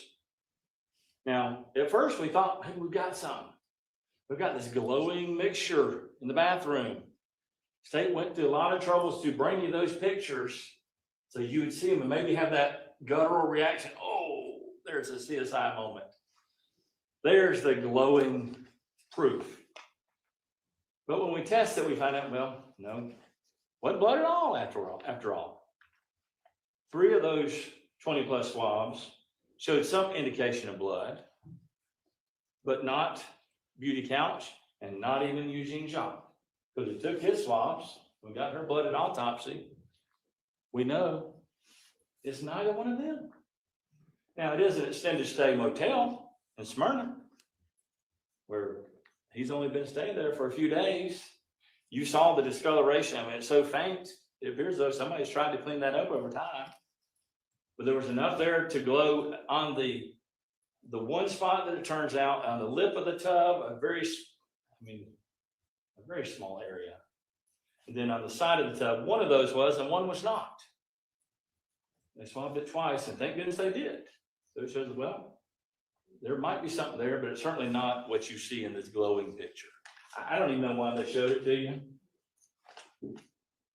They can answer that. I'll suggest to you, it causes an emotional response. It hits on those prejudices that we know, hey, we're used to watching exciting stuff like this on TV. If we see that, we're going to think something of it. But at the end of the day, the proof is not there. There's no evidence that that's anything to do with this case. How about some things we just didn't do at all? How about a tool mark examination? We paid good people at the crime lab to do some work. As it turned out, we were happy to stipulate their results because it helps paint the full picture of what's not here. But we know, well, yeah, we got people there who could look at this and maybe give us an idea what the weapon was. That might help us look for it. Maybe we'll find some evidence that Eugene had that weapon at some point. Well, no, we didn't even bother to try. We just don't do that. It's available, but we didn't feel it necessary. Okay? How about text messages? How do young people communicate in our world today? I'm amazed, maybe even appalled sometimes when I see records that show text messages in the hundreds, thousands. My fat thumbs, I can't text that much without making an error and having trouble with it. Right? That's not me. But they had an opportunity to the extent they want to suggest, here's what the last conversation was had. Here's the last call. That must be when it happened. Well, if we had those text messages, we might see a full conversation that happened for hours. Might have gotten some information about how nice the conversation was. They did it in time. Detective, can you do that? Well, yeah. Is that a special thing? Well, you just kind of have to mark it on the subpoena. I didn't subpoena that. Why? And frankly, this time it doesn't matter why. Are you satisfied with that? Does that settle your mind? Does that cause you to waver? We're not satisfied with that. You're asking us to condemn this person for murder? And you can't simply check the box that says include text messages? But the one that I know has got to be on your mind, I hope.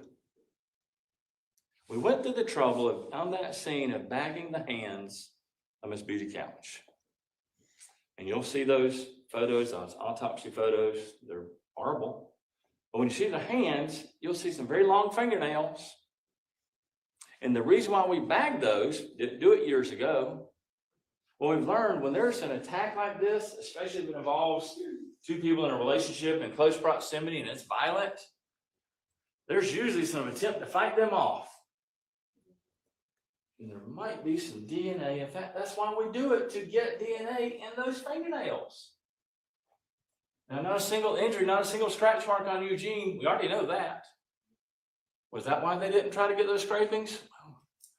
Gosh, let's not even look at that because he's already got that covered because he didn't have any injuries.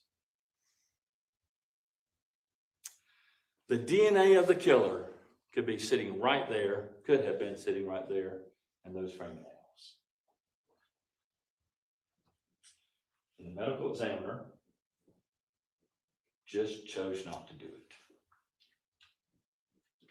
Ladies and gentlemen, it's unthinkable in some ways, except for the fact we're human.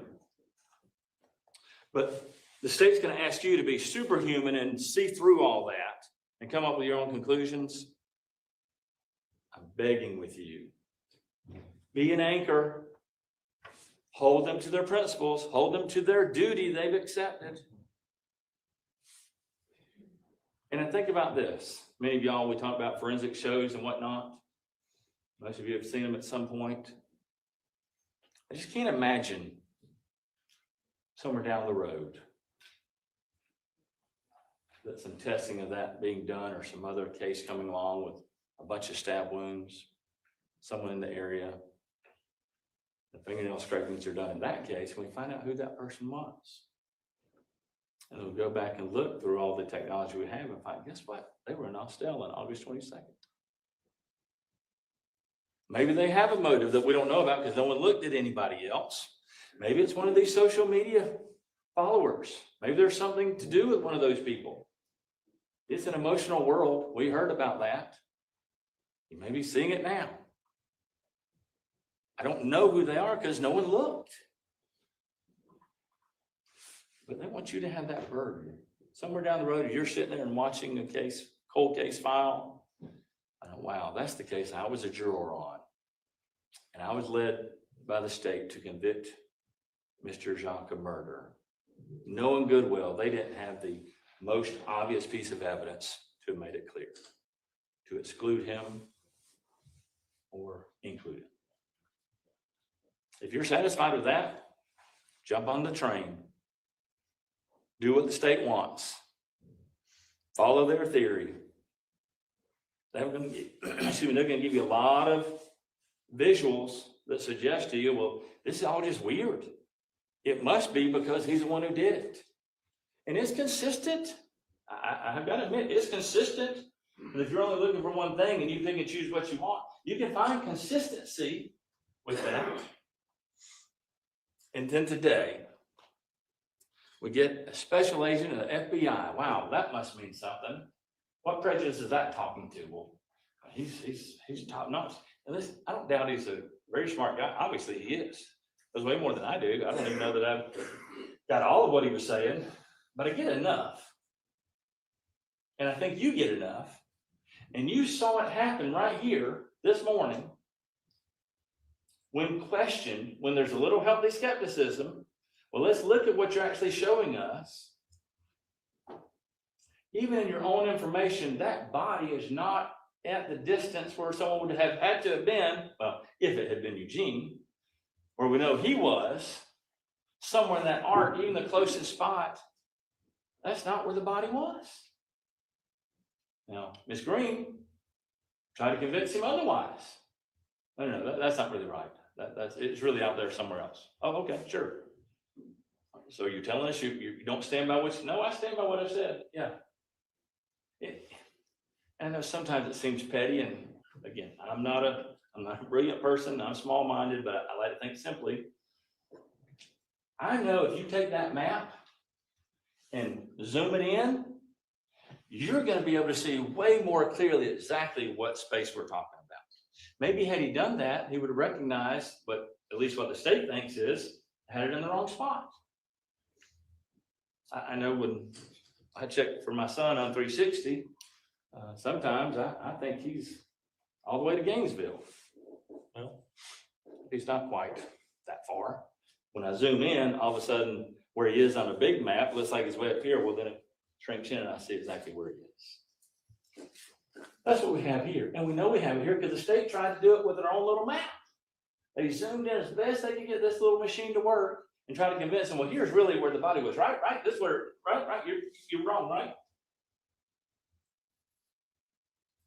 Do you have that capability, FBI? Can you get a zoomed in map? Absolutely you can. Why don't they? Because they want you to just say, well, it's the FBI. We trust them. They're the government. They got all sorts of gadgets. And they're smart people. But are you satisfied with what they brought to you? They brought a visual to you to pull on your emotion. Wow, that's just powerful. And it is powerful. But is it accurate? Garbage in, garbage out. Garbage in, garbage out. Theory in, consistency out. And I'll be honest with you, that I try not to get upset about a lot of things in trial as I've aged. You would not have wanted to see me 20, 30 years ago as a prosecutor, as a defense attorney. But I'm not perfect. But when I see someone try to manipulate something right in front of your eyes and try to tell you that's not what you're seeing, I really did it right another way. I'm not going to show you what it is. I'm not going to bring a map to you. I'm not going to make it clear. In this most horrific, important of cases, we got a guy. Let's just condemn him for murder. Got no motive. Got no physical evidence. Got no reason to think anything other than he's in a good relationship and is trying to find out why Beauty is not responding. Yeah. Was it foolish to take off and go to Louisiana? Of course it was. But some segments of our society know, you know, if something's happened to my girlfriend, and I know I had contact with her just the night before, and I am who I am, I'm going to be the suspect. And when people start calling and voicemailing or texting him, trying to see what he might know, is it foolish to take off? Absolutely. Is it foolish to use a fake name? Absolutely. He said, why? I didn't want to get caught. And the state's going to say, well, there's a confession. You don't want to get caught. He must mean for murdering somebody. Are any of his actions even consistent with a murderer? In Louisiana, blue lights come on behind your car. And if you've just committed a murder in another state and you haven't done anything otherwise wrong, he didn't have his turn signal on, apparently. What does that tell a killer? I need to get out of here. I need to go. Did he do that? No, he stopped immediately. He complied with every command. He got, what? Did I do something wrong? That's what he's trying to find out. Ladies and gentlemen, be very careful. The state's going to have a chance to speak, and I won't have a chance to come speak afterwards. And it's going to be compelling. Like I said, I don't have a PowerPoint to show you, but I hope I'm making powerfully some points to you about what you have to deal with. You're going to hear the judge say them again, and I'm trying to give you those sticky points so they'll stick in your mind. Because at the end of the day, it's your burden. The state's done a great job of putting together a case that fits their theory that gets the person they want to get.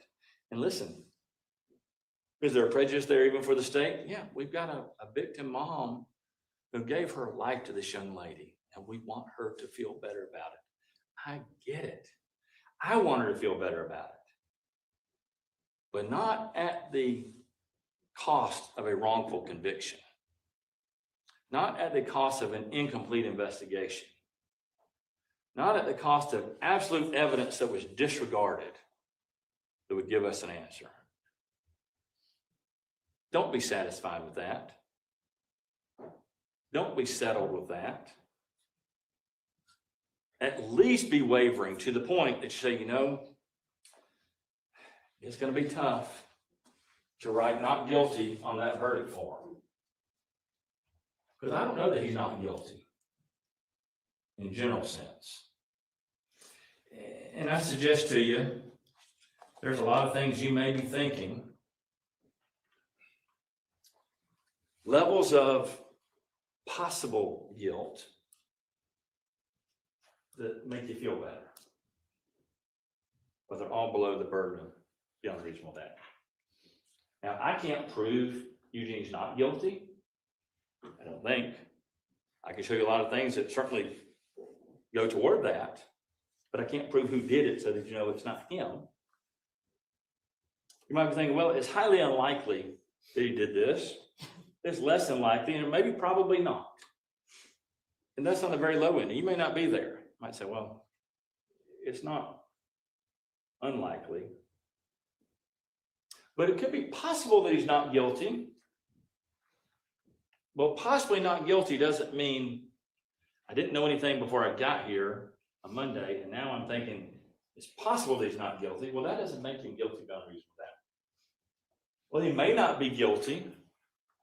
Or, you know, perhaps he is guilty. Maybe that's where you find yourself. Perhaps he is. But that's below proof beyond a reasonable doubt. I suspect he's guilty. He's the best suspect we've got. He's the only suspect we've got because of how the state chose to not investigate this case. Well, he's possibly guilty. You know what? He's probably guilty. We're still not there. If you're thinking that, that's where you come down on this. If that's the best I can get, he's probably guilty. The right thing to write on that verdict form is not guilty, legally. And this is a legal process. It's not making any moral judgment. This is just in this process, in our constitutional framework, I'm an anchor. I'm one person. I've got an opportunity to do the right thing. Probably guilty. It's likely he's guilty. It's highly likely he's guilty, maybe where you find yourself. But that's not proof beyond reasonable doubt. Because you can think it's highly likely he's guilty, but still wonder, why is there no DNA? Why is there no gas? Why is there no blood anywhere connected to this crime? Why is there no motive? Why is there no video of him even being out of the car? Why are we looking at maps that should be zoomed in to tell us exactly where someone was? They're going to suggest to you, here's proof that he had to be there where that body was. And you've seen visually, that's not what their evidence is. They may try to suggest to you, well, we just kind of had that wrong. And maybe there's some other time we just didn't map out. I want to be real clear when I ask about these maps. Starts August 22nd at 7:50 a.m. Well, what happened to 5:45? The time that they suggest to you, this ghostly picture is the car at the church, that somehow we don't ever see come or go, even though we see other cars go by, their headlights on. Well, he must have had his headlights off. That's not what the evidence shows us. That must be when it happened. Well, why don't we have a daggone map? Why don't we use our FBI guy who's got all the resources that are possible, in this case, that we could need, to map that out? Show it to us. Give us some proof of that. And then August 23rd, you know, the fire, right afternoon, 12:18, we get the call. August 23rd, between 9:50 and 12:07, they did give us. And it's a big map. And the one thing, and I asked him this specifically, and I hope you wrote it down, I'm going to remind you, the one camera one at 9:50 and 24 seconds, the closest he was ever in this area in that time frame when this fire had to have started. It didn't light gas and it took 4 hours to go up in flames. Some 2+ hours before, the closest he was somewhere east of Austell. And we don't even know exactly how far that is because they didn't give us a big enough map to show us where's that camera one. Why don't they do that? Why are we missing it? What's right in front of our eyes? The rest of the day till 12:07, he's nowhere near there. Does he come back later after the fire? Well, there's some indication of that. But he can't have burned it after the fact. He's not there.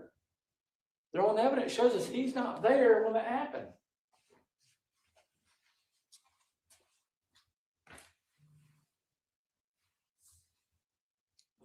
All right. I want to leave it with you. And I can't be in that jury room with you. Lord knows you don't want me in that jury room with you. You don't want the state with you. You want to be able to look at this yourself.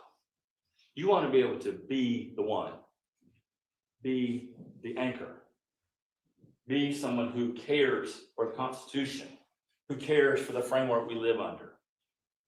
If you're going to be celebrating in a little over a month, 250 years as a country, we've got problems still for sure. But I hope you can celebrate that despite our problems, we've got the best system available. But it's only the best system because people like you are willing to give of your time and effort. I know it's probably been a horrible inconvenience to all of y'all this week. Thank you so much for giving that. But don't give up yet. Don't see this, well, I just gotta get to the next step and be done because Memorial Day is on Monday and I gotta celebrate. Listen, you can resolve this very quickly. You can take time to look through all these 600 whatever pieces of evidence they've got. They have 600 pieces of evidence. Well, so they can say, well, we've shown you everything we've got, but we know that's not true. We know there's things that they haven't shown us, or there's things that they just chose not to create a visual for, or they chose not to get. Ladies and gentlemen, this is a difficult position to be in for sure. I'm trying to do the best I can to use my knowledge and experience to let you see what's really going on here as best I can. I'm limited by what they chose to do. I'm not trying to pull the wool over your eyes.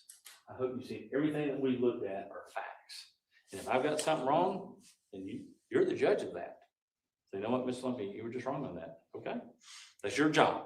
You've got to live with it when you go home at the end of this decision and finally get to share with your family and friends. Here's kind of what we did.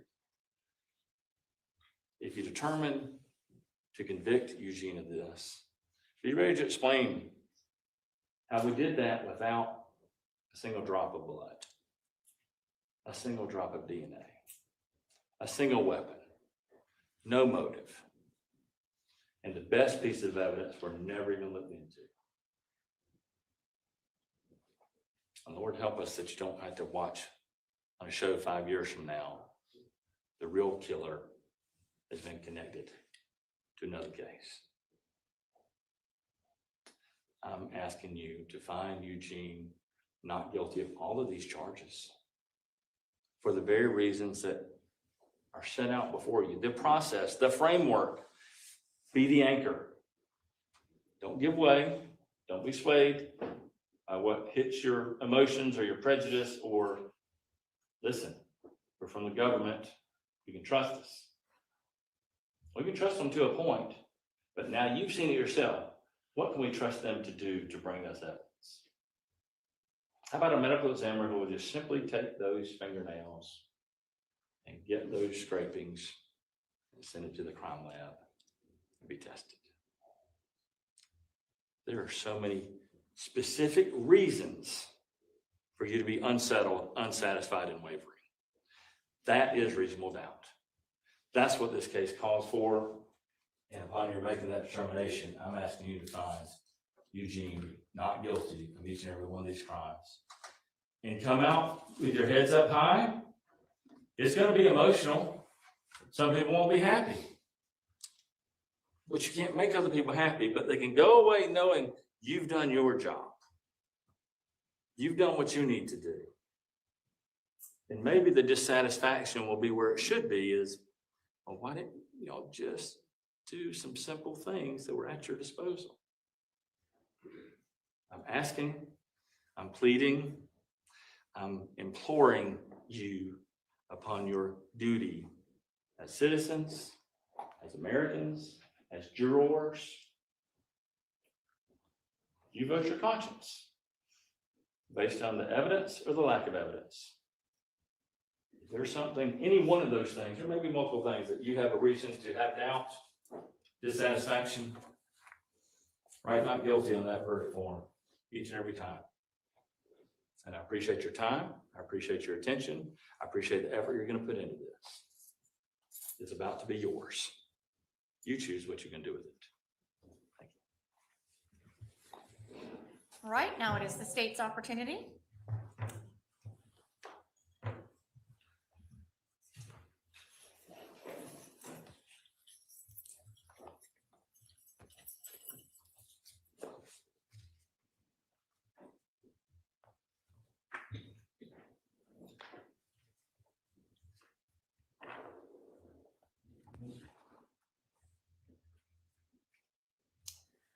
The former Chief Justice Melton said, "There is no justice without jurors."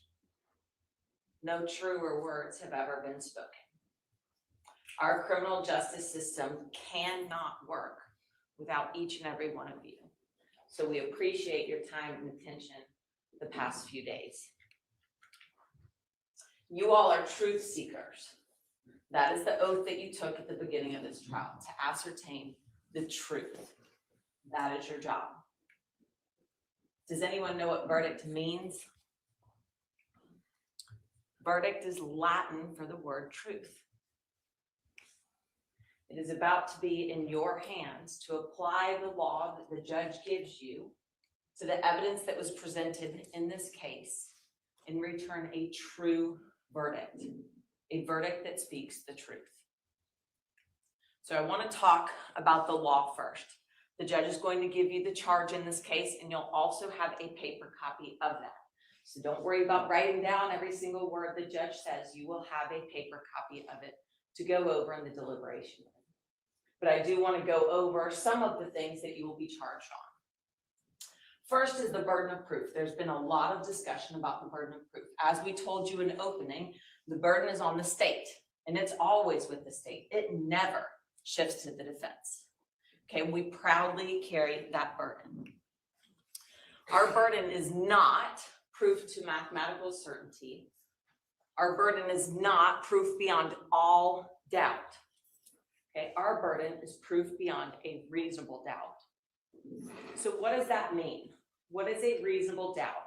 You will hear the court instruct you that a reasonable doubt is the doubt of a fair-minded, impartial juror honestly seeking the truth of the matter asserted.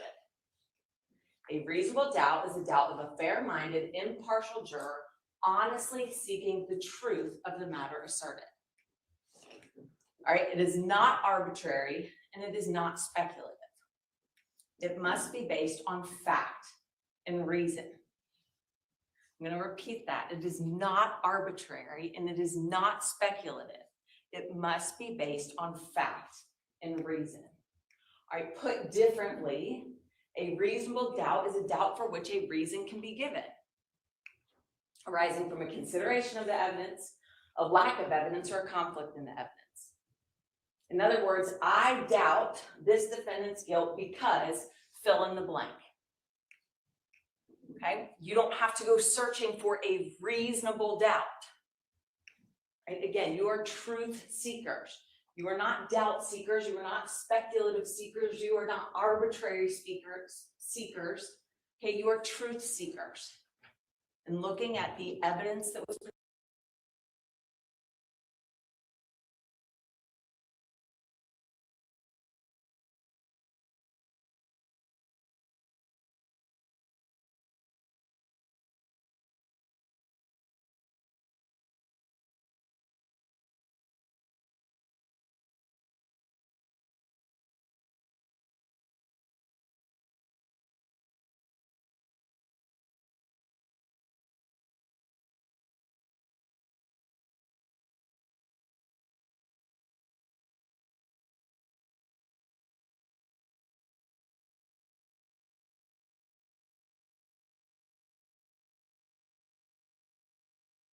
that dresser there when I put to bed the night prior.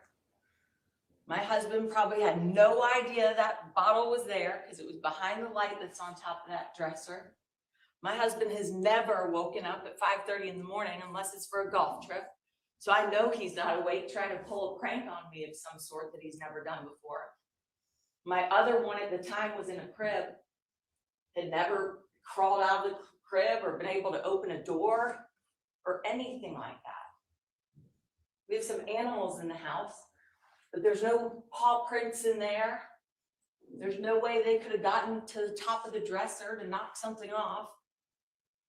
So I know immediately, based on what I observed, beyond a reasonable doubt, that that one's responsible. All right. Now, one could argue, well, you should doubt that the 2-year-old did this because there's no video evidence. There is a baby monitor on top of the dresser. I don't have some sort of not prescription, but subscription to be able to have saved video. It's only live streamed through the monitor when it's on, right? But one might say, well, you should doubt this because there's no video evidence. Well, if there were video evidence, that's proof beyond all doubt. If you saw it on video, the whole thing being committed, that's proof beyond all doubt. That is not our burden.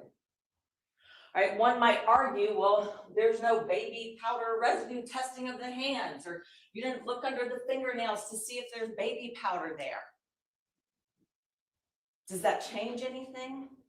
Does that really make you doubt that the 2-year-old did this? There might be an argument that, well, you don't know why. You don't know why the 2-year-old did this. Well, for the parents, rarely do we know why a 2-year-old does what they do, right? That doesn't change the evidence.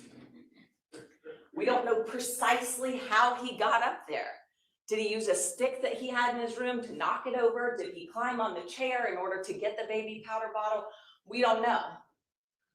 Does that change the fact that we know he's responsible? No. One might also try to argue, well, you didn't look into anyone else other than your other child, your husband, the animals. The idea that someone broke into our house in the middle of the night and just did this and left, right? That is arbitrary. That's speculative. That's making things up where there's no evidence of that. That is unreasonable. That's unreasonable. So even though there are things missing in this scenario I've given you, I think you all can understand that there is still proof beyond a reasonable doubt that my 2-year-old committed these acts. I want to give you another example of reasonable doubt. This is a puzzle, a 1,000-piece puzzle, all right? A lot of pieces to the puzzle. My kids love puzzles. We do them all the time. And at the end, this is what we want to see, right? We want to have the whole beautiful picture, or beautiful puzzle in front of us that has the mountain and the lake and the trees and the sky and everything surrounding, right? That's what we want. But if the question is, do you have proof beyond a reasonable doubt that this is a castle, right? And that's what you're trying to determine. You can be missing all those surrounding puzzle pieces and still know that that is a castle. You want the pretty picture. You want everything surrounding it. You want that lake and the trees and the mountains. It's way prettier that way. But if the question is this a castle? It's still very obvious. Now you can take it a step further and be missing further puzzle pieces here. But if you look at this image, is there anything you could possibly put in those missing boxes that would change this from being a castle? Is there anything you could fit in there that would all of a sudden change this being a castle? And that's what I want you all to think about as we go through the evidence in this case. Because again, if the question was, is there proof beyond a reasonable doubt that this here is a castle? I think all of you would agree, yes, there's absolutely proof beyond a reasonable doubt that's a castle, because no matter what I fill in those holes, it's still a castle. So the defense said in opening, this is the highest burden we can put on a case, and that is true. But understand that is not proof beyond all doubt. Proof beyond a reasonable doubt is the highest standard in our justice system. So don't let that fool you or make you believe something it's not. Our burden is proof beyond a reasonable doubt, okay? There can be missing puzzle pieces. There can be unanswered questions, as long as there's proof beyond a reasonable doubt that every essential element of the crime charged has been proven, and that this defendant's identity or the person responsible for having committed it is also proven beyond a reasonable doubt.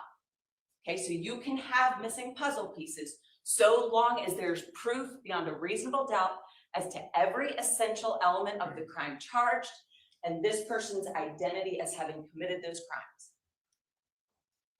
All right, in opening, the defense said the case is fraught with questions. We all want to know why this happened. We do. All right, we all want to know, was this some sort of sneak attack? We all want to know, was Beauty transported in her car? We all want to know why this defendant went back 5 times afterwards. We all want to know why he set fire to her body in the car. We want those answers, and it's okay to want those answers. Okay, but those are not reasons to doubt the evidence in this case. Those are not reasons to doubt his guilt. Again, the state is required to prove every essential element of the crime charged beyond a reasonable doubt, as well as this defendant being responsible for having committed the crimes, not the why. All right, so evidence. Let's talk about evidence. Evidence can be given by witnesses or by physical evidence. Of course, you have both in this case. Evidence, by definition, is the means by which any fact or issue is either established or disproven. So evidence can come again in the form of testimony or as exhibits. There's also direct evidence and circumstantial evidence, and you'll be charged on this, okay? Direct evidence is that which may be directly seen or heard or otherwise directly sensed, such as by smell, taste, touch. Okay, I'm going to give you an example of this, and I know it's an uncomfortable example, but this is the evidence in the case. Okay, this is direct evidence. All right, you can see with your own eyes that Beauty was stabbed repeatedly. You can see that with your own eyes. That is an example of direct evidence of the crime itself having been committed. Okay, now circumstantial evidence is proof of a set of facts and circumstances by direct evidence from which you may infer other related or connected facts that are reasonable and justified in light of your experience. So what is an example of circumstantial evidence in this case? There's a lot of circumstantial evidence. We're going to be going through all of it. This is just one example. I do know how much, man. There's no reason. Tell me the truth. Getting caught for what? I was trying to get out of that situation, making that wrong turn. What are you trying to avoid getting caught for? He knows he's got a warrant out of Georgia already. Oh, he knows. I didn't got a warrant. I was trying to avoid getting in trouble for making that illegal turn. He said I was making the legal turn as I was turning to the main. Why would you give a fake name to avoid getting out of a ticket? I don't know, y'all maybe let me know. No, that don't make any sense, man. All right, and that doesn't make any sense. You're observed making an illegal turn. Giving a false name is not going to get you out of that, right? He gave a fake name to avoid getting caught. Now, he's not saying to avoid getting caught for murder, right? It's not direct evidence, it's circumstantial evidence, because when you hear this statement combined with all of the other facts and circumstances of this case, right, you can infer his guilt. Again, this is one tiny piece. There's a lot more circumstantial evidence that we're going to be going through in a little bit, okay? Now, the law also says that one is not better than the other, okay? One is not better than the other. You could have a complete case that's completely direct evidence and nothing else. You can have a case that's completely circumstantial evidence and nothing else. Or you can have both direct and circumstantial evidence. Okay, evidence is evidence. One is not better than the other. So testimony, right? Testimony is that which comes from the witness stand, from witnesses who are placed under oath. All right, there is a rule called the single witness rule, and you'll be instructed on this. The testimony of a single witness, if believed, is sufficient to establish a fact. What's an example of that? Deanna Thurman, she says she leaves for work every day at 5:45, right? That came from her and no one else. That's her schedule. All right, so long as you believe that, you can accept that as true. You don't need us to show her cell phone records or something that she in fact leaves around 5:45 every day. Okay, so a single witness is sufficient to establish a fact, so long as you believe that person. All right, credibility of witnesses. That is the cornerstone to our criminal justice system.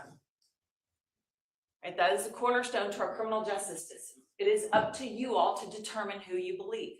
You can choose to believe every single thing that every single person said. You can choose to believe just a little bit of what someone said, or nothing at all. Okay, it's completely up to you as to which witnesses you believe and what you believe. That is for you all's determination and no one else. All right, exhibits, again, those are the documents, the photographs, the physical evidence that's been tendered in this case. So here's the indictment in the case, and you will also have that back with you during your deliberations. I want to go through the charges here, and you'll hear this again from the instruction from the court, and you'll also get a copy. For malice murder, the state must prove that the defendant caused the death of another person unlawfully and with malice aforethought. Caused the death of another person unlawfully and with malice aforethought. Whoops, malice is simply the unlawful intent to kill. Okay, malice is the unlawful intent to kill. It is not necessarily ill will or hatred. Okay, it is simply the unlawful intent to kill. So how do you prove malice? How do you prove an unlawful intent to kill? There's two different ways you can prove malice. It used to be called express malice and implied malice, but you will hear that you can prove malice when the circumstances show that the defendant acted with a deliberate intention to unlawfully take the life of another. The deliberate intention to unlawfully take the life of another. Okay, again, this is difficult to look at, but this is the evidence of a deliberate intention to take someone's life. Okay, 81 stab wounds. That shows a deliberate intention to take someone's life. All right, now you can also prove malice. Again, it used to be called implied malice, but you can also prove malice when there's no significant provocation and all of the circumstances show an abandoned and malignant heart. Okay, here there is no evidence of significant provocation, and this absolutely shows an abandoned and malignant heart. Leaving your girlfriend in the woods and setting her body on fire. Okay, so you have both types of malice in this case. Now, premeditation is not required. I know we watch TV and you hear it all the time of premeditated murder. Okay, that's not a thing in Georgia. There is no length of time required for malice to exist in the mind of the defendant. Okay, so long as the killing was done with malice, it's malice murder no matter how briefly that malicious intent existed. You will hear the court instruct you that malice can be formed in a moment and instantly a mortal wound be inflicted. Now you've heard here that it took a lot more effort than an instant. A lot more. But premeditation is not required. Likewise, proof of a particular motive is not an essential element to murder. Okay, we want to prove motive, but it's not an essential element to the crime of malice murder. Okay, someone could come in this room right here, shoot me dead in front of all of you, and we never know why, and that person doesn't get a pass just because we can't prove why. All right, so the main thing you want to focus on here is causing the death of another person unlawfully and with malice aforethought. That's it. Not the premeditation, not the motive, not the why, not the rest of that puzzle that gives context, but rather the essential elements of the crimes charged, is causing the death of another unlawfully and with malice aforethought. Here's the language in the indictment. Count 1. Did unlawfully with malice aforethought cause the death of Beauty Couch, a human being, by repeatedly stabbing her. All right, next, felony murder. For felony murder, the state has to prove that the defendant caused the death of another person by committing a felony. Okay, it's really just two things there. Cause the death of another person by committing a felony. Felony murder occurs irrespective of malice, okay? You don't have to prove any sort of malice. You don't have to prove a deliberate intention to kill, and you don't have to prove that there was no significant provocation in all of the circumstances showed an abandoned and malignant heart. Okay? It's much like a math equation. Commission of a felony offense, death occurs, whether or not intended, that is felony murder. All right? Commission of a felony, death occurs, that's felony murder. So what is the underlying felony? It's aggravated assault. So what's aggravated assault? All right, aggravated assault, the state must prove that the defendant assaulted another person with an object which, when used offensively against a person, is likely to result in serious bodily injury. Okay? Assault and a weapon. So first let's talk about assault. All right, an assault occurs when a person attempts to cause a violent injury, such as stabbing them 81 times, or places the victim in a reasonable apprehension of immediately receiving a violent injury. Okay, either way, that is an assault. Now, for it to be an aggravated assault, right, it has to be with an object that, when used offensively against a person, is likely to result in serious bodily injury. All right, we do not have to prove exactly what that weapon was. You heard from the medical examiner's office that these were sharp force injuries, right? Sharp force injuries. Likely a knife, right, or a pocket knife, something along those lines, not likely to be scissors, some sort of sharp force object.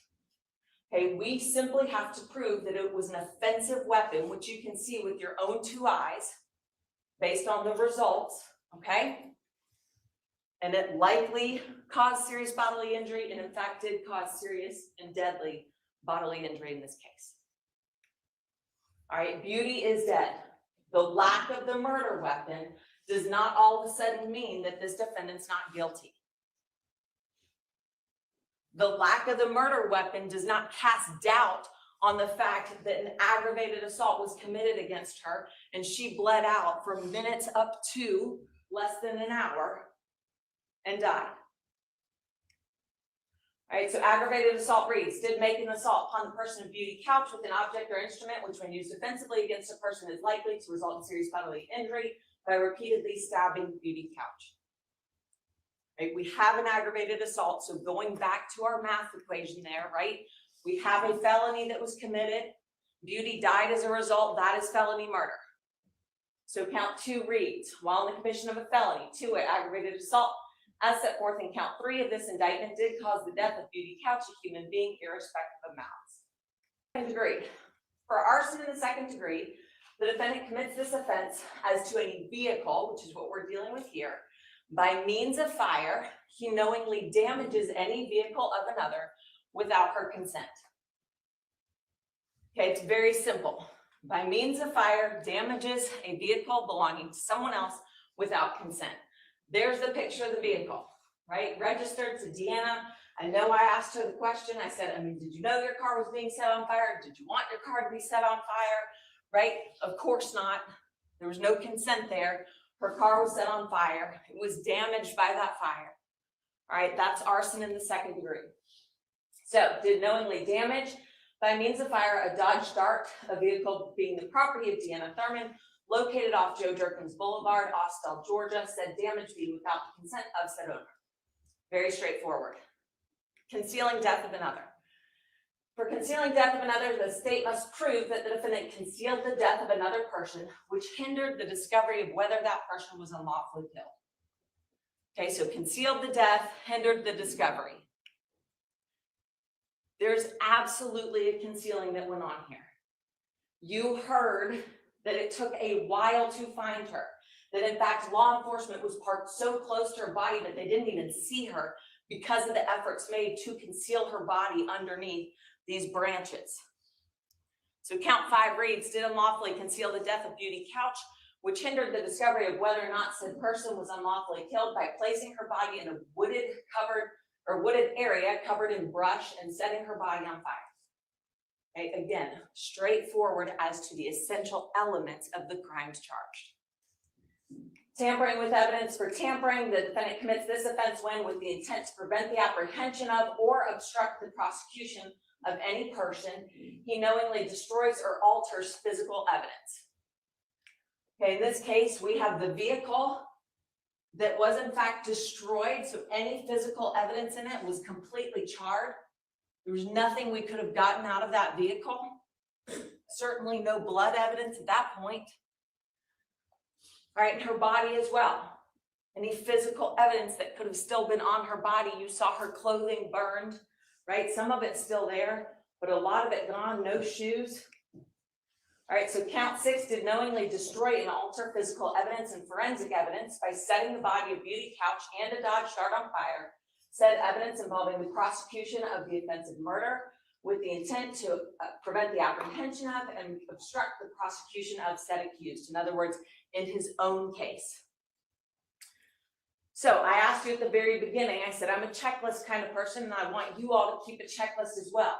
We've gone through these crimes relatively quickly, but as you can see, the essential elements of those crimes charged are absolutely proven beyond a reasonable doubt.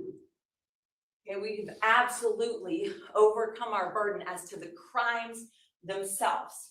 And the crimes themselves are not really in dispute, right? We know that Beauty didn't do this to herself. We know she'd be incapable of doing this to herself, right? We know someone else did this. We all agree that the car was on fire. We all agree the body was on fire, right? So really what it boils down to is that second part of your checklist. Is this defendant responsible? Is this the person who committed these crimes? That's what it boils down to. All right, so I want to address the defense, some of the things spoken about in opening as well as during closing arguments. I'll then go through the state's case with you and the evidence that's been presented, and then I'll finish up with some final thoughts. So first and foremost, you heard Mr. Lumpkin go through a list of, I think it's highly unlikely he's guilty. I think it's less than likely he's guilty, all the way up to guilt is likely or guilt is highly likely, right? You are not going to hear any of this during the charge of the court. That is not in the law on reasonable doubt. Okay, that is not a part of the law. This is what the law says. A reasonable doubt is the doubt of a fair-minded, impartial juror honestly seeking the truth of the matter asserted. That is what you will be instructed on. All right, again, a reasonable doubt is a doubt for which a reason can be given arising from a consideration of the evidence, a lack of the evidence, or a conflict in evidence. All right, now you took an oath to render a true verdict and to follow the court's instructions and the law that she's going to give you, okay? Do not let the defense guilt trip you into violating your oath or ignoring the law by making you think that someone is about to be wrongfully convicted. That is not a fair burden to place on you all. You all took an oath. The oath was to ascertain the truth. The oath was to follow the law. That's what we're asking you to do. Look at this evidence objectively. This is your decision. This is not about strong-arming people into one decision or another. Okay, this is your decision to render a true verdict. It is completely up to you all to make a determination as to whether the state has proven this case beyond a reasonable doubt. All right, remember one thing. This is not about getting a conviction. That is not what our criminal justice system is about. That is not what our criminal justice system is about. Our criminal justice system relies on jurors to do the right thing, to do the just thing, to follow the law, and uphold your oath, whatever that may be. It's not about getting a conviction. It's not about winning or losing. There is none of that in this system. Doing what's right, doing what's just, and following the law however you see fit. That is what we're asking. All right. In opening, the defense said that the investigation clearly showed that the only person they looked at was Eugene. But why? Ask yourself why.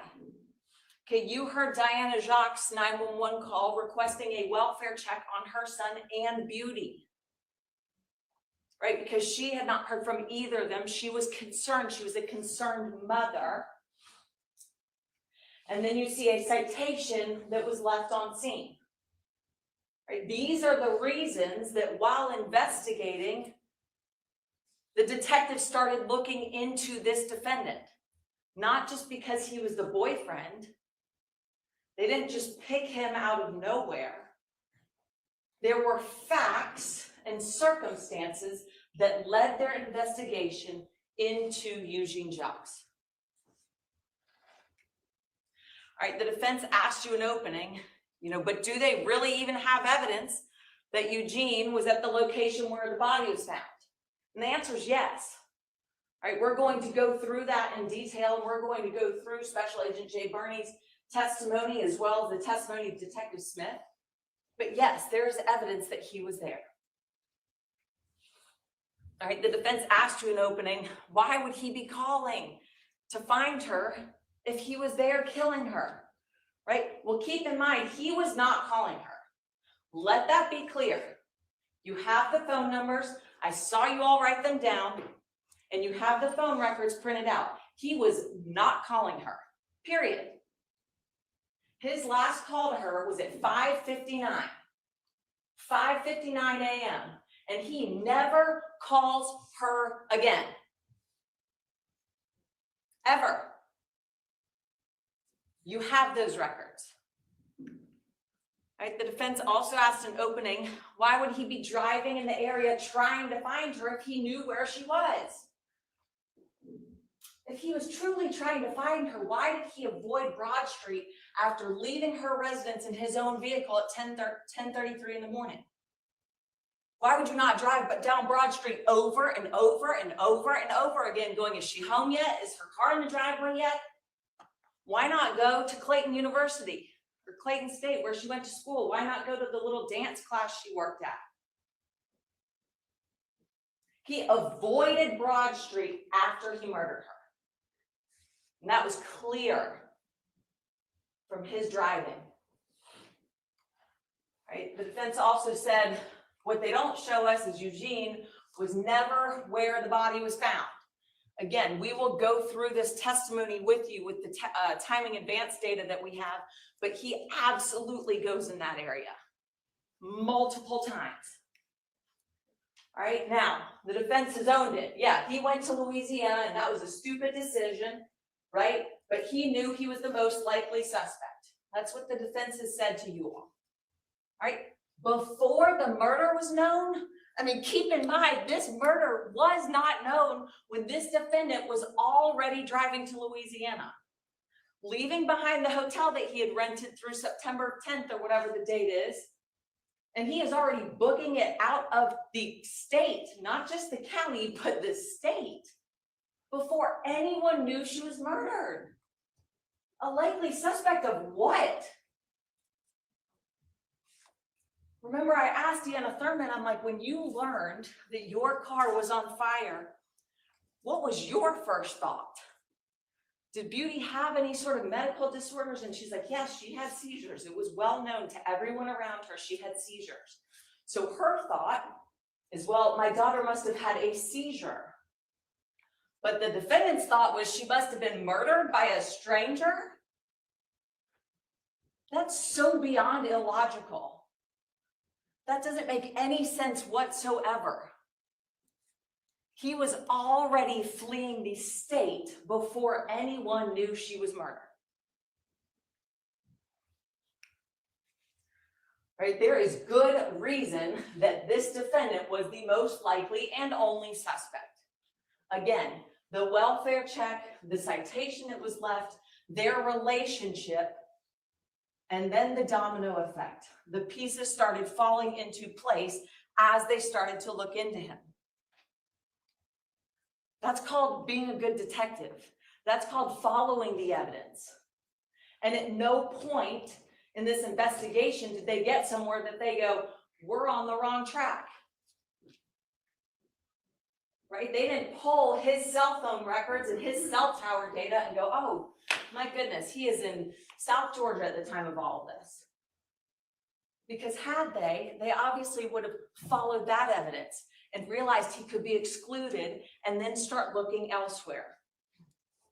But there was good reason for them to start looking at this defendant while on scene, and all the evidence continued to add up. Now, lack of blood evidence. We told you at opening, right? We said there is no blood evidence. There's no DNA evidence, right? We weren't trying to trick you. We were being transparent, right? That's why we put all this stuff in. That's why we want you to see these reports that show that there was only really 3 swabs, one of which was insufficient to show whose DNA it was, right?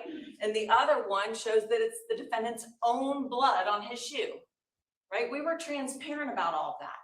We're not going to skip evidence or pick and choose what you see to try to mask what's going on here.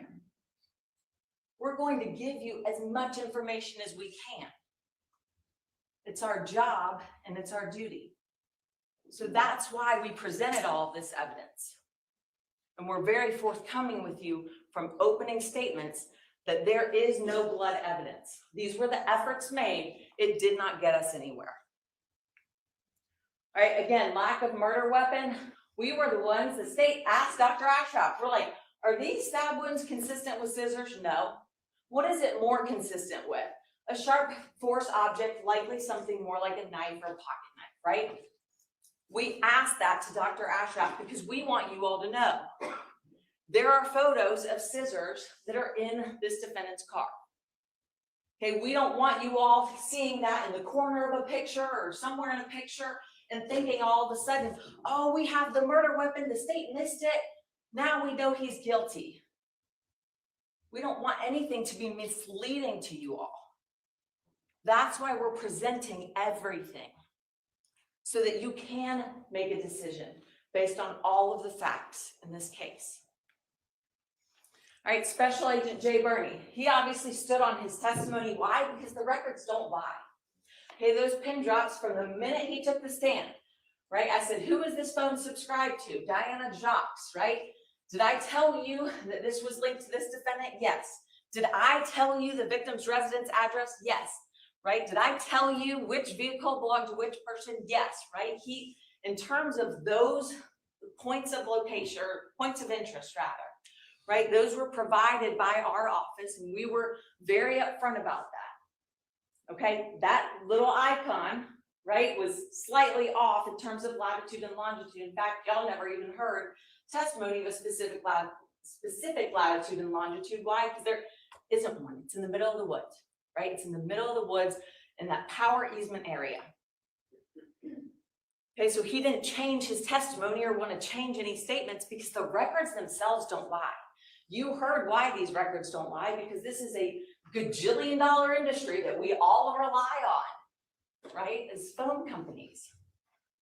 And so that timing advance data is never going to change regardless of where points of interest are. And we'll go through those for you all to look at. Now in opening, the defense said there is reasonable doubt. They said it again during closing, that there's reasonable doubt.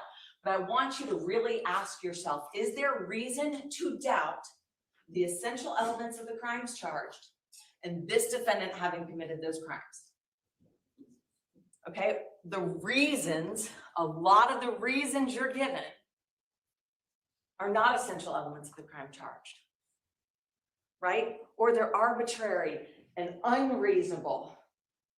Continuing to bring up this idea that 5 years from now, you're going to be watching a TV show with the real killer. There is no evidence of someone else involved, period.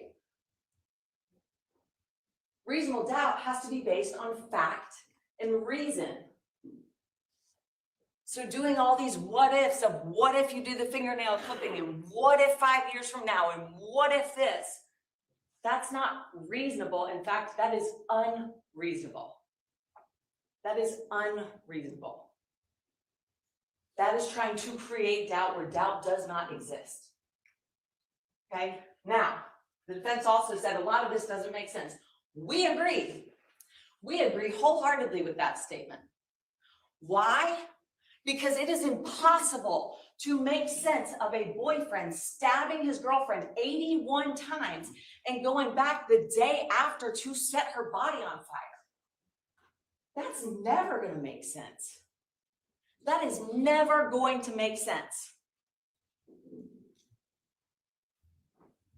In fact, the defendant in his journaling doesn't even understand himself, right? Less than a month before this murder, he wrote he has rage. He has rage in his heart and malice in his mind, and he doesn't know why. So yeah, a lot of it doesn't make sense. Okay, but again, the why is not a reason to doubt the proof of these crimes having been committed and this defendant having committed them. All right, one question. I asked you this at the beginning, and I want you to continue to ask yourself during these deliberations, is there a reasonable explanation for all of the circumstantial evidence in this case? Is there a reasonable explanation for all of the circumstantial evidence in this case? All right, so let's talk about the state's case, starting with the timeline, all right? August 22nd of 2023 at 12:47 a.m., you have defendant calling Beauty. Again, you have these phone records for your deliberations. Now make sure you wrote down if you haven't already. It's always going to be in UTC time if it's from the phone company itself. So where it says 4:47, you have to subtract 4 to get it to Eastern Standard Time in Georgia. So 12:47 a.m., you have the defendant as the calling party, calling Beauty, right? And the duration was just under 22 minutes, right? So we know that they talked in those early morning hours. At 2:27 a.m., we then see that the defendant's vehicle hits a flock camera. Again, you'll have all those flock images for you, all right? And it's traveling westbound on Veterans Memorial. You heard testimony that sometimes it's called SR8, sometimes you'll see it as 78, or sometimes Veterans Memorial. It's all the same. So traveling westbound, which of course is in the direction of Beauty's house, and that's at 2:27 in the morning.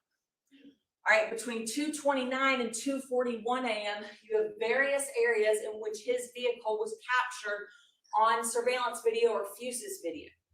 Now, all of this is in evidence. You can ask to see any of this again, okay, but you don't get a computer back there for your deliberations, so you can't do it yourself. If you want to see anything again, all you have to do is send a note and ask, okay? But this is the chronology of those spottings. You have 2:29.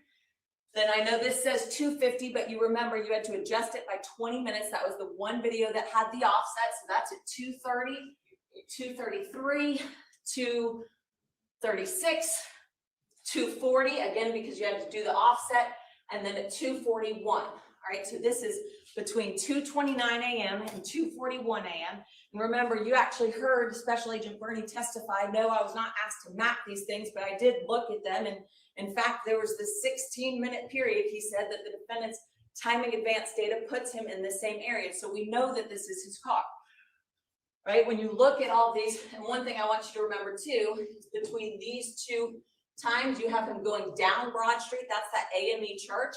And then when he turns around, he only has his fog lights on and he's turned off his main lights. All right, so if you look at the map here, what does this travel show you? Well, the very first point in time is at 2:27 when he's on the flock, which is over here on Veterans Memorial. Then you have one where he's turning on Austell Powder Springs here. and ultimately is going to drive down Broad Street right past her residence, right? Driving right past her residence at 2:29 in the morning, turns around at some point because then he's seen coming out of Austell Powder Spring Street, and he ends up taking a left. I'm sorry, right. I can't do my right and left. He then comes back. He ends up circling back and going back down Broad Street. And that's with his headlights on. And then the last time he comes back down Broad Street is when he only has the fog lights on at that point. So he is circling her house, driving by it at least 3 times between 2:29 a.m. and 2:41 a.m. All right, then we have a gap in time, right? Detective Smith testified, he didn't have it specifically on camera, but it's somewhere in the area. But we see it again at 5:44. Now this time is not a coincidence, right? Because what happens at 5:45 every day, that's when Deanna leaves for work. So that time was not a coincidence. We happen to catch it on AME, the camera there, right, which is Broad Street. He's traveling in the direction of her residence. Here's another image here. This is the AME church on Broad Street, and he's traveling eastbound, which would go by her house right when Deanna is normally leaving for work. Probably checking, has she left yet? All right, again, 5:45, that's her normal time to leave her house. This is a picture of her house, right? It's right on Broad Street, so easy to see what cars are going to be in the driveway. Then at 5:45 a.m., we happen to catch his vehicle, and it's traveling now on Joe Jerkins, right? This behind here is Bethesda Baptist Church, which Detective Smith gave us a map of, right? The church backs up to Beauty's residence. I even asked Deanna about that, right? I said, what's like right behind your house? And she said, the church, right? That's Bethesda Church. You even have the distance there from the parking lot area where we ultimately see his car backed in at 6:01 a.m., right? And if he were to walk around the front path of the church and down through the cut or whatever between those two, or the backyard, that he would be right there at Beauty's house. And remember, again, while there wasn't a slide from Special Agent Bernie, he testified that yes, at 5:45, he's back in the area until about 6:15 or whatever the timing was. He said, and then there was a gap in data where there just was not timing advance. You remember he testified that sometimes if there's timing advance, there might be a tower identified, but if it doesn't tell you the distance, you really can't use it. So there's a gap in time there, but we know that he is in this area at this time based on the testimony you heard, in addition to the surveillance video that happened to catch this defendant. Now, again, phone records show that at 5:53 a.m. and 5:59 a.m., defendant calls Beauty again. All right, now this is a screenshot from his records, right, showing he is calling her. And you see that the actual elapsed time, so the connected time is 3 seconds and then 2 seconds. So there's no indication those were actually answered. That could just be voicemail picking up as opposed to actually speaking. But we know that the phone rang on both occasions and that the elapsed time was only 3 seconds and then 2 seconds. You can also see this on Beauty's records. We put Beauty's records in. And if you look at Beauty's records, every single phone call on August 22nd was an incoming call. And you will go through the column. It makes it very easy since there's no outgoing calls. You can go through the column and see that 5:59 is the last time he ever calls her. Compare the records. Put them on top of one another. There is never another communication between Beauty and Eugene. At no point does he call her, bombard her, call her on repeat. None of that. Even though there's multiple calls prior to. 5:59 is the last time he ever reaches out to his girlfriend who he moved to Georgia for. At 6:30 in the morning, Beauty posts on Instagram for the last time, right? You heard her friend testify, Antonasia. She said, this was the last time I ever saw anything of her, was posting at 6:30 in the morning, right? And you'll have that with you. At 7:35 in the morning, you see the defendant's vehicle again. Now, it is on this little side type street that dumps into Joe Jerkins. And I asked Detective Smith, I'm like, what is that? He said he suspects that's what connects to the Bethesda Baptist parking lot, right? It's not a separate road. It's not Vine Street, because if you remember Vine Street, it's kind of hidden by the adjusted time, or the timestamp there, but Vine Street's up here. So this is a private drive. So at 7:35, you have his vehicle coming out from Bethesda Church. He drives eastbound down Joe Jerkins, turns left onto Austell Powder Springs, and then ultimately ends up taking a right onto Veterans Memorial Highway, right? And that timestamp is at 7:36 in the morning. At 7:50, so some 14 minutes later, is when you see the defendant's vehicle traveling westbound on Veterans Memorial, hitting that same flock camera he had hit previously. Now, yes, that indicates he did some sort of big circle or whatever, because he was traveling westbound on Veterans Memorial, so he would have had to do some sort of loop, but he had 14 minutes to do that. All right, then at 7:52 in the morning, the defendant continues westbound on Veterans Memorial. We see the car there, and ultimately the car turns right onto Austell Powder Spring Street, and then luckily we have the Fuses camera that shows he actually does pull onto Broad Street. Remember, this one is Broad Street here. So at 7:52 in the morning, the defendant is turning right onto Broad Street towards Beauty's residence. All right, if you look at all of these times in order here, you have 7:35, 7:36, right, then it goes on to 7:52 through 7:52 and 52 seconds there. All right, so again, to get a visual there, he had been parked at Bethesda, right? He's seen pulling out onto Joe Jerkins. We know that he then goes left on Austell Powder Springs and ultimately travels westbound on Veterans Memorial. At some point in the 14 minutes, he does a big circle of some sort to get back over here, because he then hits Flock over here, comes back down Veterans Memorial, drives up Austell Powder Springs, and then turns onto Beauty Street right here, Broad Street at 7:52 in the morning, okay? So that's the sequence of events. And again, you can always ask to see these videos again.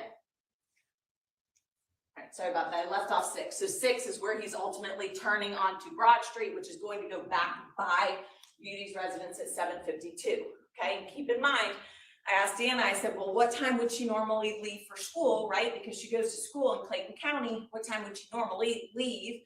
And it's around 8, right? To give wiggle room to be able to get to school by 9, right? So his timing of pulling onto her street at 7:52 aligns with when she would normally leave. Isn't that interesting that she's driving by at 5:44 in the morning when Deanna leaves, and then he's going back by right about the time that Beauty would normally leave for school. All right, now it is presumed from 7:52 in the morning to 10:33 in the morning that the defendant is backed into Beauty's driveway. All right, why do I say that? Because we know that there is a white vehicle, right, that you can see right here, that's backed into Beauty's driveway there. Remember, this is the neighbor. They have the timestamp here from August 22nd. That's at 9:57 in the morning, right? So we don't unfortunately get to choose when the ring films and doesn't film. You heard there's a train track, that there wasn't footage every time the car drove by and so forth, right? We just happened to get lucky with the resident walking out at 9:57 in the morning, which is where we capture the front end of a white sedan. Right, that's zooming in there to show you that front end of the white sedan that's parked in Beauty's driveway. And remember, it's her and her mom, right? She's supposed to be at school in her red car. You heard about Deanna's car, but we know there's this white vehicle backed into her driveway. Now, we also know that the defendant has backed into her driveway previously due to other ring footage. So the date on this is from August 19th of 2023 at 7:44 in the evening, where you see his vehicles backed into the driveway. Okay, this is not on August 22nd. It's just showing we know that he does back into that driveway. He had done it a couple days prior, right? So we saw this footage with you all. So we know at 7:52 he's turning onto her street, and then his car stops moving, right? We don't see it on Flock or anything again until it's coming off of Broad Street at 10:33 in the morning. So that's why we say it's presumed between 7:52 in the morning until 10:33 in the morning that he's left his vehicle backed in her driveway while he's murdering her and then taking her car to Fulton Industrial. So the next time we see Beauty's vehicle move, or I really should say, the first time we see her vehicle move on August 22nd is at 8:10 in the morning. All right, we see through the bushes, right? RB was able to see through the bushes. We had to zoom in and go frame by frame, but you can see the red coloring of her car pass. That's right around 8:10 in the morning. And then the next clip we have is her driving eastbound on Broad. Okay, so that's where we know that her vehicle is now moving. So just to give you a visual of that, right, we know this is her residence. The camera is here at Austell Gas and kind of goes through the bushes, which is where you get that glimpse of her red car. So the vehicle would have circled around the block on Vine Street and then continued in an eastward direction on Joe Jerkins. I'm sorry, yes, no, Joe Jerkins is active. All right, so then at 8:33 a.m., so you have about 23 minutes, right, after he's been traveling in the direction of that power easement, in the direction of where Beauty was ultimately discovered, we have her vehicle coming back. So now it's traveling, can't do my east and west, I guess the other one was west, this one's east, going eastbound on Joe Jerkins, right, which is ultimately spitting out here at Austell Powder Springs, where he then takes a right onto Austell Powder Springs, and that's at 8:33 in the morning. All right, so there's been this 23-minute gap where he was driving in the direction of that power easement where she ultimately was discovered, but then we see the vehicle again. Now, from 8:45 in the morning, ultimately to 10:23 in the morning, we see that Beauty's car is traveling. All right, there are numerous flock hits. You have those flock hits. All right, and they're designated here as well, but we walked through them with Special Agent Jay Burney, where her car goes down in this area, it circles back around, right? Because here's that same number 5 flock hit, and ultimately ends up hitting number here at number 8. You heard from Detective Smith that CES, I can't remember what it stands for right now, but he said that CES company where he got the 2 still shots of Beauty's car, he said that was off of Frederick. And as you'll see in the flock hits, which you'll have to consider, that flock hit is on Frederick, or I think that's how you pronounce it. Anyways, right here. So it aligns perfectly with the timing of the flock hit. And in fact, if you remember, that's how Detective Smith even knew to go to that area to look for surveillance video, because her vehicle had hit flock in that area. So he wanted to see if he could get any footage of it, and in fact was able to get those 2 screenshots for you. All right, and going back just a moment here, as you heard the testimony from Special Agent Burney, he looked at the totality of all of the timing advance records that were available to him for this defendant's phone, right? And he said that all of it was consistent with the travel in Beauty's car. He, of course, depicted the ones that were most relevant and easy to see, and we went step by step. I know it was brutal, and I know it's hard when it's Friday of Memorial Day, but really lining up that all of the flock hits aligned with his timing advance, down to where it's seconds apart from getting to one location to the next location, completely consistent with vehicle travel, right? And it matched up with Beauty's vehicle and Beauty's vehicle driving. So we know that this defendant is in her car. We know that. All right, then at 10:22 in the morning, we see the Dodge Dart, unfortunately past a police officer, right? That would be Eugene in the car. We know he's in the car. We know his phone's in that car. And ultimately, it does not turn on Broad Street, right? It continues on what street? Joe Jerkins. What's the only entry and exit point to get to where ultimately her car and her body was found? Joe Jerkins. There is not another point, right? You can't get there off of Austell Powder Springs unless you drive off the bridge. All right, so we know it's no coincidence that at this point in time, at 10:23 in the morning, he is turning on Joe Jerkins in her vehicle in the direction of where ultimately her body and her car are dumped. You then see at 10:23 a.m. another clip from the Austell Gas that's by the church, right? And once again, that vehicle is traveling westbound on Joe Jerkins in the direction of where that power easement is. To look at it here, this is where that camera is. The red Dodge Dart is traveling westbound here, which ultimately gets you to the vehicle access point for the power line. All right, we also know based on his cell tower data that is consistent with this movement. That's how we know that his phone is inside that car. All right, we can zoom in here to where his timing advances, at 10:23 a.m., so the exact time that we actually have the Dodge Dart on surveillance video, and you see that the defendant's phone is within 0.1 miles of the tower, right? That 0.1 miles, remember the width of these timing advance circles or arcs or whatever is going to be 78 meters. So you can't really distinguish, well, is someone on Broad Street or someone on Joe Jerkins, because those are only 100 and some feet apart from one another. So no matter what, it would be in the same width of the timing advance, right? But we know when you look at it combined, we have her vehicle on Joe Jerkins and we have his phone hitting in that space that would encompass both her residence and Joe Jerkins. I mean, mind you, where this vehicle is right here, the other side is going to be her residence, right? So it's going to show the same thing. Then at 10:33, so 10 minutes later, all of a sudden, you have the defendant coming out in his vehicle, right? Never do you see these vehicles moving at the exact time as one another or hitting flock or anything else. So you have him pulling out from Broad Street because, again, he was parked at her residence, backed in. He's pulling out, and then he ultimately will take a turn onto Joe Jerkins traveling eastbound. He is never, ever, ever seen again on Broad Street, period. That's it. Right after he's done murdering her. Doesn't want to go back on Broad Street. All right, then at 10:40 to 10:45, we see that he has additional travel. He's traveling northbound based on his timing advance. If you zoom in here, this is the intersection that he was at 10:33 in the morning, and you can turn onto Joe Jerkins and ultimately get onto, blanket on the name of the street, but it will connect you to Austell Powder Springs. And you remember, or Austell Road, and you remember Special Agent Bernie testifying that based on the prior hits here between 1 and 2, that it seemed that he was traveling northbound on Austell. And so this is completely consistent with the direction of travel. We last saw his vehicle at 10:33 in the morning. Ultimately, when his cell tower data picks back up with timing advance at 10:40 in the morning.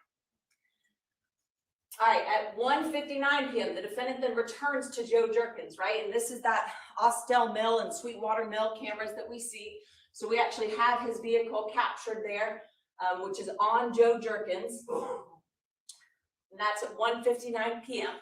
So this is the first time he's returned to the area after having killed Beauty, right? Then at 6:46 in the morning, or in the afternoon rather, evening, we see his vehicle again go to Joe Jerkins. This is captured on those mill cameras there, right? And in this case, he pulls up here. He ultimately gets stopped by the train that's passing, so he turns around, right? He's like, I'm not going to sit there and wait on the train. I'm going to turn around. This is the second time that he's back in the area where his vehicle is captured on these surveillance videos. Then we get to August 23rd, right? So we're now in the next day, in the very early morning hours. At 1 a.m., the defendant returns to this area for a third time, right? A third time. This time we see him coming on Austell Powder Springs, right? You can even see that body side molding. You can see that it has the sunroof there. He then turns on Joe Jerkins traveling westbound there. All right, again, you see that sunroof, body side molding, dark tinted windows. This is the third time he's in that area at 1 o'clock in the morning, no less. All right, at 1:02, he's captured on that Austell Mill camera and does that kind of, he stops for a second, no one gets out or anything. He stops, pauses, does some weird 3-point turn, and then goes back. What does that mean? Well, he's just traveled down Joe Jerkins, so he's gone by the access point once. He then gets here, turns around, and goes back. So that's going to be his second time driving by there at 1 o'clock in the morning. And then he comes back. So that's going to be a third time that he passes that same easement access at 1 o'clock in the morning on August 23rd. All right. Now, if you look at the same data from Special Agent Bernie during this time frame, it matches up perfectly, and I'll show you that. So if you zoom in here, right, this is the area we're looking between, if you remember, these three bigger arcs here are associated with the tower that's aligned at 2 degrees, right? And it goes from biggest to smallest, 0.78 miles, 0.73 miles, 0.68 miles. So 1, 2, 3. And the timing of those is 101, 103, 104, okay? So here at 1 o'clock and 41 seconds, that's when we see him turning onto Joe Jerkins Boulevard from Austell Powder Springs.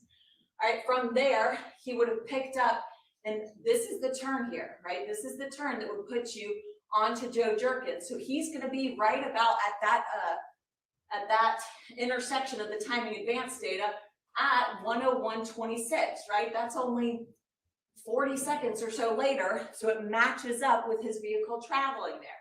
We then know that he's traveling on Joe Jerkins. I know it's hard to see, it's faint. He's traveling this direction, and this little pond here is part of the plant, and you can see that from all the records that have been put in for you. At 1:02 a.m., he's captured on that mill video. On 1:02, he then does that weird turn to go back in the direction of Joe Jerkins, right? So he comes here, he does a turnaround, drives back down Joe Jerkins, right? Not surprisingly, at 1:03 and 57 seconds, after he's done that turn and everything at Austell Mill, is when he's at this middle arc there, right? That encompasses part of Joe Jerkins, right? If you were to just stay straight on Joe Jerkins.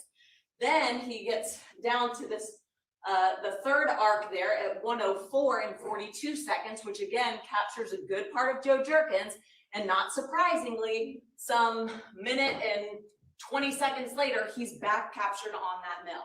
Okay, so that's how we know that he's in his car. That's how we know that all of these pictures that Detective Smith was able to get and all this video footage is in fact this defendant traveling in his car. Okay, these records do not lie. They don't change no matter what. These are phone records, and you've heard how reliable they are. All right, skipping ahead to 9:30 in the morning, the defendant then drives down Joe Jerkins. This is now a fourth time. All right, fourth time that he's driving down Joe Jerkins. He's captured on the Austell gas. And again, this travel is obviously in the direction of where Beauty's body is dumped and where the car is. You then see that at 9:44, 14 minutes later, right, we see the defendant's vehicle now at that Austell Mill. Now, it does not take 14 minutes to get from point A to point B. You've seen that in prior footage, right? And Detective Smith testified to it. It doesn't take that long to get from point A to point B. So he's somewhere for 14 minutes setting fires, right? Plenty of time to set the fires, and then we pick him back up at that time. Now, how precisely he set the fires, why it is that the car burned so long before anyone noticed, or why the car didn't burn faster, or whatever, right? That doesn't change the fact we know those cars were set on fire, and we know this defendant was in that area. All right, 9:26 to 9:46, if you look at that same time frame provided by Special Agent Barney, right, it all aligns there. Again, so this point right here at 9:30, we have the defendant hitting this area. Now, if you recall, that's at 9:27 and 49 seconds. When you're looking at the sector that's pointed at 122 degrees, and it's 0.82 miles from the tower, right? That's this big arc on the outside. So that's where his vehicle or his phone is hitting at 9:27 in the morning. And then it's just to the west of that by 9:30 when he's now turned down Joe Jerkins, and we capture him again at that Austell gas location. Then at 9:44, we have him right here at the corner by that mill, right? And in between then, from 9:31 all the way to 9:40 there, when we're on that number 2, or the tower facing the 2 degrees, right? You have all these hits that are around 7.7 miles or so from the, what's it called?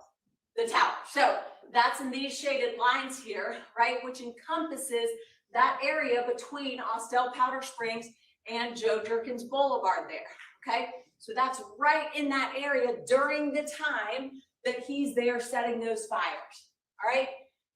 10:15 to 10:30, you then have the defendant going to his extended stay, right? There's a lot of other areas he goes. They're really not important. We just wanted to make sure you all knew he did not go back to that area, or at least we have no data to show that he went back to that area.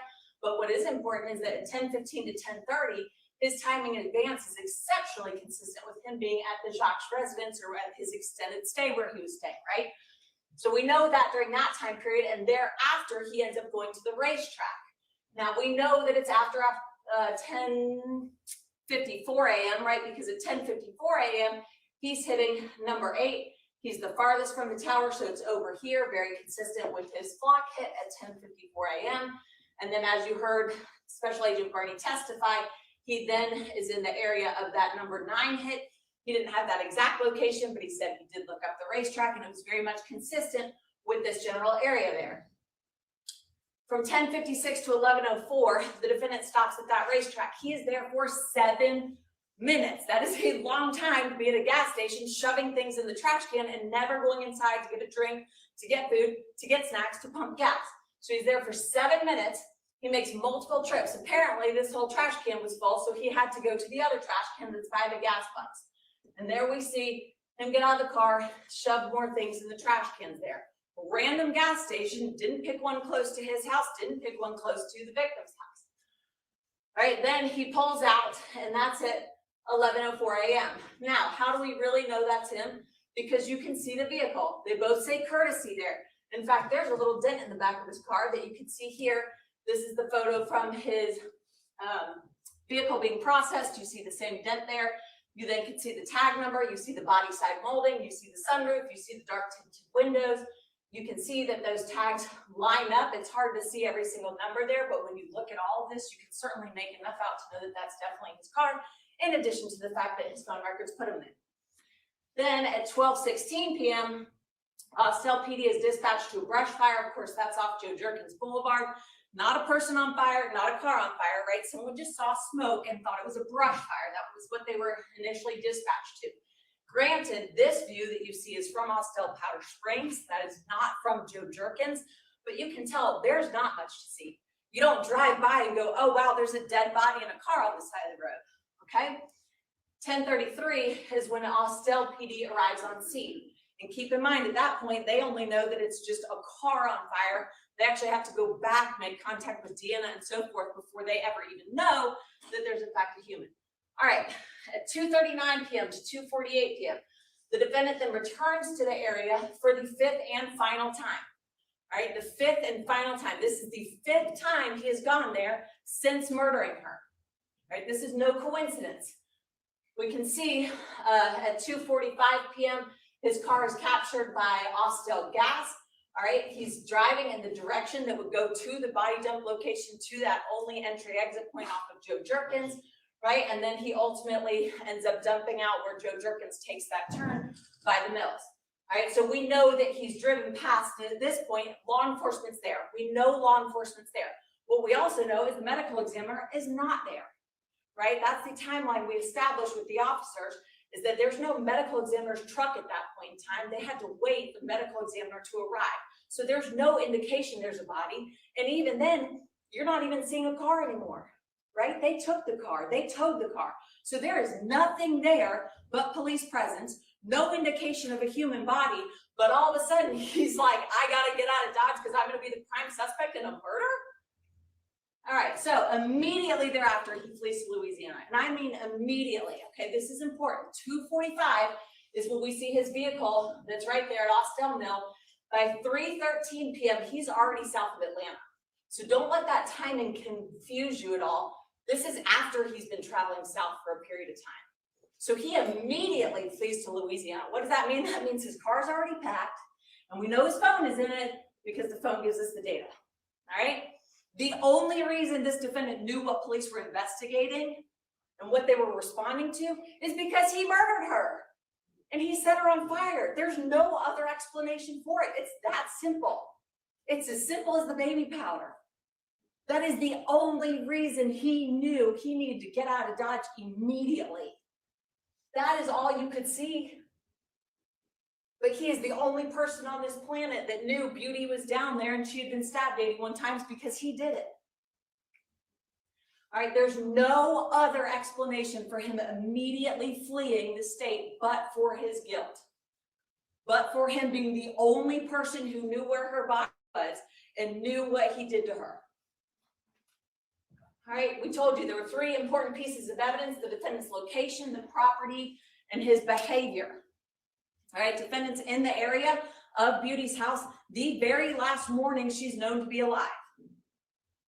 right? We have him parked there at 6:01 and she's posting on social media at 6:30. That is not a coincidence that he is right there in her backyard at the last time we have a sign of life. All right, he then travels in Beauty's car. We know that from the timing advance data to Fulton Industrial. Why? We don't know. Not an essential element of the crime charge, right? And then drives back to her residence in her vehicle.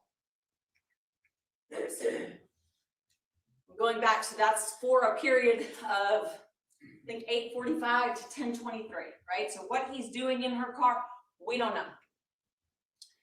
All right, but we know that it's completely consistent with all of the flock hits. His phone records are completely consistent with all of those flock hits of Beauty's car when we know Beauty has 0 signs of life. All right, he then returns to the area of her residence in the body dump location 5 times. I told you 4 during the opening, I made a mistake. It's 5. 1:59 p.m., 6:46 p.m., between 1 o'clock and 1:06.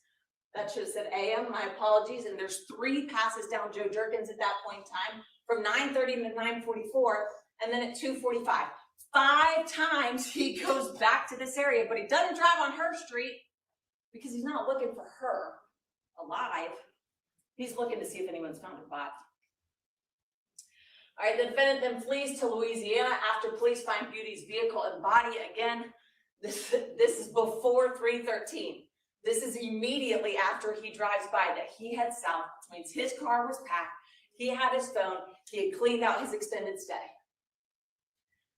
All right, he was ready to go immediately once he found police on scene. Now, why he waited, again, I don't know, right? But that's not an essential element of the crime charged. All right, the defendant's parking citation, now looking at the property that leads us to him, his parking citation was left near Beauty's body. I understand the defense saying, well, I mean, how stupid is that? Surely he didn't leave it because it would be too stupid. Well, he did. Maybe he didn't notice it. Maybe it was an accident. Maybe it fell out when he's trying to drag full trees basically on top of Beauty, right? But somehow it got left, not planted, but left. All right, and that citation goes back to his vehicle that we know belongs to him, right? That's the white Nissan Altima. And we know that that particular tag expired in April of 2023, which is why it's a different tag number at that point in time. All right, then once we find him in his vehicle, we know it's now the JTYR51 tag, right? And we find him inside that vehicle in Louisiana. We then see that there's a burnt piece of paper in his car. It's not a coincidence. Is it stupid? Sure. But it's not a coincidence.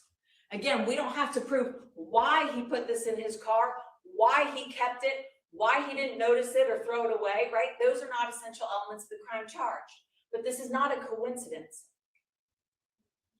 All right, there's blood in defendant's room and shower. These are the 2 markers. All right, but there's blood as well as the shoe. Now understand, this is an extended stay. All right, this blood could be anybody's. There's insufficient DNA to say whose it is, when it's from, what it's about. Okay, so we are not asking you to convict based on this, okay? Not at all. I want that to be abundantly clear. But then he also had blood on his shoes. It's his own blood, okay? It's his own blood. And we agree, there are no signs of injuries or marks on his body that anyone observed, right? But he has blood. Now, I don't know, could have been a bloody nose, who knows, right? And it could be unrelated to this, all right? But there's blood on his shoes that are in his car that was packed already, ready to go when he drove back for the 5th time.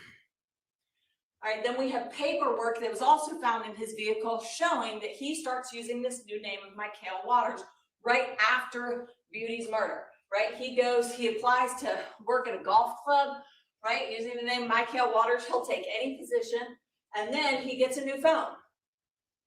He gets a new phone. Now we know he had his phone with him, the phone that he had on him when he committed this murder and arson and concealing and everything else, right, because we see it travel down to Louisiana. No idea what happened to it, but he did get a new phone, now in the name of Michael Waters. Again, not a coincidence. All right. Now, with respect to his behaviors, which we told you is also important. He calls Beauty, right? Again, this is the girlfriend he moved to Georgia for. All right, he calls her at 5:59 a.m. for the very last time ever. Never tries to call her again, period. That was it. All right, he refuses to answer any of the 24 phone calls from Deanna. 24 calls. Now, this is just a little chunk of those calls, right? You have the records that show all 24 of them. You can see it because every time you'll see the 6978 number as the calling party, calling the defendant, right, which was the 6329, and you basically bracket these together. So you see where Deanna calls him, it's then forwarded to the voicemail as the detective explained to you, right? So it's missed call after missed call after missed call. But isn't it funny that he misses the call and it goes to voicemail? In fact, it doesn't even really ring there. It's 3 seconds and goes straight to voicemail, like being blocked, right? That happens at, I can't do math, whatever 21 is minus 4, right? 8 minutes later, he answers, or in fact calls his own mother. So he has his phone. He calls her 8 minutes later and they talk for 1 minute and 31 seconds. That is his number because he is the calling party, and he calls his mother, the 913 number, 8 minutes after all these missed calls from Deanna, intentionally ignoring her calls, but then talks to his mom for 1 minute and 31 seconds. All right, but then he ends up ghosting his own mother, right? He doesn't talk to her, which ultimately leads her to be concerned enough for both Beauty and her child to call in the welfare check at 6:09 on August 23rd.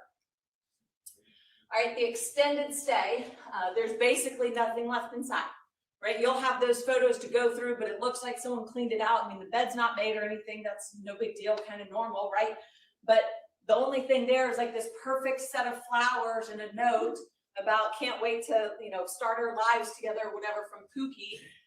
But everything else is in his car. I mean, he has packed his car because he's not coming back.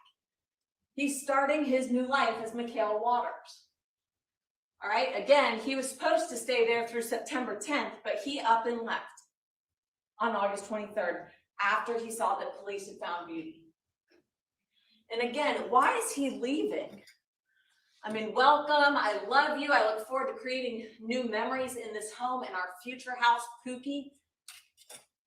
So then why are you up and leaving with all of your stuff packed in your car?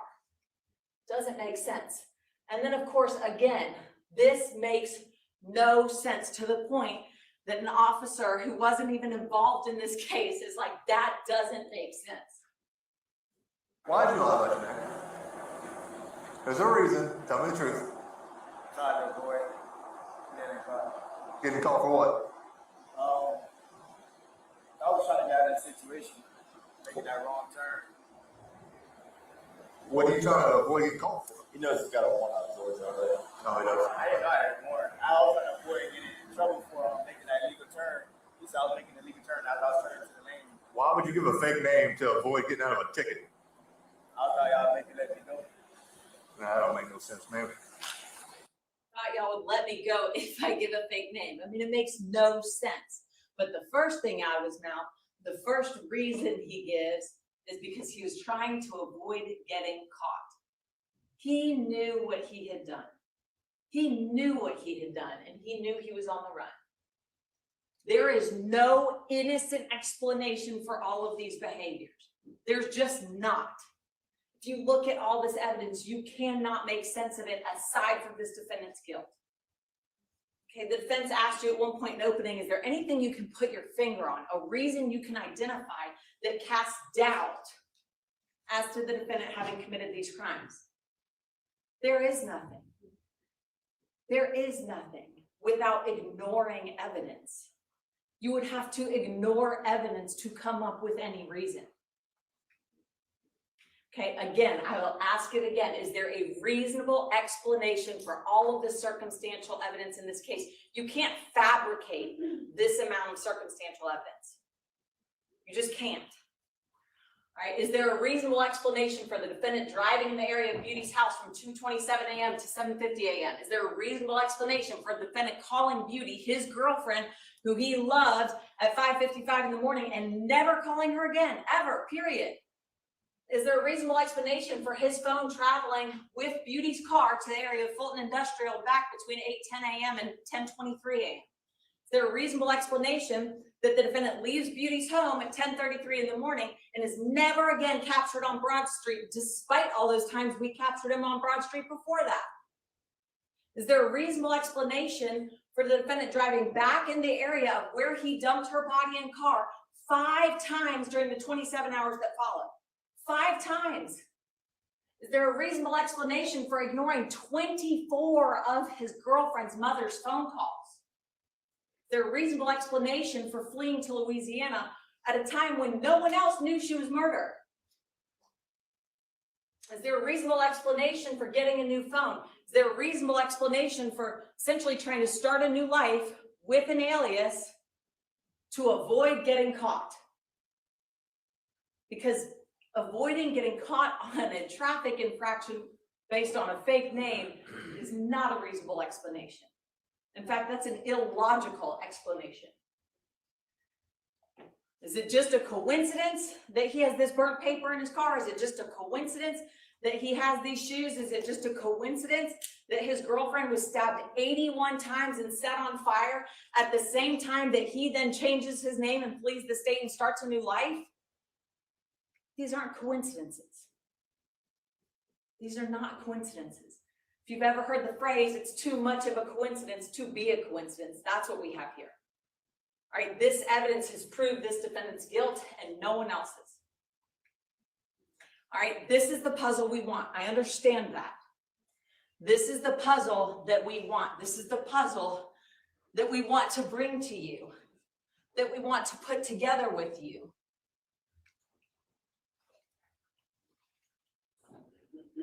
All right, unfortunately, this is the puzzle we got. All that background that makes a perfect picture that you can make sense of, that has the trees and the mountain and the lake and all of that that we want, we don't have. What's missing? The why. What sparked the rage? When did he first stab her? Was it an ambush when she's getting into her car? Right? Where did he first stab her? What stab wound of the 81 was the first one? Did she say anything? Did she suffer? Was her body in the car for those 2 hours that he was driving around? Or had he already dumped her? How exactly did he set those fires? Right? We want that information, because that will give us the perfect puzzle. And there's more missing pieces. We recognize that, and we told you that in opening, right? There's no video. There's no video. There are no fingerprints or fingernail clippings, right? There's no DNA evidence proving the murder. There's no murder weapon. Now, again, we know a murder weapon was used because we know she was murdered no matter what way you look at it. All right, none of Beauty's blood was found on his person or in his property, right? We don't have proof that he purchased gas. We have proof that he made a ton of cash transactions and actually had cash at the time he was arrested, right? We don't have that receipt. We don't have Beauty's cell phone or his cell phone. Right? We don't have direct evidence of his identity, meaning an eyewitness who said, I saw it and this is how it happened. But those missing pieces does not change what you do have. It doesn't change what you do have. You could find missing pieces to anything. Even something entirely captured on video, you could say, well, where's the gun? I see on the video everything that happened, but where's the gun? That's a missing piece. Does that change what you see?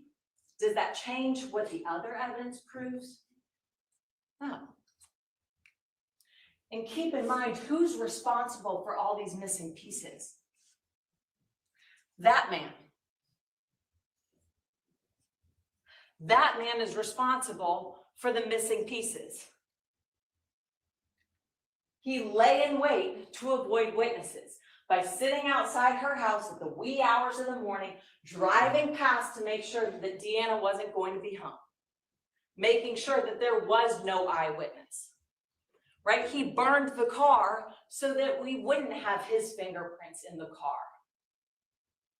He burned the car and made multiple trips to trash cans, shoving things in trash cans at the racetrack, right? So there would be no DNA evidence.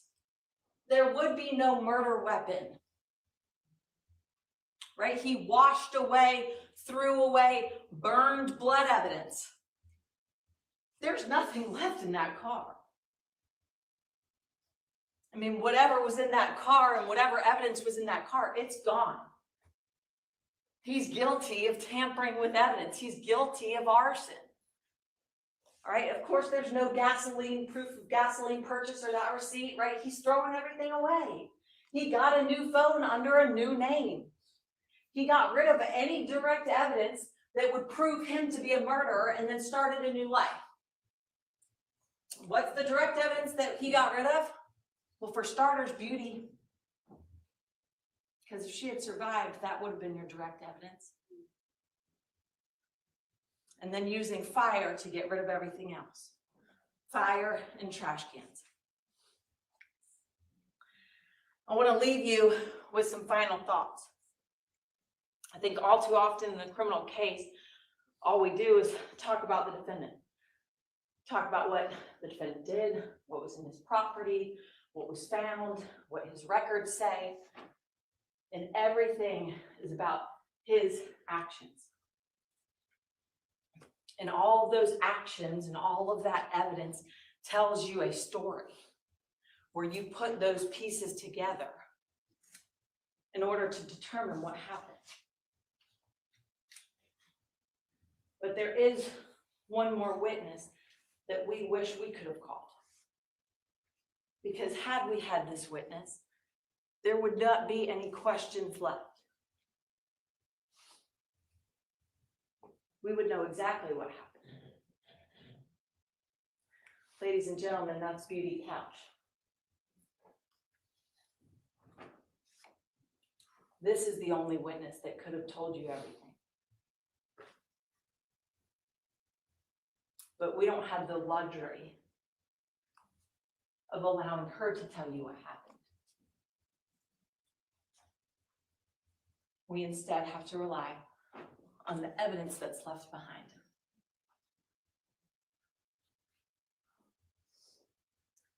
You heard that she was Deanna's only daughter. Deanna adopted her as a baby.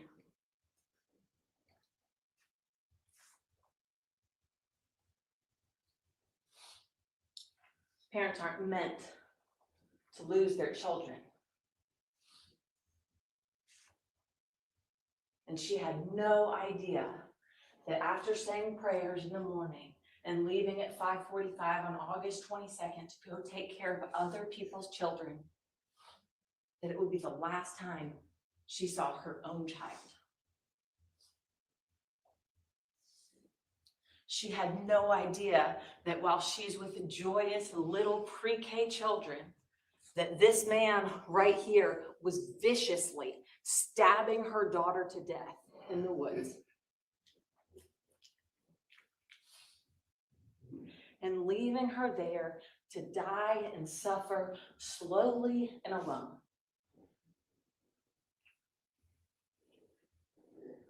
But he couldn't stop there. He wanted to go back again and again and again, eventually setting everything on fire. So no, we can't answer why. We can't answer why this apparently lovely boyfriend of hers would stab her 81 times and then light her body on fire. But the evidence points to him and only him. And because of his actions and because of his choices, This is all that was left. Beauty's burned up skate with her name engraved on the side.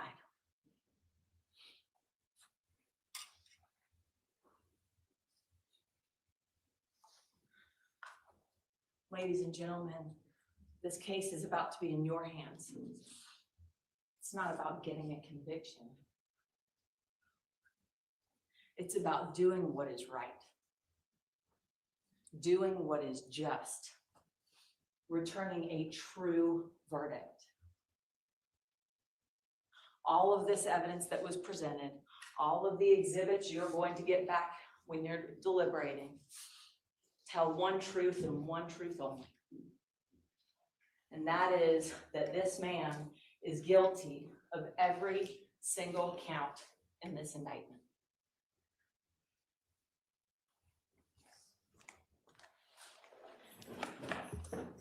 All right, ladies and gentlemen, I need to instruct you on the law. Does anyone need a quick comfort break before we do this? You good? All right, I'm going to ask for our spectators. I'm about to charge the jury with the law. I'm going to tell them what the law is. If you feel like in the next, however long it takes me to get through this, you need to leave the courtroom for any reason, do it now. Because I'm going to ask the deputies to not allow people to come in and out of the courtroom. I have allowed that the whole trial, but I need them to listen to the law. So if you want to leave the courtroom, do it now.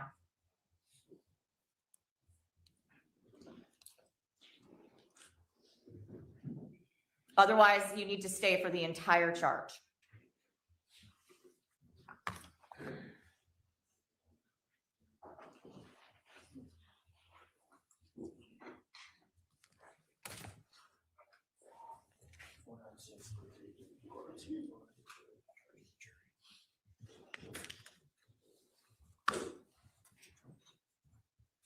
Please hurry.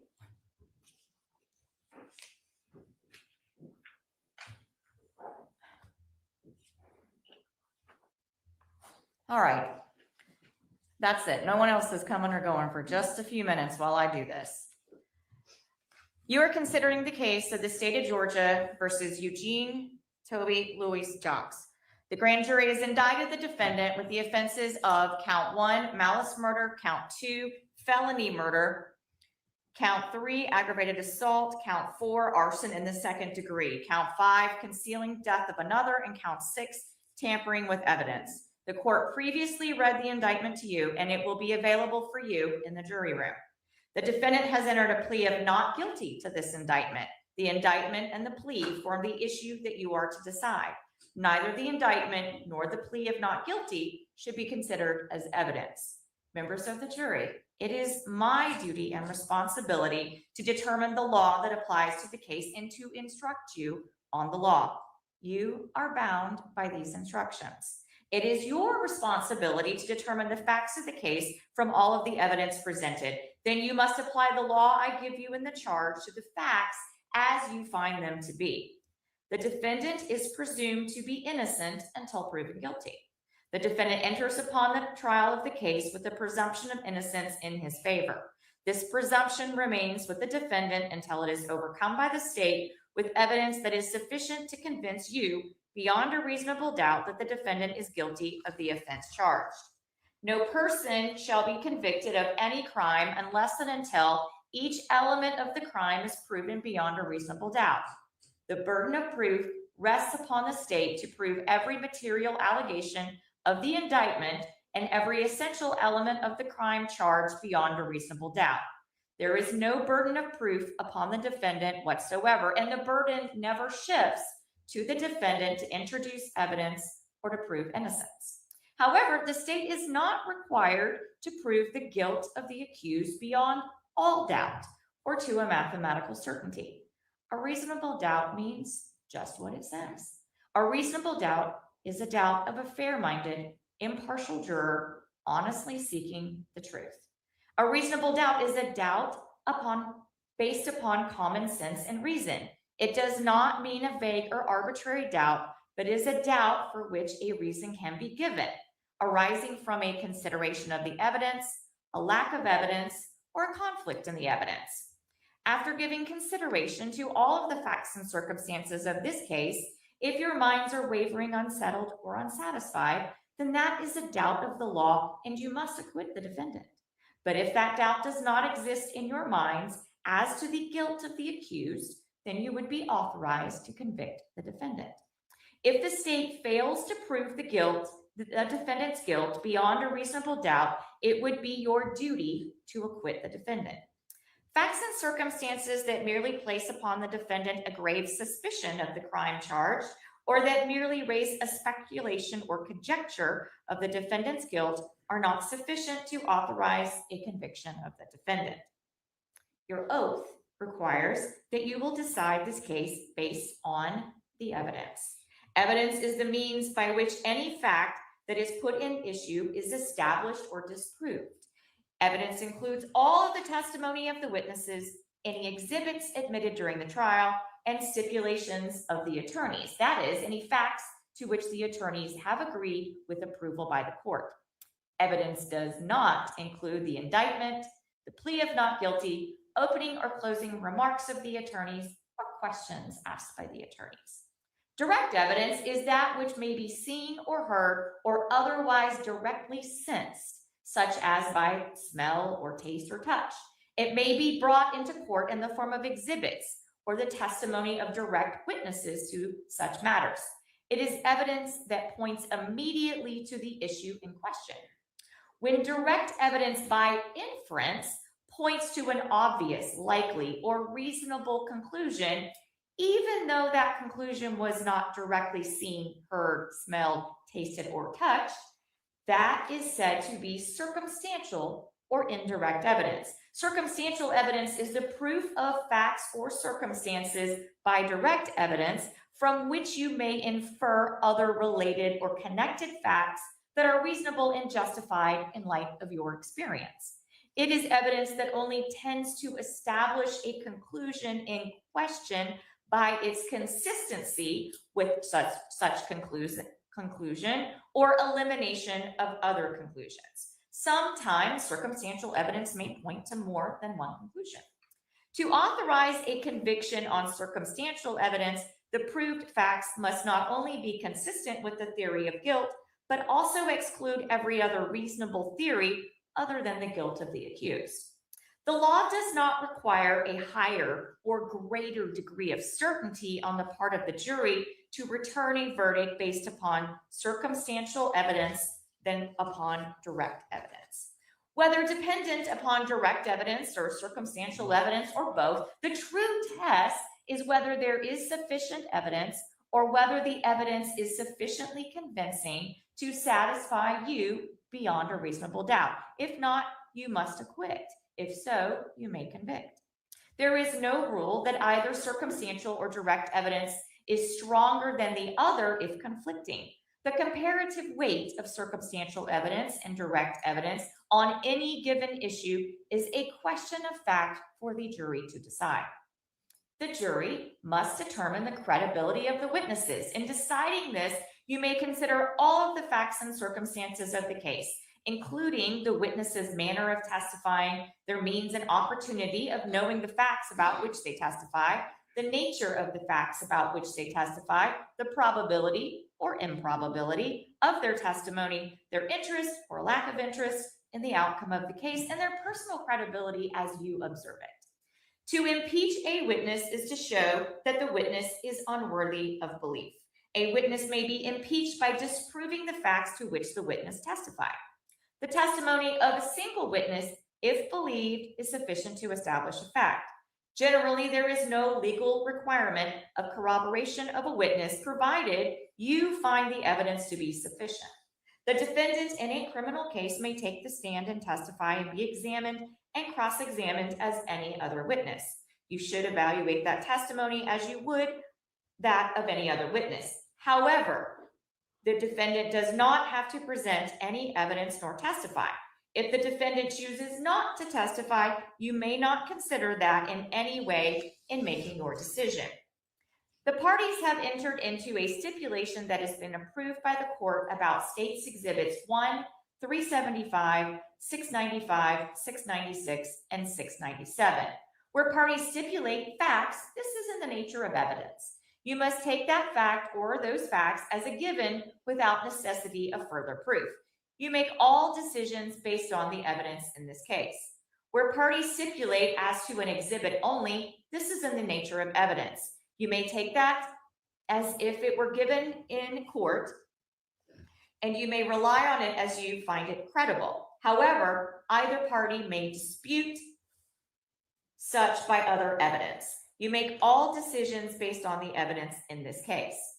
The law provides that criminal actions shall be tried in the county in which the crime was committed, except as otherwise provided by law. In a prosecution, in any case in which it cannot be determined in what county the crime was committed, venue is proper and may be proved in any county in which the evidence shows beyond a reasonable doubt that it might have been committed.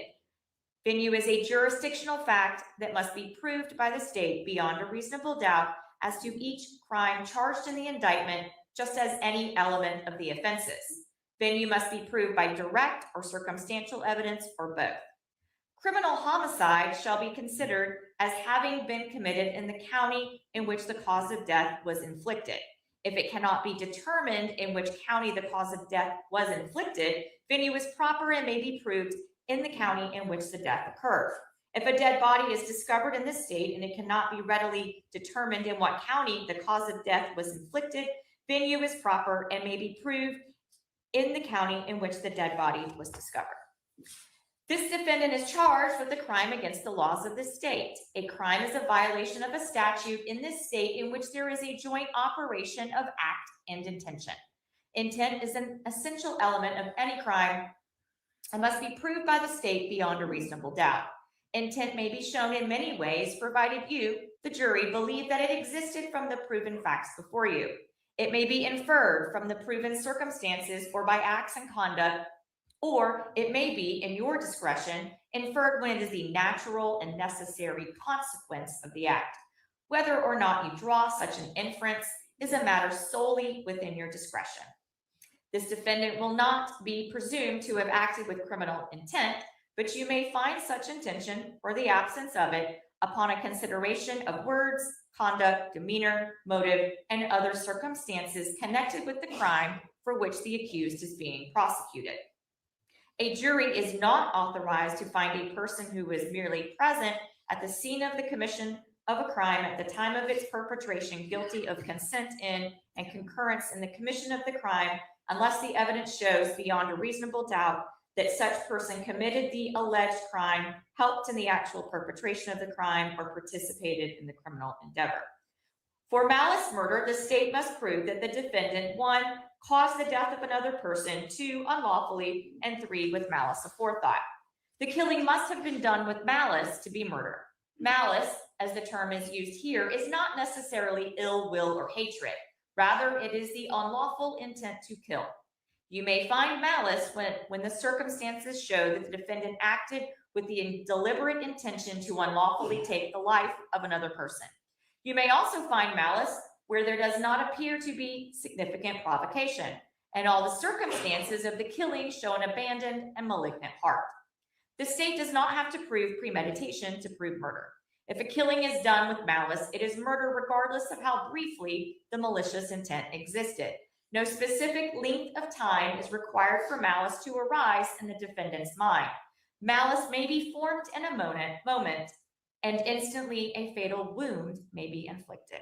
If malice was in the defendant's mind at the time of the act or the killing and moved the defendant to do it, that is enough for the killing to be murder. The state does not have to prove motive to prove murder. Any evidence of motive has been admitted for your use in determining the defendant's state of mind at the time of the killing. For felony murder, the state must prove that the defendant, 1, caused the death of another person, 2, by committing a felony. The state does not have to show that the defendant acted with malice to prove felony murder. Aggravated assault is a felony, which I will define for you shortly. You may find the defendant guilty of felony murder if you believe that he caused the death of another person by committing the felony of aggravated assault, regardless of whether he intended the death to occur. There must be some causal connection between the felony and the death. Felony murder is not established simply because the death occurred at the same time as or shortly after the felony was attempted or committed. The felony must have directly caused the death or played a substantial and necessary part in causing the death, regardless of when the death ultimately occurred. For aggravated assault, the state must prove that the defendant, 1, assaulted another person, 2, with an offensive weapon. To prove assault, the state does not have to prove that the other person was actually injured. However, the state must prove that the defendant, A, attempted to cause a violent injury to the person, or B, committed an act that placed the person in reasonable apprehension or fear of immediately receiving a violent injury. An offensive weapon is any object that is likely to cause, or actually does cause, death or serious bodily injury if used against someone. A person commits the offense of arson in the second degree as to any vehicle when, by means of fire, he knowingly damages any vehicle of another without her consent. For concealing the death of another, the state must prove that the defendant, 1, concealed the death of another person, 2, which hindered the discovery of whether that person was unlawfully killed. A person commits the offense of tampering with evidence when, with the intent to prevent the apprehension or to obstruct the prosecution of any person, he knowingly destroys or alters physical evidence. It is for you to say whether, under the evidence in this case, the testimony of the witnesses and the facts and circumstances of the case sufficiently identify this defendant beyond a reasonable doubt as the perpetrator of the alleged crime. It is not necessary that the defendant show that another person committed the alleged offense. If you do not believe that the defendant has been sufficiently identified as the person who committed the alleged crime, or if you have any reasonable doubt about such, then it would be your duty to acquit the defendant. The burden of proof rests upon the state to prove beyond a reasonable doubt that the identity of this defendant as the person who committed the crime alleged in this bill of indictment. A statement that the defendant allegedly made while in custody has been offered for your consideration. Before you may consider this as evidence for any purpose, you must determine whether the defendant's statement was voluntary and, if the statement was given in custody, whether the defendant was properly advised of his constitutional rights. To be voluntary, a statement must be freely and willingly given and without coercion, duress, threats, use of force, fear of injury, or any suggestions or promises of leniency or reward. A statement induced by the slightest hope of benefit or the remotest fear of injury is not voluntary. To be voluntary, a statement must be the product of a free will and not under compulsion or any necessity imposed by others. In determining voluntariness, you may also consider to what extent defendant was informed of his rights as discussed below, if applicable. You may consider the durations and conditions of detention as factors relevant to the question of whether or not a statement was freely and voluntarily made. The burden of proof is upon the state to establish that the statement was voluntary, that is, freely and willingly made. If you do not find that the statement was voluntary, you may not consider it for any purpose. If you find that the statement was made while in custody and as a result of police questioning, you must also determine whether the defendant was advised of his constitutional rights and whether the defendant clearly understood and knowingly gave up such rights. The constitutional rights that law enforcement officers must explain and that the defendant must understand and voluntarily give up before any custodial statement is taken by law enforcement are as follows. 1, the defendant had a right to remain silent. 2, if the defendant chose not to remain silent, anything he said could be used as evidence against the defendant in court. 3, the defendant had a right to consult a lawyer before any questioning and to have the lawyer present with him at all times during any questions. And 4, if the defendant did not have money for a lawyer would have been provided for him to represent him before any questioning and to be present with him during any questioning. The burden of proof is upon the state to establish that the warnings of all rights mentioned were given and that they were understood and knowingly given up by the defendant. If you find, as mentioned above, that the defendant's statement was voluntary and that all of the warnings as the defendant's constitutional rights were given, that the defendant did not understand, that the defendant did understand the meaning of what was said and knowingly gave up such rights, then you may consider it as evidence. If so, then you must apply the general rules for testing the believability of witnesses and decide what weight, if any, you will give to all or any part of such evidence.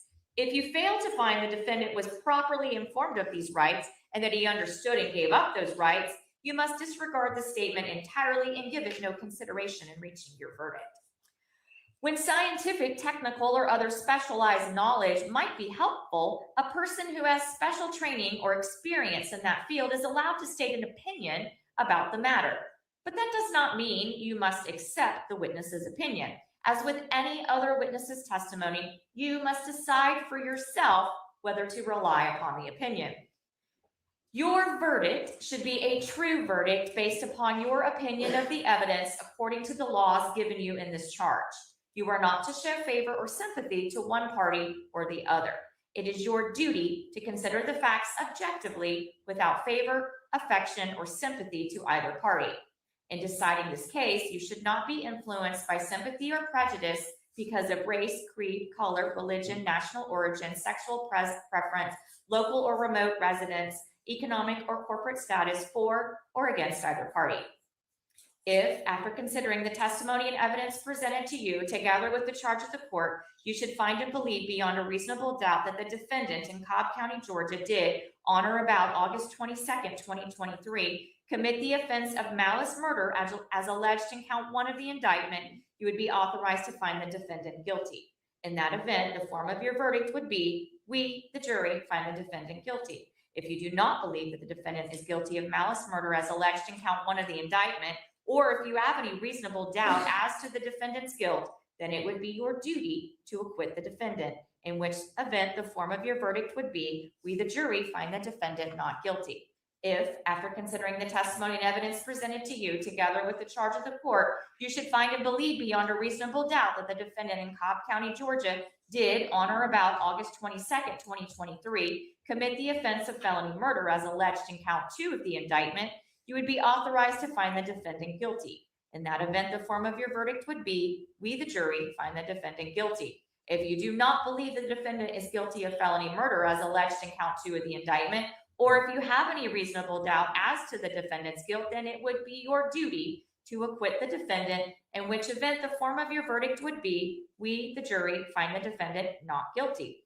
If, after considering the testimony and evidence presented to you together with the charge of the court, you should find and believe beyond a reasonable doubt that the defendant in Cobb County, Georgia did, on or about August 22nd, 2023, commit the offense of aggravated assault as alleged in count 3 of the indictment, you would be authorized to find the defendant guilty. In that event, the form of your verdict would be, we, the jury, find the defendant guilty. If you do not believe that the defendant is guilty of aggravated assault as alleged in count 3 of the indictment, or if you have any reasonable doubt as to the defendant's guilt, then it would be your duty to acquit the defendant, in which event the form of your verdict would be, we, the jury, find the defendant not guilty. If, after considering the testimony and evidence presented to you together with the charge of the court, you should find and believe beyond a reasonable doubt that the defendant in Cobb County, Georgia did, on or about August 23, 2023, commit the offense of arson in the second degree as alleged in count 4 of the indictment, you would be authorized to find the defendant guilty. In that event, the form of your verdict would be, we, the jury, find the defendant guilty. If you do not believe the defendant is guilty of arson in the second degree as alleged in count 4 of the indictment, or if you have any reasonable doubt as to the defendant's guilt, then it would be your duty to acquit the defendant, in which event the form of your verdict would be, we, the jury, find the defendant not guilty.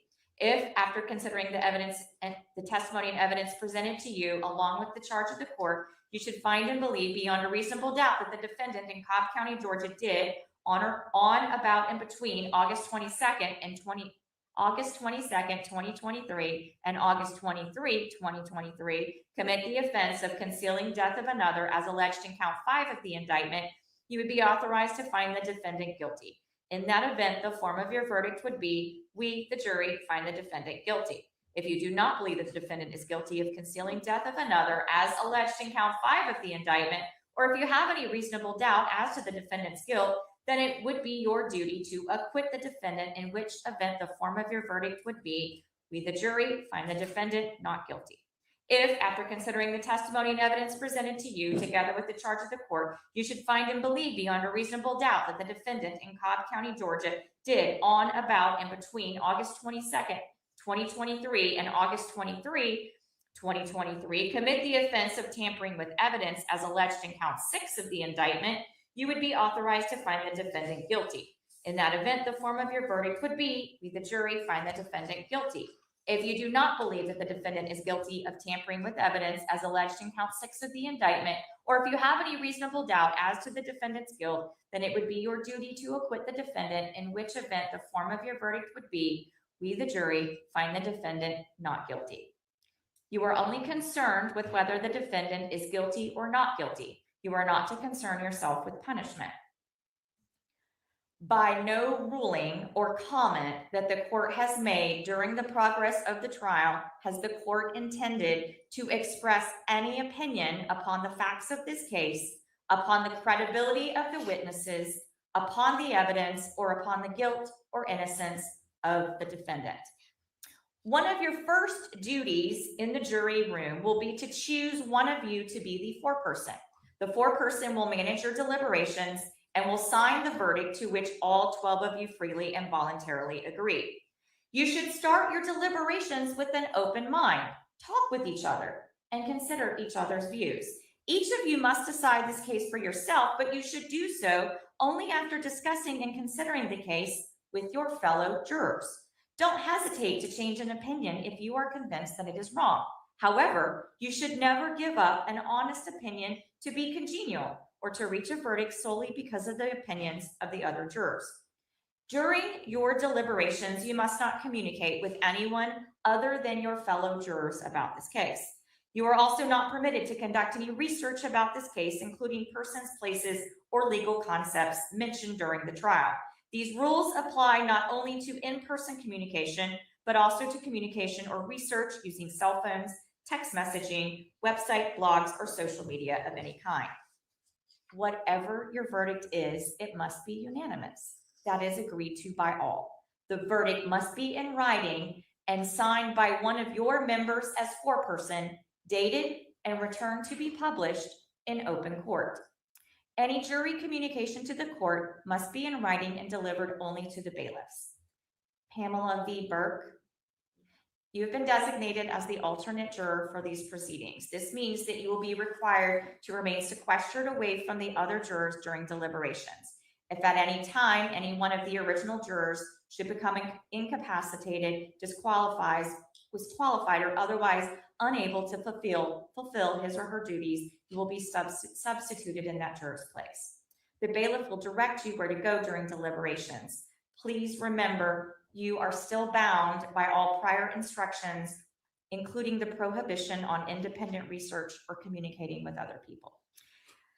Ladies and gentlemen, you may now retire to the jury room. I would like for you to all take a comfort break because you cannot begin your deliberations until you receive the indictment and any evidence that has been admitted in the case. But once you finish your comfort break, then hopefully we'll have the evidence and everything ready to bring to you. Bailiff, please escort the jury.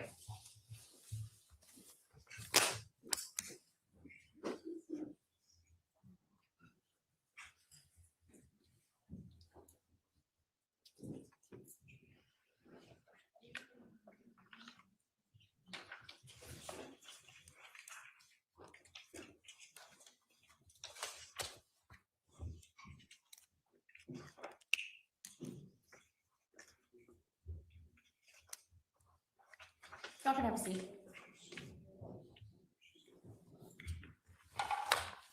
All right, a couple of issues, I think, with the charge. In the beginning, on the first line, I need to correct the spelling of the defendant's name, and I will do that. I'll go through the ones that I have, and then I'll hear what you guys have as well. On page 4 of my document, I think there's an extra space that I'll just fix real quick. On page 5, when we're talking about the stipulations, and you guys probably heard me modify that a little bit. What I did was in the paragraph that starts with where parties stipulate as to an exhibit only. This is in the nature of evidence. And then and then start talking about testimony in this, and I took out the word testimony. If that's not what you believe to be appropriate, I can bring it back out and recharge them. It didn't make any sense to me. No, I agree with the court on how you read it. And so what I was, Mr. Lumpkin? Yeah, I agree. I think it's fine. It could be confusing using the word testimony. Yeah, so what I'm changing it to in the written document is you may take that exhibit as if it were given in open court, and then a little bit later, however, either party may dispute such by other evidence is, I believe, what I said. So I'll fix that. And then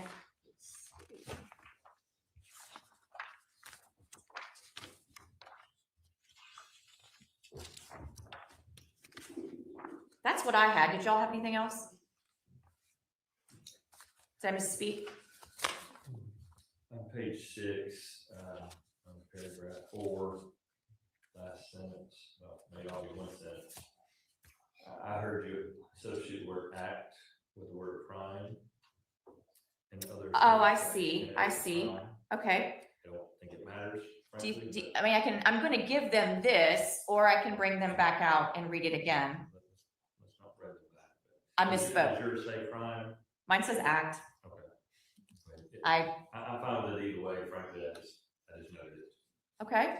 And actually, our detective caught that. And That's why I give you all a copy. so I'm fine with not bringing them back out and recharging them on that. They'll have it in the written version. Right. Anything else on that? On the charge? All right, I'm going to correct those before I sign it and send it back with them. What I would ask for you all to do now is to come forward to the counter. We'll go off the record for a little bit after I say a couple of things. I'll let you know. I'd like for you to come to the counter. I would like for everything on the counter that goes back with the jury, stay on the counter, and things that you do not want to go back on, back with the jury, to go below the counter so that we can visually see, like, give the things to the clerk that do not go back. And then I think you have a box, don't you? I got 2 boxes. We have 2 boxes, and you guys can pack up the evidence, and you'll have the indictment, the verdict form, and the charge. And we'll go off the record while they do that.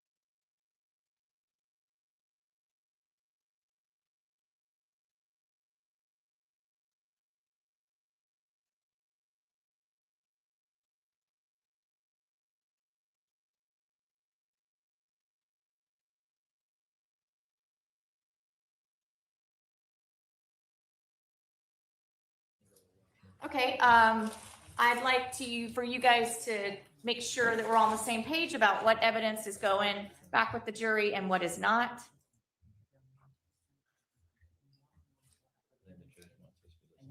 I do want you to listen to me. Yes, right. And then you can talk. What evidence is not going back? That's what I was. Oh, never mind. Then discuss that. The flash drive and just. Okay, so what are they, for the purpose of the record, what are they marked as?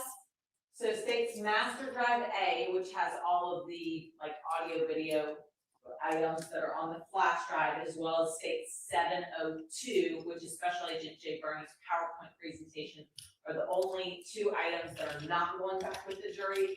Now, there are a number of scientific reports that ordinarily would not go back with the jury. It's my understanding, but we'll get it on the record from Mr. Lumpkin, that given the stipulations in this case, he would like those to go back to the jury, and the state does not have an objection to that. But of course, we'll hear that from Mr. Lumpkin. That is correct. They were tendered as exhibits, and we have an objection and agreed to stipulate to that purpose, so they should go back to the jury. All right, anything else? All right, bailiff, if you'll take the, all of the evidence to the jury. Do you need some help? Maybe the clerk can help you. You got it? And then bailiff, if you'll just keep the clerk updated as to the deliberations. Lawyers, make sure that we have your contact information. I want to confirm with all of you that if the jury asks for additional copies of the jury charge, that it's okay if I just make those for them and not bring you back. I'll tell you whenever we're together again, if that's okay. Yes, Your Honor. Yes, ma'am. Okay, anything else before we break? With regard to how long I'll let them go, I figured we would maybe 5:30, 5:45 or so. If I haven't heard anything from them, we'll send them a note and ask how long they'd like to stay.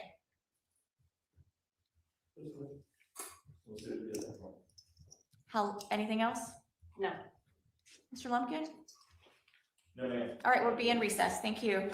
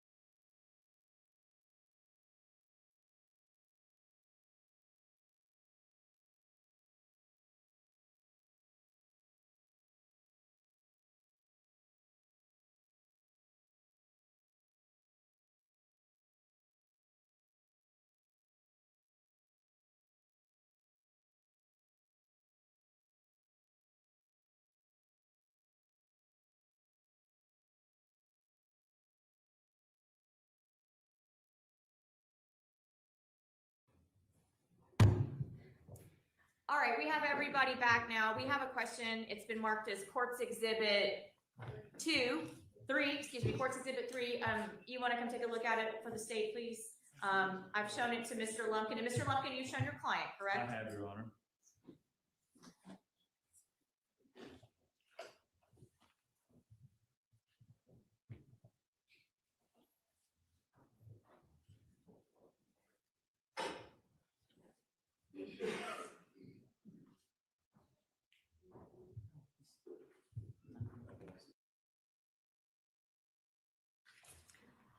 All right, let me see it again.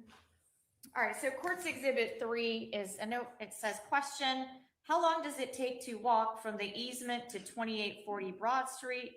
Was the note and the flowers written by Eugene and it's signed by somebody? My, I can't really read the signature. My suggestion, counsel, is that I will respond by writing a note back that says you have already received all the evidence, period. We agree. Wonderful. Mr. Lumpkin? I don't have an objection to that. It doesn't, one could add another sentence to answer the question, which is, we cannot respond further to your inquiry. So they know, I mean, they know they've got the evidence. That's not telling them anything.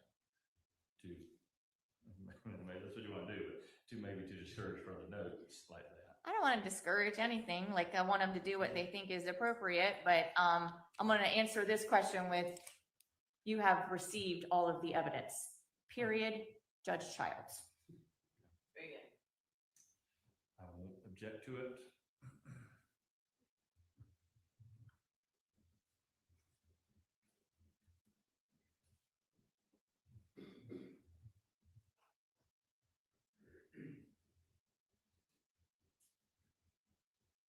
Y'all want to come take a look at it? Oh, Your Honor. well, thanks. I don't trust you. I'm gonna look. There we go, Mr. Lumpkin. I don't trust it. Make sure I spelled it correctly.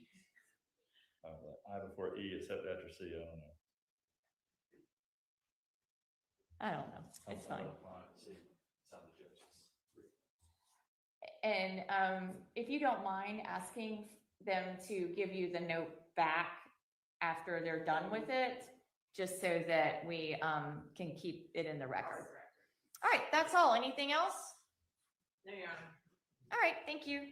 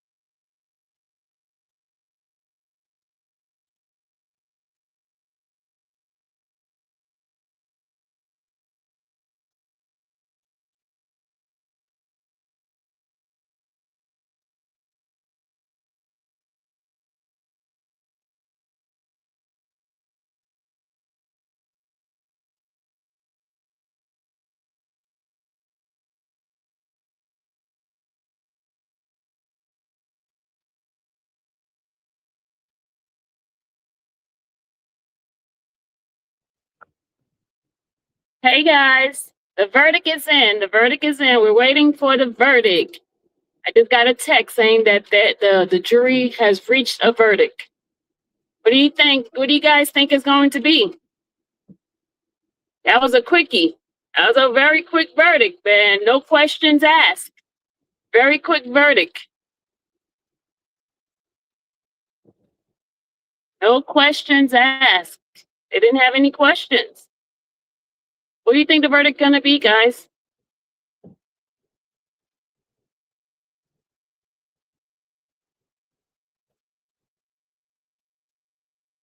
What do you think the verdict is going to be? What do you think the verdict is going to be, people? Oh, one question was asked? Okay, I wasn't there.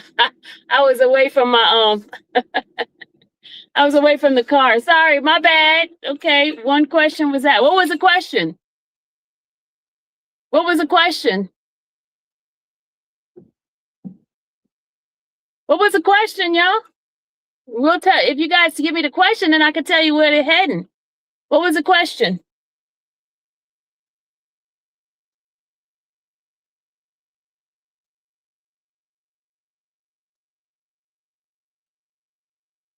It was about a picture.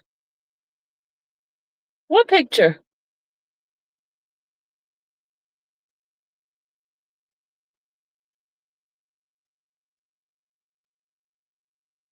What picture?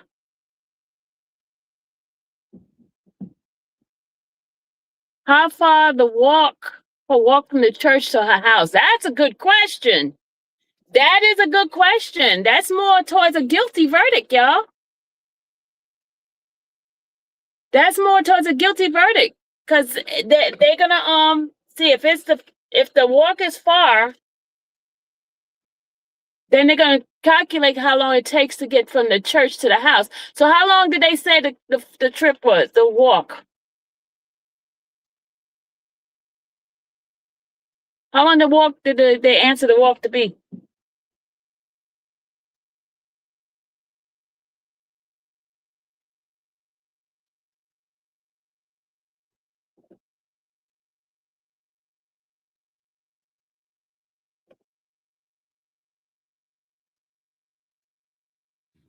They didn't say how far it was. You forgot. All right, here we go. All right, everyone have a seat, please.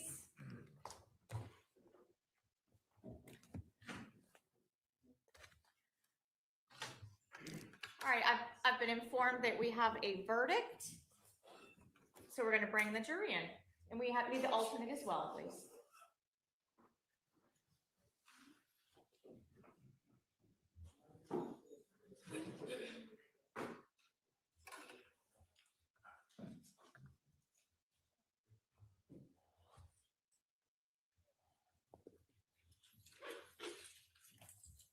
I think it is going to be guilty. Because if they're asking how far is the walk, now if they said the walk was real far, then it's going to be a not guilty. They didn't mention how far the walk was, did they? In the testimony thing.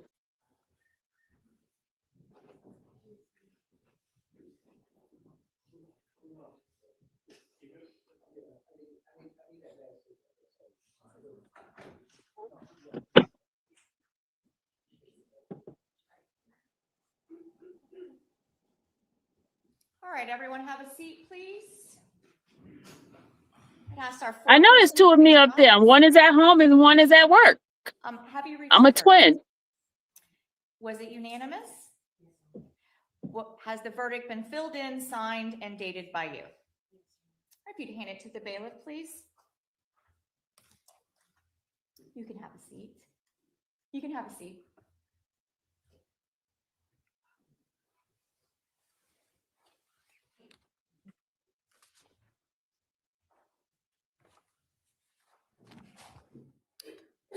All right, it appears that the verdict form is in order. Madam Clerk, if you could please publish the verdict. In the Superior Court of Cobb County, the state of Georgia versus Eugene Tobi Louis-Jacques. Criminal action file number 23-9-4710, verdict. Count 1 of the indictment, malice murder, we the jury find the defendant guilty. On count 2 of the indictment, felony murder, we the jury find the defendant guilty. On count 3 of the indictment, aggravated assault, we the jury find the defendant guilty. On count 4 of the indictment, arson in the second degree, we the jury find the defendant guilty. On count 5 of the indictment, concealing the death of another, we the jury find the defendant guilty. On count 6 of the indictment, tampering with evidence, we the jury find the defendant guilty. This May 22nd of 2026, signed foreperson. I'm sorry, I cannot read the name. That's Maria. Yes, thank you. All right. Anything else from the state before we release the jurors? Nothing from the state judge. Now, we would respectfully request the jurors be polled, please. All right.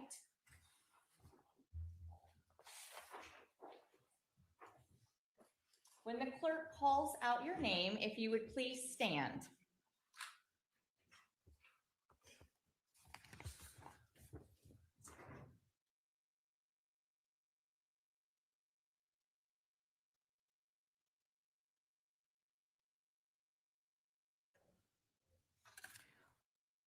In the jury room? Yes. Was it freely and voluntarily made by you? Yes. Is it still your verdict? Yes. Have a seat.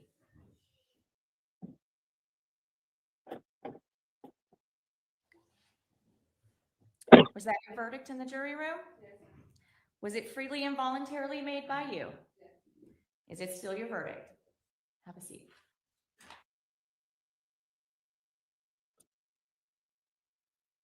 Was that your verdict in the jury room? Was it freely and voluntarily made by you? Is it still your verdict? Thank you. Have a seat.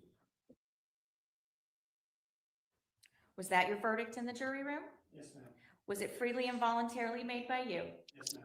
Is it still your verdict? Yes, ma'am. Have a seat. Was that your verdict in the jury room? Yes, ma'am. Was it freely and voluntarily made by you? Is it still your verdict? Yes, ma'am.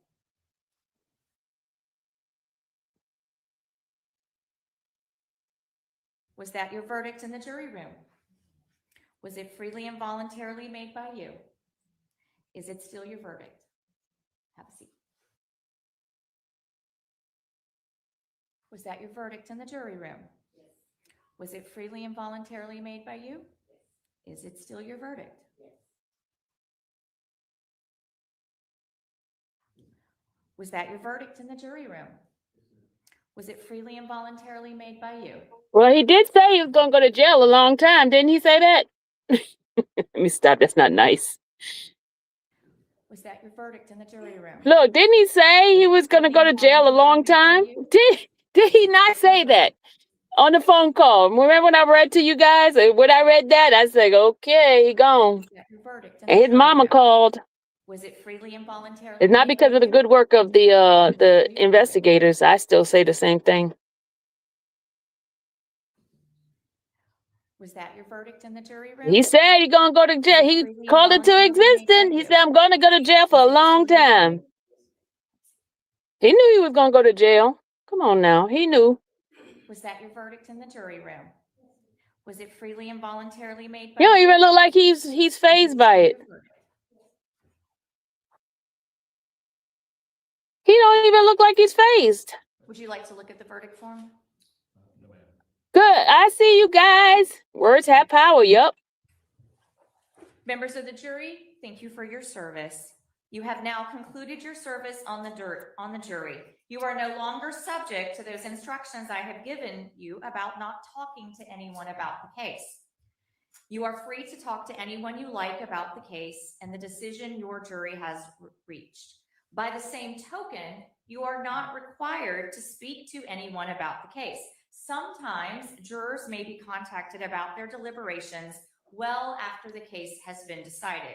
You are free to refuse to speak to anyone about the case. That is your decision. Should anyone make contact with you who causes you any concern or should anyone try to speak to you after you have declined to speak with them, you should feel free to contact the sheriff's office in that regard. You will now return to the jury room for your paperwork, and then I will release you from the jury room.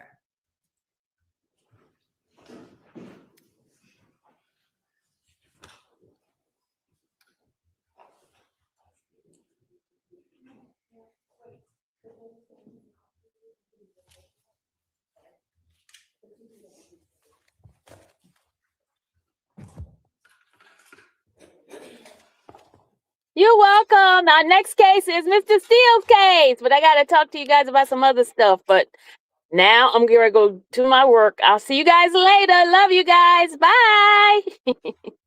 Love you guys. Let's see, everyone. We need to schedule sentencing, and what I propose in that regard is I'll have my chambers reach out to you guys with regard to scheduling. If the court's inclined at all to do it now, we're ready to do it now, but we can do it later. Bye, guys. You don't need any more time to say? Our next case is Mr. Steele case. I'll be going to the court on the 2nd of June, okay? 2nd of June. I'll be going to court. I'll see you guys later. Bye. All right, let me take a brief recess, and then I'll be back, and we will do sentencing. And also, counsel, if you will get the clerk what she needs. Bye, guys.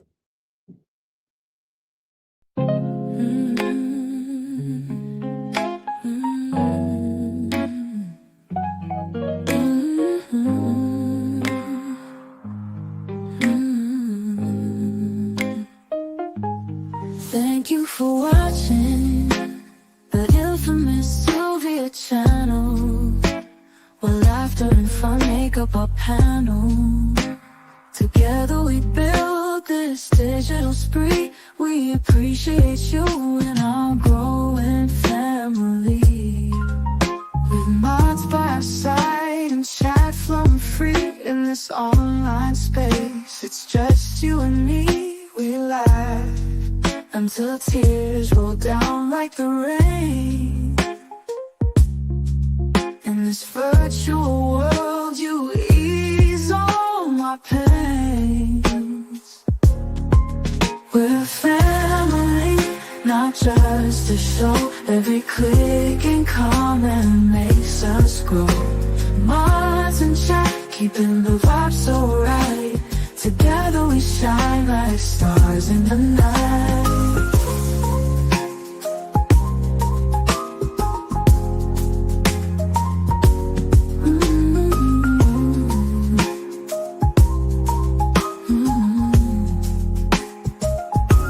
We cherish the moments, the highs and lows, from the latest gossip to stories untold. You're more than a viewer, you're part of the crew in this space of ours. It's all because of you. This digital world where emotion is shared, every post and reaction showing we care. The love is real in this virtual domain. With every sign, enjoys what we'll gain. We're a family, not just a show. Every click and comment makes us grow. Mods and chat, keeping the vibe so right. Together we shine like stars in the night. We're a family, not just a show. Every click and comment makes us grow. Mods and chat, keeping the vibe so right. Together we shine like stars in the night.